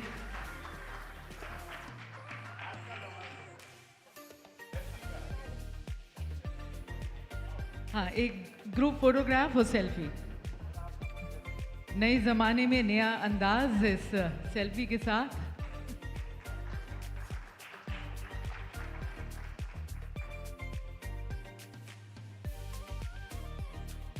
तो हमारे मीडिया के जितने भी लोग यहाँ पर हैं 80 और 90 के दशक के हैं, पर वो कहते हैं ना कि हम हैं नए तो अंदाज क्यों हो पुराना. तो इस सेल्फी के साथ हमारे इस विशेष जो एक सत्र रहा हमारे मीडिया के प्रतिनिधियों के साथ, उसके लिए समाप्त करते हैं और बहुत बहुत धन्यवाद. And now ladies and gentleman, देवी सज्जनों, हम अपने आखिरी सत्र पर, and this is the way forward session. When we started yesterday with the inaugural session basically it sets the tone of what is going to be following. It sets the tone towards the discussions and deliberations which we need to focus on, the key points which we need to focus on. And as we come to the end, the fag end of the conference, the summit, it is time to take this conversations from here and taking it for whom these conversations have been taking place, taking it to the grassroots level, making that impact. And that is where, when we started, the theme says, inspire, innovate, and integrate for that impact. तो इस impact के लिए, इसे धरातल पर उतारने के लिए जो हमारे interesting conversations हुए हैं, उसके लिए हमारे साथ हमारे दो विशेष मार्गदर्शक हमारे साथ यहाँ पर उपस्थित हैं, जिनका मार्गदर्शन हम चाहेंगे. We seek their guidance, we seek to be led by them as we take these conversations and this sankalp to siddhi. संकल्प से सिद्धि तक जाने के लिए उनके मार्गदर्शन के हम इच्छुक, और हमारे साथ हैं श्री विनय सहस्त्रबुद्धे जी. Mr. Vinay Sahasrabudhe, please give him a round of applause, ladies and gentlemen. A thinker, a mentor, a member NEC, the former Member of Parliament, Rajya Sabha, a scholar, a staunch social activist of nationalistic ideology. Dr. Sahasrabudhe champions democratic values and cultural diplomacy as the president of the Indian Council for Cultural Relations. He's a PhD in political science. May I just request people who are standing to be kindly taking your seats. Ladies and gentlemen, as I said, this stands an extremely important sessions. 3 दिनों तक हम चर्चा करते आए हैं, पर इन चर्चाओं को अब धरातल पर उतारने का समय है और उसके लिए ज़रूरी है कि हमारे जो मार्गदर्शक हमारे साथ यहाँ पर उपस्थित हैं, हम उनसे सुने कि हम किस तरह से इस जर्नी को, इस कन्वर्सेशन को फ्रूटिफिकेशन तक लेके आएँ. So request your attention. May I request you all to kindly be taking your seats, please. मंच के सामने विशेष रूप से जो खड़े हैं उनसे मैं निवेदन करना चाहूँगी, प्लीज़ आप अपने स्थान पर बैठें. There was mentioning he has led parliamentary committees on education, on women and children, youth and sports, and he remains active in public policy and civic leadership development. Thank you so very much, sir, for joining us. We've been joined by Dr. Jitendra Kumar. I would like to also invite him on the stage, the Managing Director of BIRAC. Dr. Kumar leads India's biotech innovation and entrepreneurship strategy. Formerly with Bangalore Bioinnovation Center, he's known for supporting deep tech startups and driving project commercialization in healthcare and agriculture. BIRAC, as we all know, ladies and gentlemen, was instituted, it was established in 2012 by the Department of Biotechnology. And it has played a very pivotal role in fostering and further strengthening biotechnology industry in India. And especially as we're now talking about that integration part and talking about aligning all our work with the larger vision of Viksit Bharat.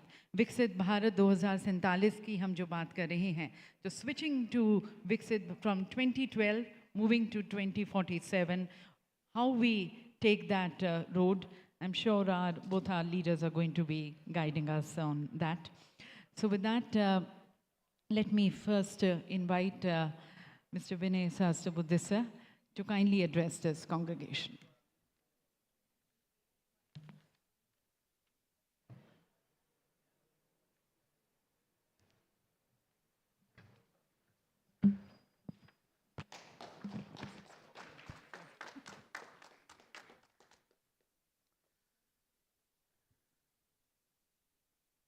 A very good afternoon to all of you. Jitendra Kumar ji, who heads the biotechnology initiatives in the Government of India. Sandeep Nailwal, the person behind this entire conference. All other startup walas, innovators, researchers, and also media persons like Pallav ji, Nagma ji, and many more who have been pursuing this particular cause of integrating new technologies to the societal needs, basically in healthcare. Ladies and gentlemen, I consider a little odd man out because this is a gathering of technocrats, researchers, scientists, and I come with a social science background, and that too in a field like politics, where generally it is considered that politicians do not know that they do not know. And therefore I was pleasantly surprised when Sandeep ji asked me to come over here and address you. It's both a privilege and a pleasure as well. जो चर्चा मैंने सुनी और जो 2 दिन तक यहाँ पर निश्चित रूप में आप लोगों ने बहुत गंभीरता से गहन चिंतन मंथन किया ही होगा, तो मैं मानता हूँ कि एक बहुत ही कंटेम्पररी इशू पर for the first time government organisations, policy makers, leading corporates also who are into biotechnology and information technology as well, and more importantly, the new initiative of the Government of India, which is Anusandhan Research Foundation, all have come together.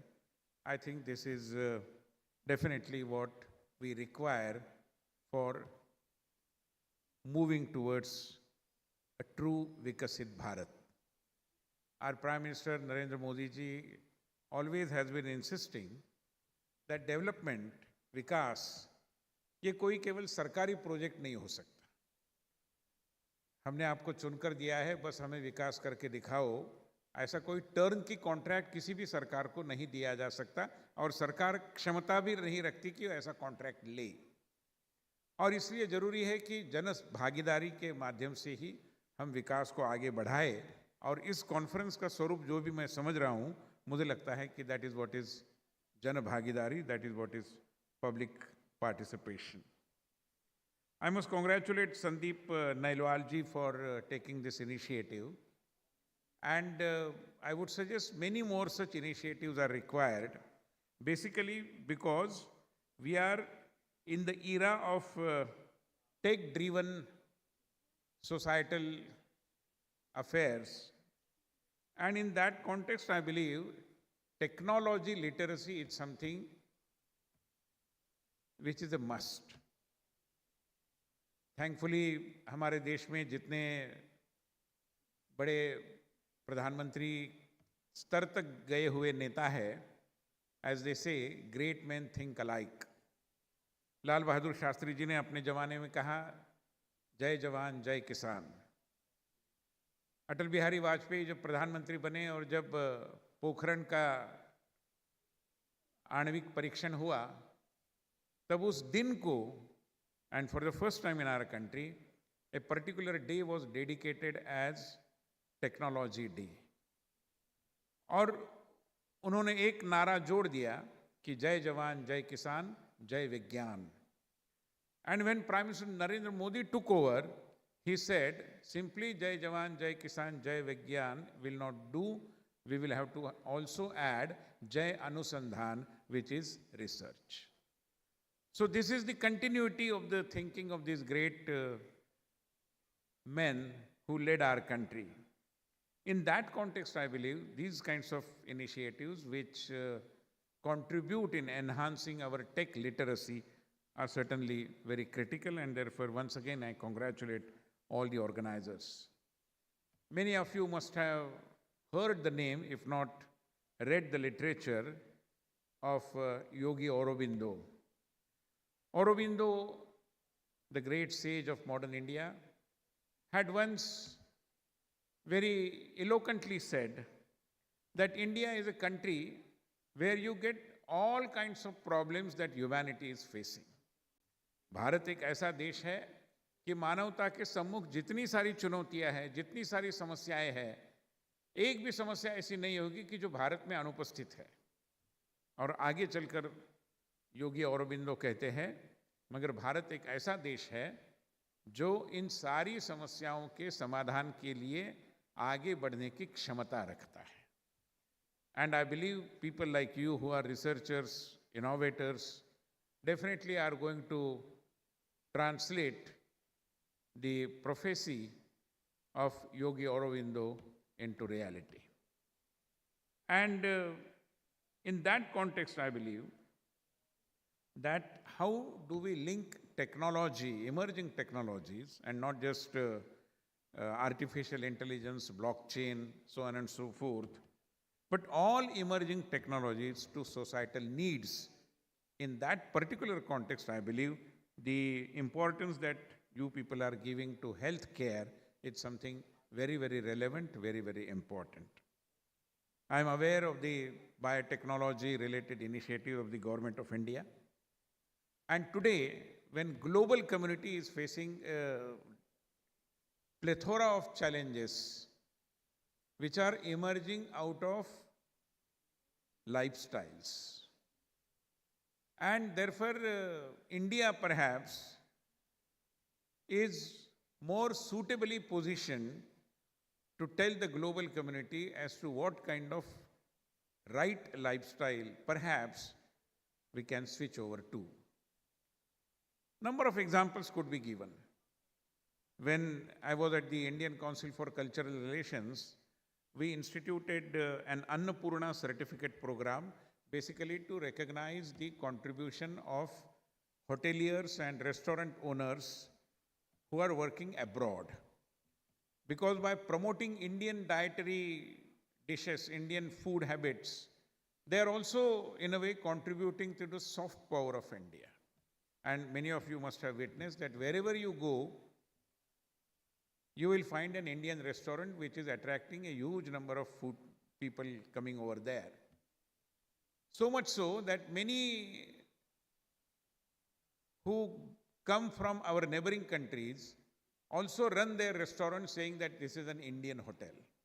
I mean, God knows what would happen if they put up the name of their country and whether somebody would really go there or not. I'm sure they are conscious of this, which is why they use Indian hotel as a brand. It has become a brand. But when we decided to organize some kind of a recognition mechanism for these hoteliers, we formed a panel of judges, and there were many very renowned chefs in India who were members of the jury. So one of the jury panel members told me that over a period of time, we should also incorporate in the criteria that we have set for the selection of the good restaurants, which is Indian way of serving food. Not just Indian food, but Indian way of serving food. I said, what exactly do you mean? And then he told me that this set practice, which is globally established now, where we start with some kind of an appetizer, then there are starters, then there is a main course, and there are desserts later on at the end. He said this is typically Western. This is a westernized way of serving or consuming food. In India, we start with a sweet. आज भी देहातों में कई बार हम जाएंगे तो हमें थोड़ा सा गुड़ दिया जाता है पानी के साथ. धारणा ये होती है कि आप मीठा खाएंगे तो आपकी जो पाचन संस्था है, डाइजेस्टिव सिस्टम है, वो अधिक तत्पर होगी डाइजेस्ट करने के लिए. So, in every other sphere of our life, I believe there is something which is essentially Indian. उसका अगर एक आकलन हमारा बनता है, तो मैं मानता हूं कि विश्व समुदाय आज हमारी ओर अपेक्षा से देख रहा है कि जितनी भी सारी समस्याएं हैं, perhaps Indian way could lead us to some solutions. And to that end, I believe such efforts are very, very critical, very important. I would also say there was a discussion about media, technology, science, innovations. And I would insist, and media persons also, I'm sure, would agree with me, that today we are in a society where everything has become very market-driven. And therefore, we are out to sell which is normally easily sold. इसमें कोई बड़ी बुद्धिमानी की जरूरत नहीं है. जो बेचा जाता है वो हम बेचते हैं. बुद्धिमानी की जरूरत वहाँ है जहाँ हम ये मानते हैं, रियलाइज करते हैं कि जो बेचा जाना चाहिए वो हमने बेचना है. Because we are supposed to be taking care of the larger good of the society. And in that context, not just the result of your research, but also the process of research, the kind of painstakingly conducted efforts for research also essentially have a news value. Because news is not only about sensationalism, news is also about public education. It was not for no reason that Lokmanya Tilak, Mahatma Gandhi, Dr. Baba Saheb Ambedkar, Veer Savarkar, all these freedom fighters, great heroes of our country, started a newspaper as well. Because they believed that newspaper is an effective medium of public education. And in that context, I would urge upon the scientific community, the researchers over here, do have a cordial relationship with media persons. Do approach them. They may not come to you, but doesn't matter. If you go up to them, tell them about the research that you are conducting and insist that it is in the interest of the society. If such research efforts also get due publicity. Lastly, I would only say that many startups are coming up, and there are several incubation centers all over the country. I am also associated with one such incubation center. But as a social science student, what I fail to understand is, unfortunately, if my understanding is correct, whether the Niti Aayog or any such government organization, and I may submit this for your consideration, that so many incubation centers are there, but what exactly they have incubated during the last 10 years and how it has been converted into a business proposition, this particular data or information or a set of success stories requires some kind of a limelight.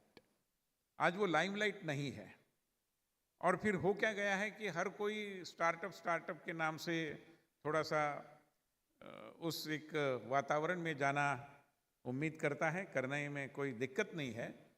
And what was said earlier also, that instead of becoming a job seeker, one should become a job giver, which is a good thing. But on day one, you cannot become a job giver. For a certain period of time, you have to become you have to remain like a job seeker only. Only a good job seeker, as I understand, can become a good job giver. उस दृष्टि से भी थोड़ा mentor mentee relationship, अभी मुझे संदीप जी बता रहे थे कि कैसे एक एक रिसर्चर के साथ एक एक समूह जोड़ते हुए और एक एक संस्थान के साथ एक एक समूह निर्माण करते हुए वो काम कर रहे हैं. एंड आई टोल्ड हिम कि this was the exact model that was in practice at Takshashila and Nalanda and similar such ancient universities. यही गुरु शिष्य परंपरा है, उसी को आगे बढ़ाते हुए मैं चाहूँगा कि ये जो BFI के प्रयासों से साकार हुआ, जो भी एक दृष्टि से आदान प्रदान है विचारों का, अनुभवों का, ये सिलसिला चलता रहे. Let this campaign for greater technological awareness and enhancement of technological literacy, I believe, would continue endlessly. Thank you very much.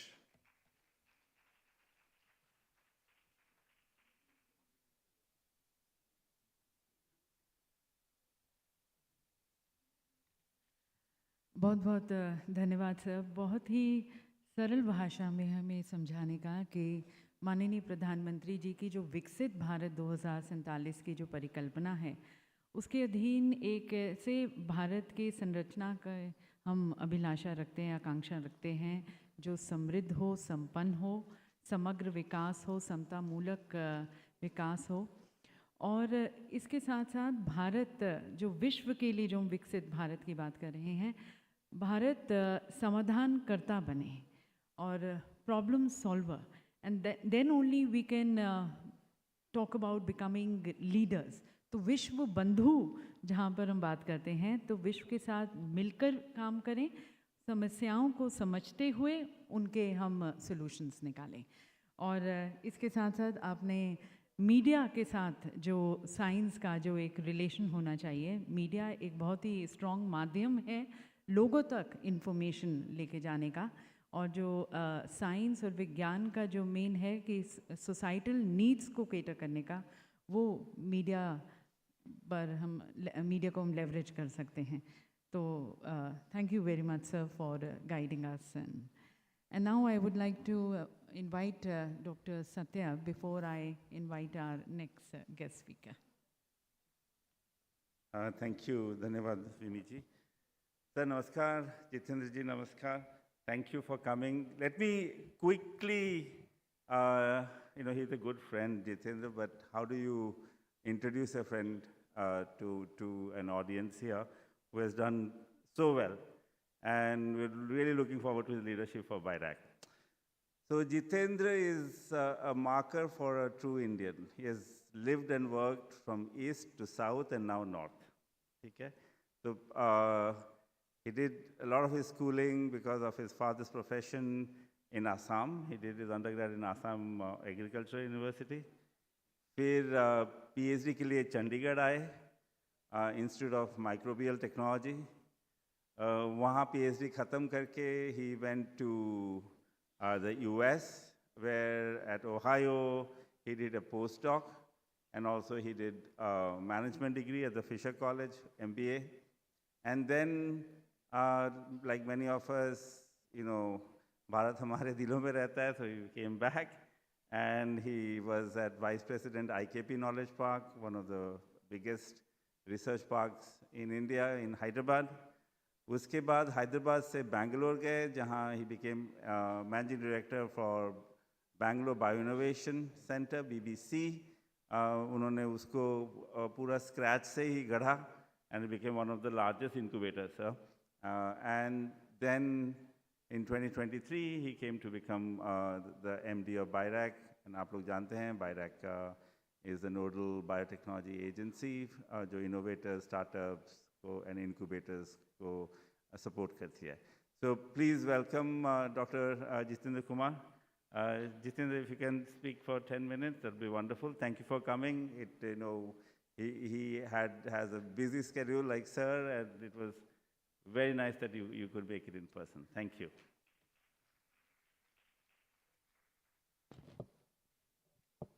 Thanks, Satya ji, for kind introduction. Sahasra Buddhe ji, respected scientists, academicians, startups, innovators, industry leaders, and other respected participants of this great event. In fact, when I heard about this event, it sent me a good sensation that how a multinational, a company which is trying to raise funds and work in some cutting edge technologies like blockchain, and blockchain for impact, very aptly named, is trying to come to country, India, and fund not one, two institutions, but several institutions in our country which are engaged in the innovation ecosystem. I don't think there is any other example that we can find where such mechanisms or such kind of phenomena has existed. Definitely a very, very good initiative. And then organizing this kind of a conference itself speaks a lot about the intent and the real, efforts towards building an ecosystem of innovation. So thank you so much for organizers, Blockchain for Impact, Dr. Satya Dash, for inviting me and arranging this great, great event here. I can see a lot of industry leaders, thinkers at this platform. The topic which have been assigned to me to talk about is a very vast. It puts a lot of responsibility. And I do not know if I can do justice to it. However, I will try to make some points around that topic which has been given to me to speak about. Role of BIRAC in making this India, our country, a developed country by 2047. BIRAC is a small entity compared to the different kinds of initiatives going on. And one of the inputs definitely is biotechnology. And within this biotechnology, BIRAC is one entity and one, you can say, effort.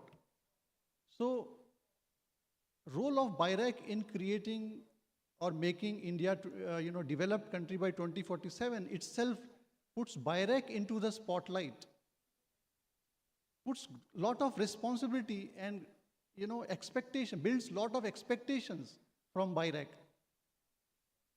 Definitely BIRAC has done a lot. In last 12, 13 years, it has definitely spearheaded the biotech revolution in our country, no doubt about it.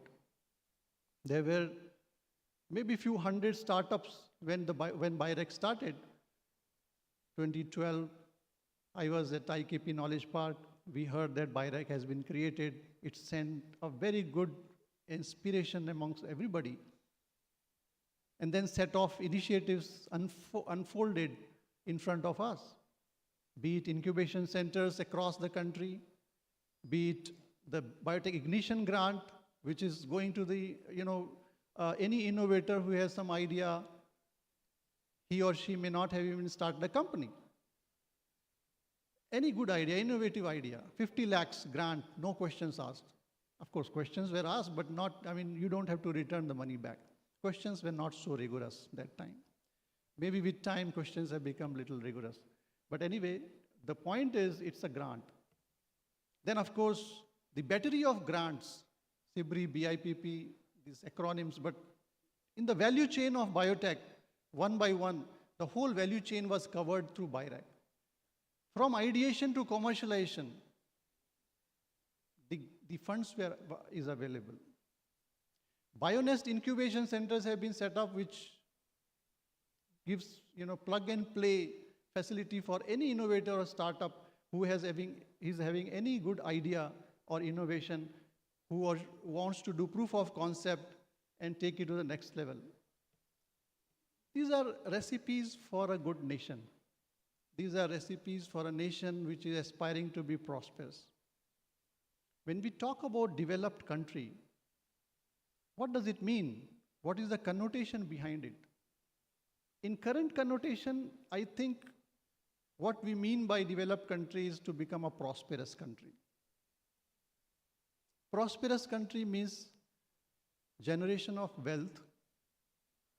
And if we take it to the extent of, good distribution of that wealth among society, so that everybody is happy and prosperous, at least within the realms of a, good human life.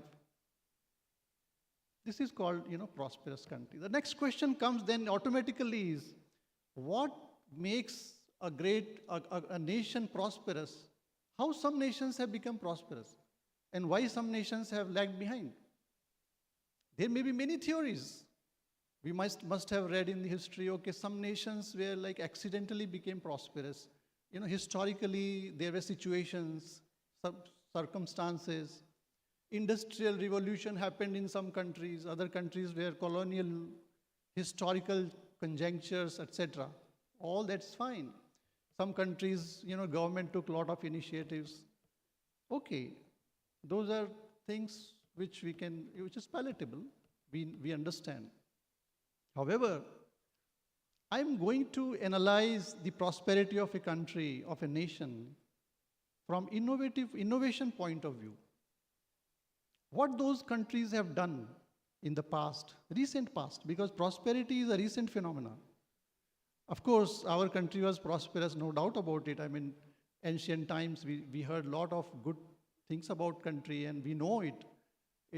But in the recent times, I'm talking about post-industrialization or, the mid history of medieval world. After that, what happened to the countries? And prosperity again had a different connotation in the ancient time, which I'm talking about, ancient India versus the new, world order. The prosperity in ancient India, let's delve something about what our country was and how, what was the prosperity meant that time. That time, no doubt, there was good development in science and technology. We know that we were largest GDP nation once upon a time, the Gupta Empire, or even before that. We were having a lot of scientific innovations in astronomy, in biological sciences, and so many treaties have been, created here.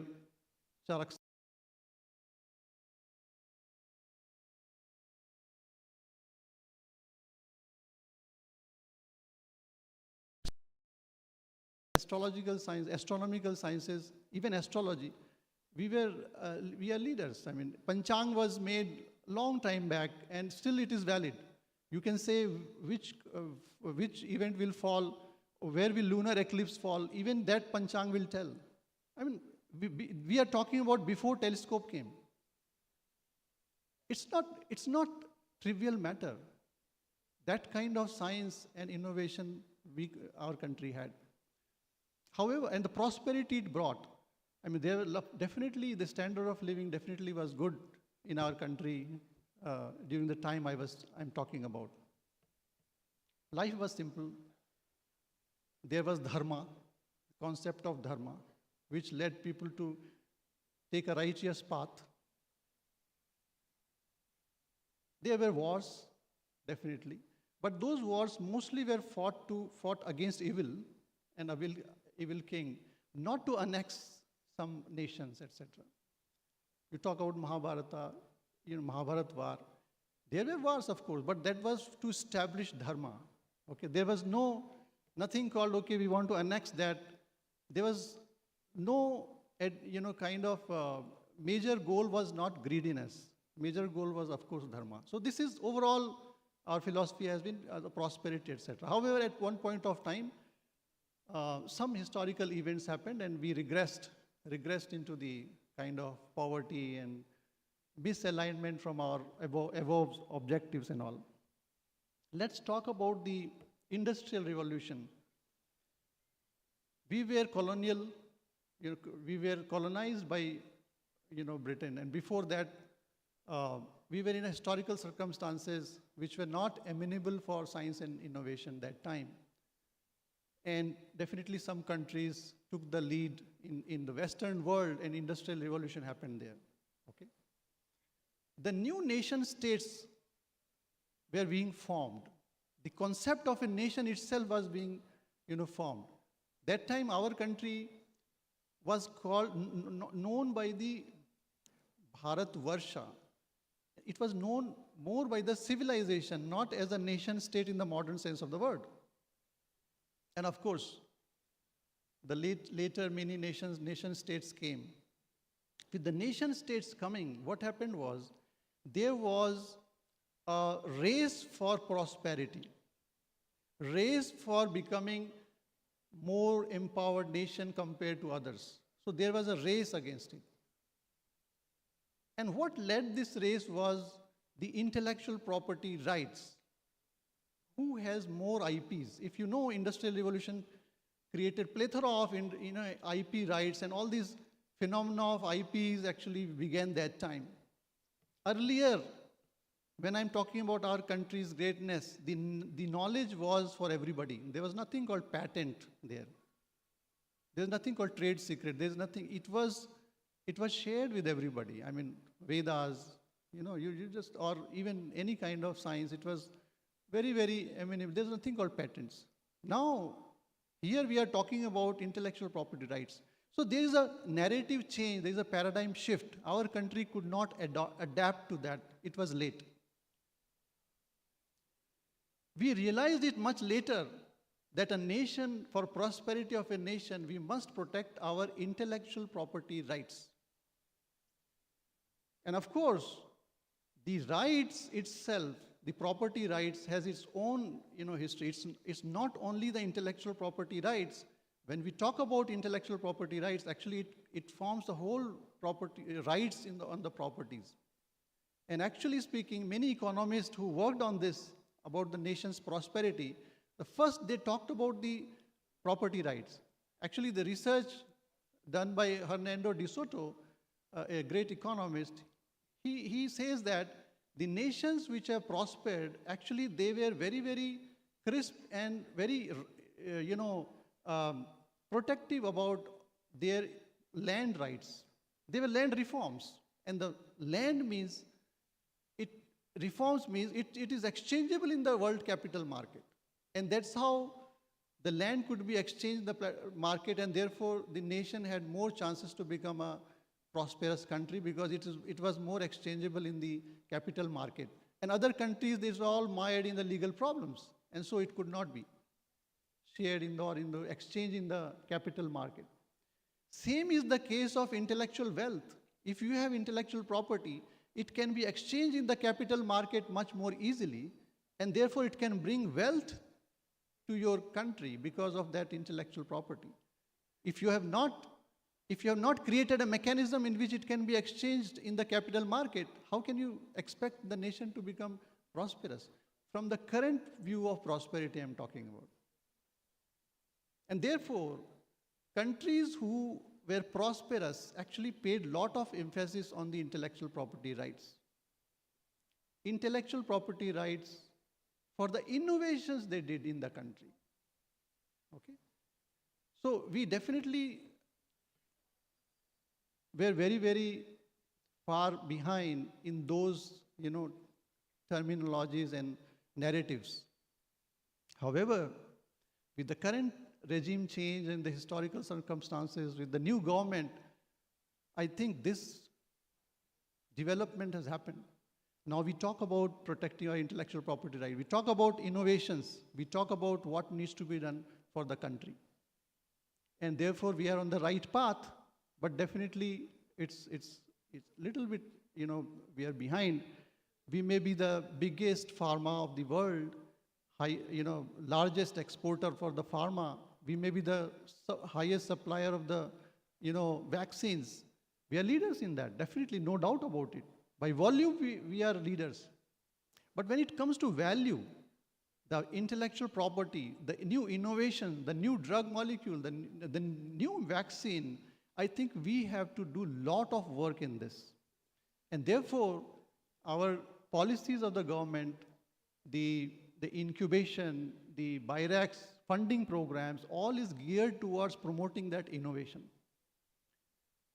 The challenges that is happening currently in biotech is, so in the last 15 years, we have funded startups, we have done a lot of incubation centers, but however, these startups are not able to scale up because we do not have the scale-up facility in these incubation centers.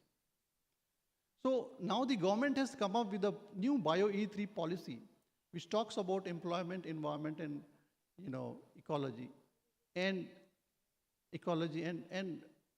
it gives lot of funding for these startups who are waiting for a facility where they can do a scale-up, manufacturing. So we have funded biomanufacturing hubs, and this is a good funding. I mean, we are talking about 60, 70, 100 crores of funding. It's co-funding mechanism. So a company who has received this funding program, they also have to actually put the money. So this, we thought that this is a valley of death, where you have done proof of concept, you have done a lot of activities and innovation, but however, you're not able to scale it up. So we have solved that problem. Now this funding program is available where we think hundreds of biofoundries and biomanufacturing hubs will come, and this will enable our startups to scale up. This is one, that is, valley of death number one, which we think has, we have been able to solve. Of course, the first one, proof of concept through incubation centers and all, we have solved. Earlier, there were no incubation centers. Our universities were degree providers, but innovation-wise and science-wise, we were lagging behind. And we saw that gap, BIRAC saw that gap, and set up the incubation centers within universities, within centers for excellence, within IITs, within central universities.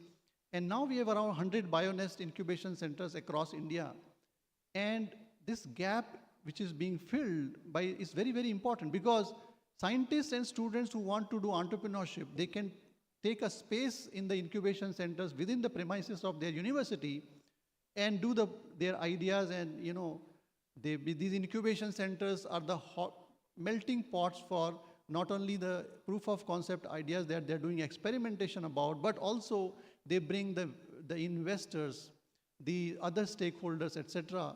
And this pushes the boundaries of innovation. So that value of death, the first level, and then the scale-up problem we have solved. The other challenge which our biotech industry is facing, which is a bottleneck for making it a Viksit Bharat by 2047, is the regulatory paradigm that we have in our country. The regulatory mechanisms are protracted. Sometimes for the emerging technologies, they are not well laid out. Sometimes they do not exist. For example, for CAR-T therapy, we know that now it has come, but of course there were a lot of problems. Cell and gene therapy, bacteriophages, AI. We do not have a well-formed, regulatory draft guidelines for this. So we have created a division called Regulatory Affairs and Policy Advocacy in BIRAC, which works on this, and we try to set some kind of, we do stakeholders meet and collect ideas and then see that these innovations are actually given some kind of a hand-holding support under the regulatory network or pathways, navigating the pathway of regulatory regulatory framework. So that also we are trying to solve. However, regulatory definitely is some challenge. It's a big challenge, and definitely we will like to devote more and more time into solving this issue. For example, in US and other countries, animal trials have been obviated. I mean, they have been, you can directly do, for some cases, you can directly go for, human trials, phase 1, phase 2. Some, non-animal models have been thought about, and we are also working on those lines. So I think this is the pathway that we are following, the biomanufacturing, to take this country ahead in terms of not only the volumes that we talk about, but also the value. The next thing, the next big thing which we want to take this country is the emerging technologies. Definitely, we have done some work in this area, but definitely we lack in the AI sector, ML, machine learning, etc. In the biological sciences, we are talking about biological sciences. The world is moving towards deploying AI and ML in biological sciences, computational biology, CRISPR-Cas, gene editing, new technologies. However, we are lacking in those areas. Definitely, we are trying to overcome this. In other countries, one of the things that has worked is they have created a good institutional mechanism to create ventures from universities. So universities, knowledge is coming, the new knowledge, and there is a mechanism through which these, this can create a good company out of the labs, and they can, grow. However, in our country, that mechanism has not been successful so far. I mean, it has not been experimented. So our department has come up with something called postdoctoral entrepreneurs in residence program. It is under formulation, but the idea is, if there is a scientist who is working on certain technology, and if we can deploy an entrepreneur in residence who can take these technologies forward, and of course, some kind of salary component will be there, that would be really good actually, because then we are creating entrepreneurs in the process. We are taking innovations from the lab to the market, at least initial phases. I know the success could not, it will not be a stupendous success initially. Out of 100, say even if we have success for 10, it will be a great thing. So these are some of the initiatives, I think, which will take our country forward. So we talked about few hundred startups in 2012. Now this number of startups stands around 10,000. Sahasrabuddhe ji talked about, we are not able to make impact because we are not highlighting those innovations that is happening in our incubation centers. Definitely we have 800 such innovations that have been listed on our website. But of course we have to focus, we have to advertise it more and more that this has been done. Definitely, this definitely has to be there. So I think these initiatives definitely can help our country to reach the objectives that is set for. So I'll not take much time because I think Dr. Satyadesh is already hovering around here and there, and he is definitely, you all are waiting for the next event, which is a felicitation program. So thank you so much. I look forward to more and more interaction. Thank you. Dr. Jitendra, that was wonderful to hear what BIRAC will be doing. I remember my BIRAC days, and Shilpi, co-chair, is here as well from 2012, we're founding members. And we're really looking forward to the new biofoundries that you have mentioned. You mentioned about biomanufacturing, new emerging technologies, and all of that. Round of applause.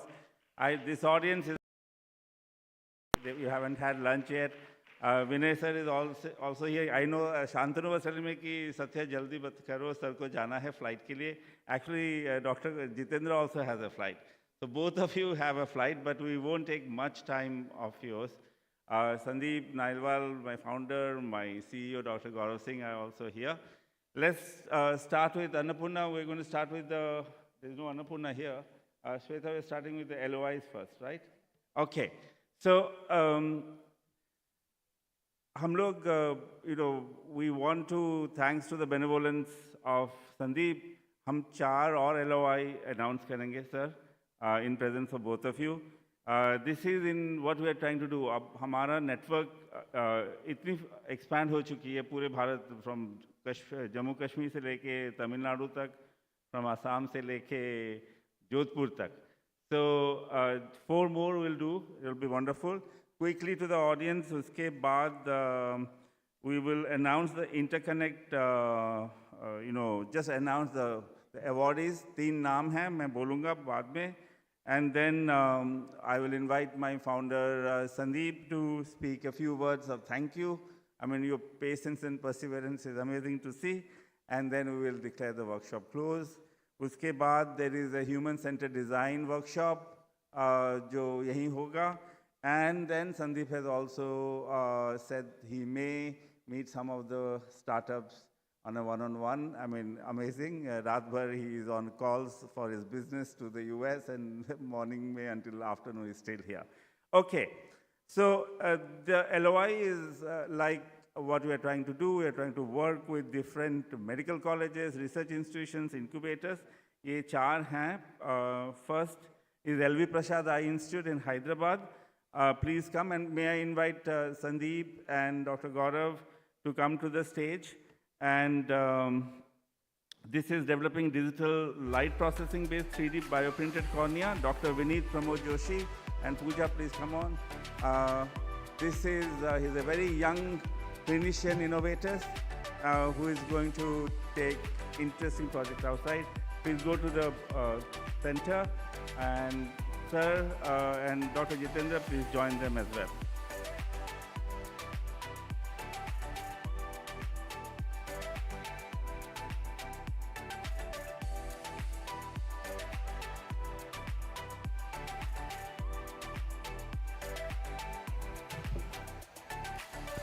So we have this cementing of our relationship, our partnership with LV Prasad Eye Institute, Hyderabad, on translation research in ophthalmology.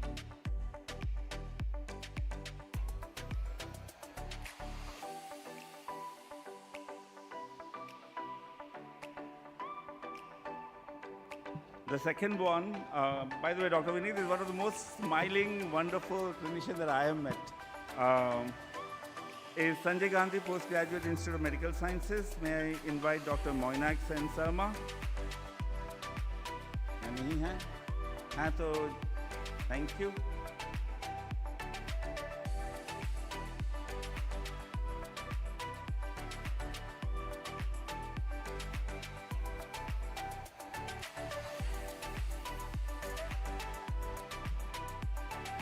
So this LOI for translation research towards rare diseases with Sanjay Gandhi Postgraduate Institute of Medical Sciences, Lucknow.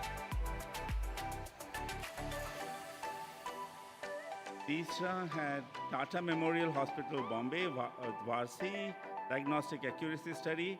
May I invite Dr. Minit Saha to be here, and both Snalata, both of you can join as well. Come on board. Yes, quickly.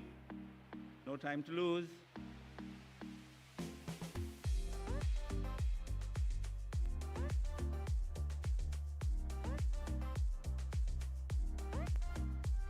So this is with Tata Memorial Hospital, Mumbai,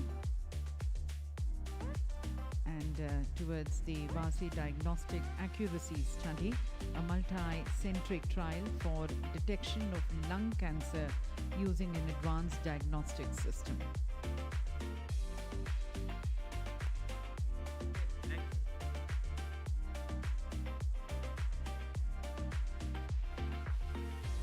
We're trying to do an amazing partnership. The next one is with the DBT Institute, CDFD, sir, Center of DNA Fingerprinting at Hyderabad, to support biomedical skill building. May I invite Ms. Kavita Rao to be here?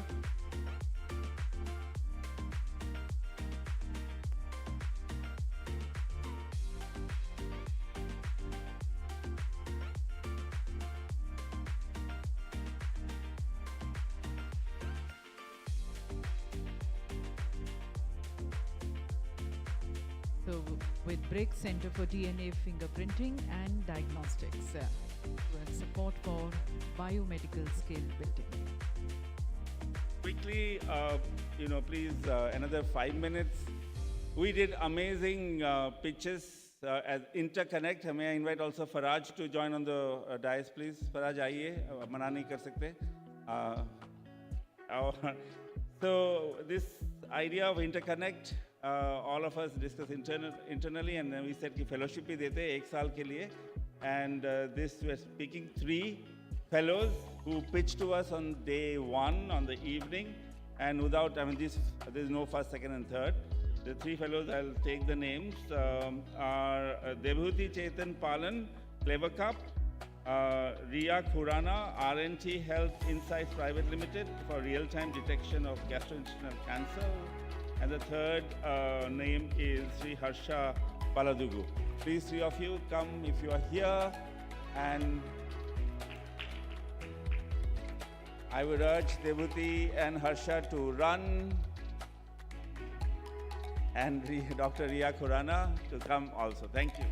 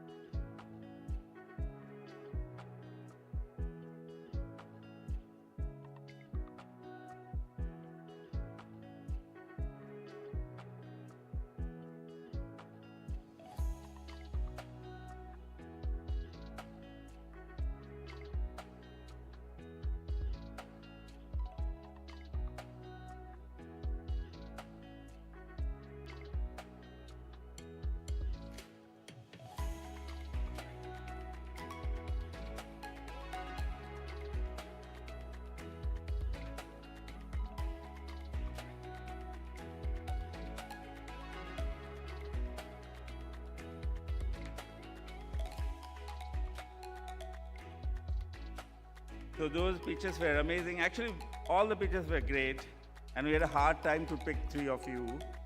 Congratulations to all 3, but obviously we'll come out with new fellowships, so check our website and all of that. The fellows may go down now. Thank you. Okay. This is a moment, and thanks to both our guest dignitaries here for here. We would love to take a little bit more, 2 more times to felicitate you while our founder and CEO is here. Can you bring first to Vinay sir by our founder, Sandeep.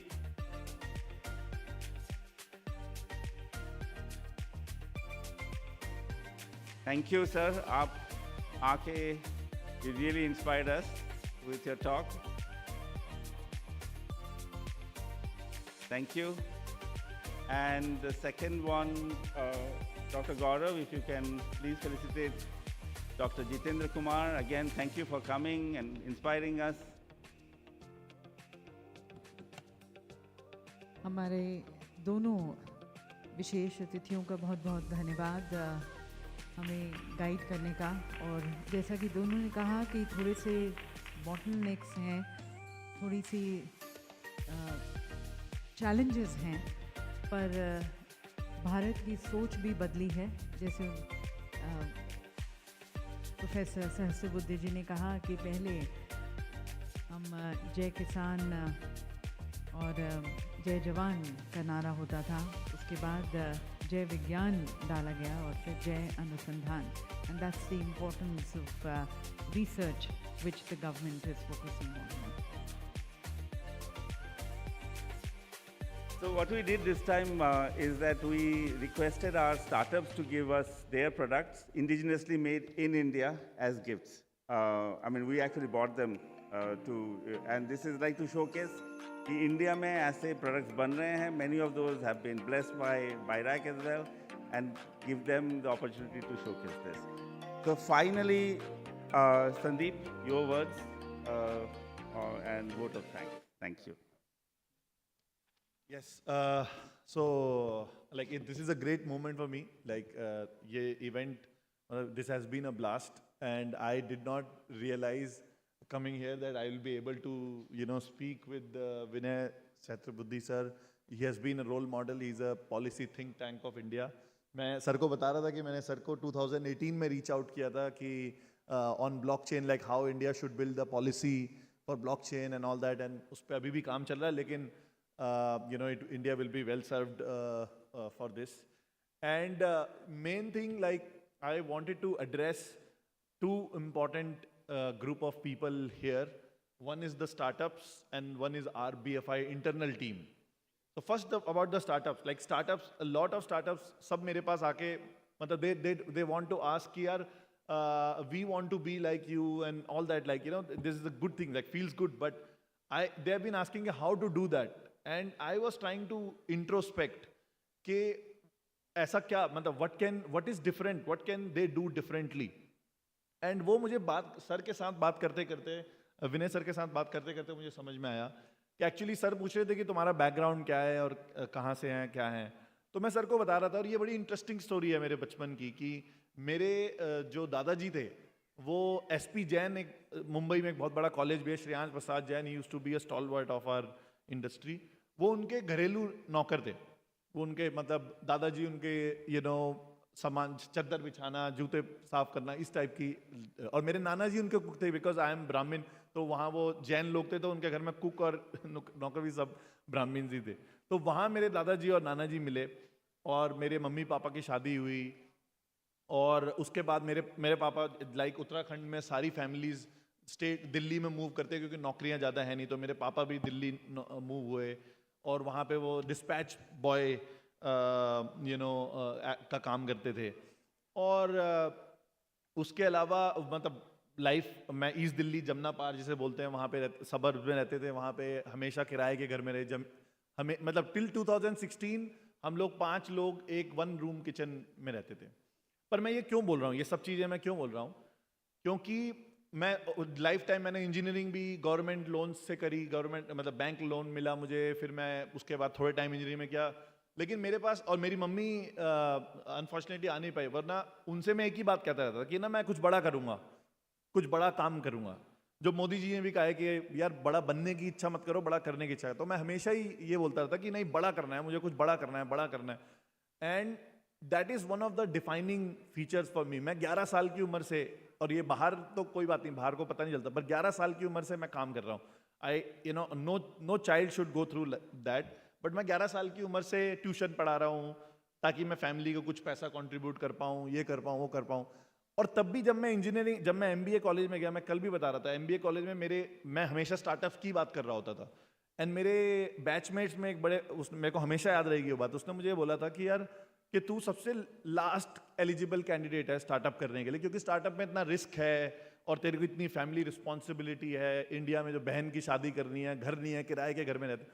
But I kept that one single thing with me, that I always dream big, that I want to do big stuff in life. Second, I was always comfortable with the risk.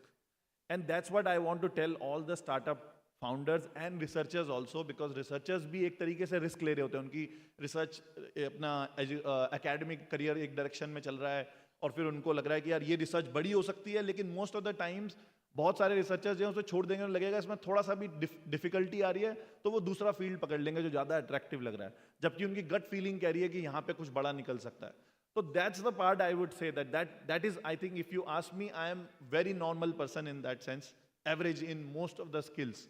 But I think this is one part I am very different, and this can be very easily built by anybody. You just have to say कि I am willing to take the risk. कोई बात नहीं. और मैं हमेशा ही बोलता रहता हूँ कि या तो आप लाइफ में इस स्केल पे खेल सकते हो या यहाँ पे जा सकते हो. ये जो मिड वाला स्केल है ना, उसकी वजह से आप लोग रिस्क नहीं ले जाते कि यार मुझे ये भी करना है, स्टार्टअप भी करना है, लेकिन मेरे को लाइफ सिक्योरिटी भी चाहिए, टाइम भी चाहिए, ये भी करना है, वो भी करना है. नहीं, अगर आपको ये मिड लेवल के आउटकम्स में जाना है तो आप कोई भी इजी रास्ता चुन सकते हैं, नौकरी कर सकते हैं, कुछ भी कर सकते हैं. अगर आप स्टार्टअप कर रहे हैं, my argument is you should always try to get for the maximum output. और वो मैक्सिमम आउटपुट आप लोगे, उसके लिए आप चेज करोगे, तभी आप उस लेवल पे पहुंच पाओगे. अगर आप बीच की चीजें भी चाहोगे लाइफ में, तो आप हमेशा एक प्लान बी, प्लान सी लेके चलोगे. एंड स्टार्टअप में कभी भी प्लान बी, प्लान सी नहीं काम करता. दिस ओनली प्लान वे, इसको लेके जाना है आगे. And that's the thing, that's the recommendation I will give to the researchers and the scientists and startup founders. And same thing, in the same breath, I want to also address our BFI team. Okay, we must keep our eyes on the mission. What is our mission? Because it's very easy, we are in the non-profit field, very easy to get, bogged down into the bureaucratic routes, which are very standard, right? Very easy to, start playing like the ecosystem. And yesterday, I was very happy, Dr. Pooja was saying ki we don't want to be a part of the ecosystem, because if we become the part of the ecosystem, then we become like ecosystem. We have to, do things differently, where we support the whole ecosystem. We take the ecosystem to the next level. And that is what is my urging request from the team, that we must keep our mission aligned. We know that where we are coming from. We have our mission aligned very clearly, which is inspire, innovate, and integrate. Inspire the researchers, inspire the startup founders, innovate, convert those into products, and integrate, interconnect the whole community together. And we have to keep our eye on the mission. We cannot be seen as slow team. Like, some of the best things that people have said here is कि हमने apply किया, एक हफ्ते में हमें grant मिल गई, 2 हफ्ते में ग्रांट मिल गई. हमें उसी स्पीड से मूव करना है. अगर हम भी ब्यूरोक्रेटिक मोड में चले जाएंगे, जहां पे हम 6-6 महीने की इवैल्यूएशन कर रहे हैं किसी चीज के लिए, it will not. Either say yes or no, so that the founder has very clear directions on this. So we want to move in that direction. And finally, I want to thank, obviously, Vinay Sahasrabudhe sir, Dr. Jitendra sir, and yesterday we had the grace of our Honorable Road and Transport and Highway Minister, Mr. Nitin Gadkari ji, the Principal Scientific Advisor, Dr. Ajay Sood ji, Professor Balram Bhargav, Padma Shri. We were blessed to have him here. Professor Vijay Chandru, Dr. Jitendra Kumar again, Professor Ram Gopal Rao, Srinjini Bhatnagar ma'am, Shiv Kumar Kalyan Raman sir, and so many more, Dr. Geeta Manjunath and Dr. Radha Rangarajan, who, blessed us with their presence here. And finally, our key team members, obviously, Dr. Gaurav, for leading from the front, Dr.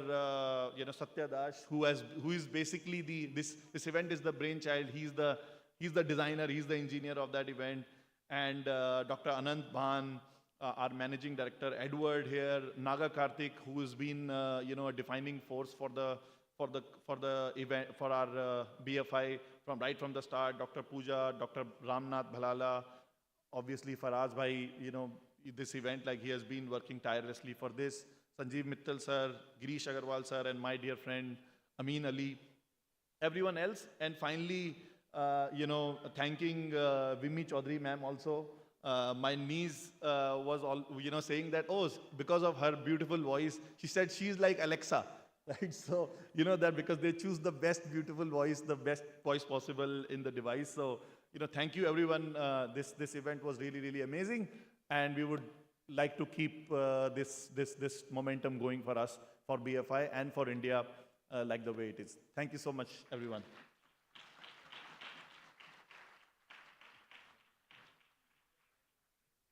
Thank you. Can I just, when Dr. Jitendra or Vinay sir hain, BFI wale thoda aage aa jao. Everybody else sit down. Can BFI, all our BFI colleagues just stand up so that we know in front of them that, these are the people who are driving change. So, प्रिया अन्नपूर्णा चलो आगे चलो लोग देखने को तो मिले quick big round of applause for all BFI colleagues. Thank you. Faraj, are you announcing the pictures? Riya? We have to collect. We have to go to for the flights. For the flights. Okay. All right, so we're announcing the Wall of Innovation, the Vimersh Point winners. We may not call them onto the stage. They will then, the team will coordinate. Faraj had said that he will send me the names, but he hasn't sent me the names. We'll call them on stage. I've been instructed to call them on stage.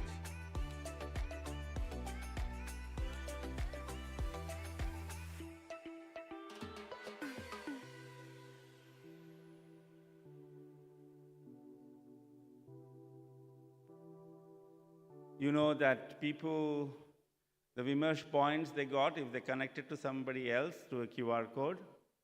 So we have 3 names that have earned the most points. The first one gets an iPhone, the second one gets an iPad, the third one gets a Sony headphone. Bose headphone, even I shouldn't say even better or something, but you know, Bose's, you should read about Bose's journey. Of course, a second generation American growing up in the East Coast. He started, Amit Bose is his name, started the company Bose in terms of noise reduction in the background, and it became a hit product for the last 60 years. Real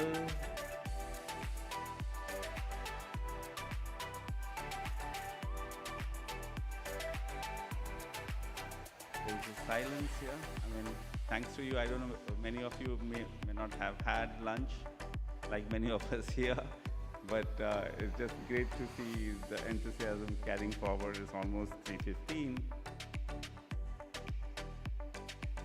Lunch is open. Ram is coming. I have to declare the Human-Centered Design workshop that Dr. Ram Balala and his team, they put together. Dr. Anand Bhan is also here. They're gurus of human-centered design and public health. So after lunch, so after lunch may mean 4 o'clock, right? 4 o'clock. Okay, shall we say the names? A big round of applause for Venkata Ramashan, iPhone, Bharat Raj, iPad, Vishwanathan Dupatla, Bose headphones. Great, a big round of applause for them. Okay, I was thinking तीसरा वाला I नहीं वो चली गई. No, I'm just kidding. Bad joke. Next one is the best picture. Dr. Bhaskar Rajkumar from Art Park. Yes, there he is. Please stand up so people can know. He has uploaded the great picture. I don't know which picture it is. We have to show. He led the COVID response in Karnataka, and now it is Art Park. Reach out to him. And the Wall of Innovation name. Hip Hip Pro. Hip Hip Hooray bolna chahiye tha. So Hip Hip Hooray to Hip Hip Pro. And Hip Hip Pro walo ko milega iPad. Right. Faraj ne bola कि हाँ चलो sir को याद तो है. Okay. And I think with Sandeep's vote of thanks, again, thanks to all of you. I can see Dr. Debashish, Silpi Kochar, and many others. One last thanks, I know Sandeep has already thanked, to the people in console, camera people, and Vimi ma'am, and people and kids right behind me, Sanak, Sabha, and Dipanshu, right? And who were bringing the gifts and other things to the stage. Big round of applause. this wonderful occasion has come to a close. Formally, SCD workshop will happen later after lunch. Thanks and have a good evening. Bye. और ये computer शायद गौरव का है.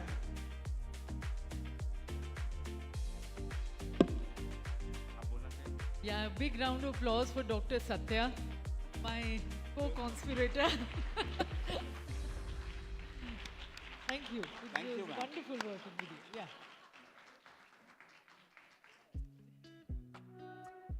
तो इसी के साथ ये सभा समाप्त होती है. आप सभी का बहुत बहुत धन्यवाद और enjoy the lunch. Please join us. It's a little late, but yes, enjoy the lunch, taking the steps as you go to one level down. And we draw curtains to I3 Summit Vimarsh. Looking forward to be meeting you again on further platform and the next platform of BFI. Thank you.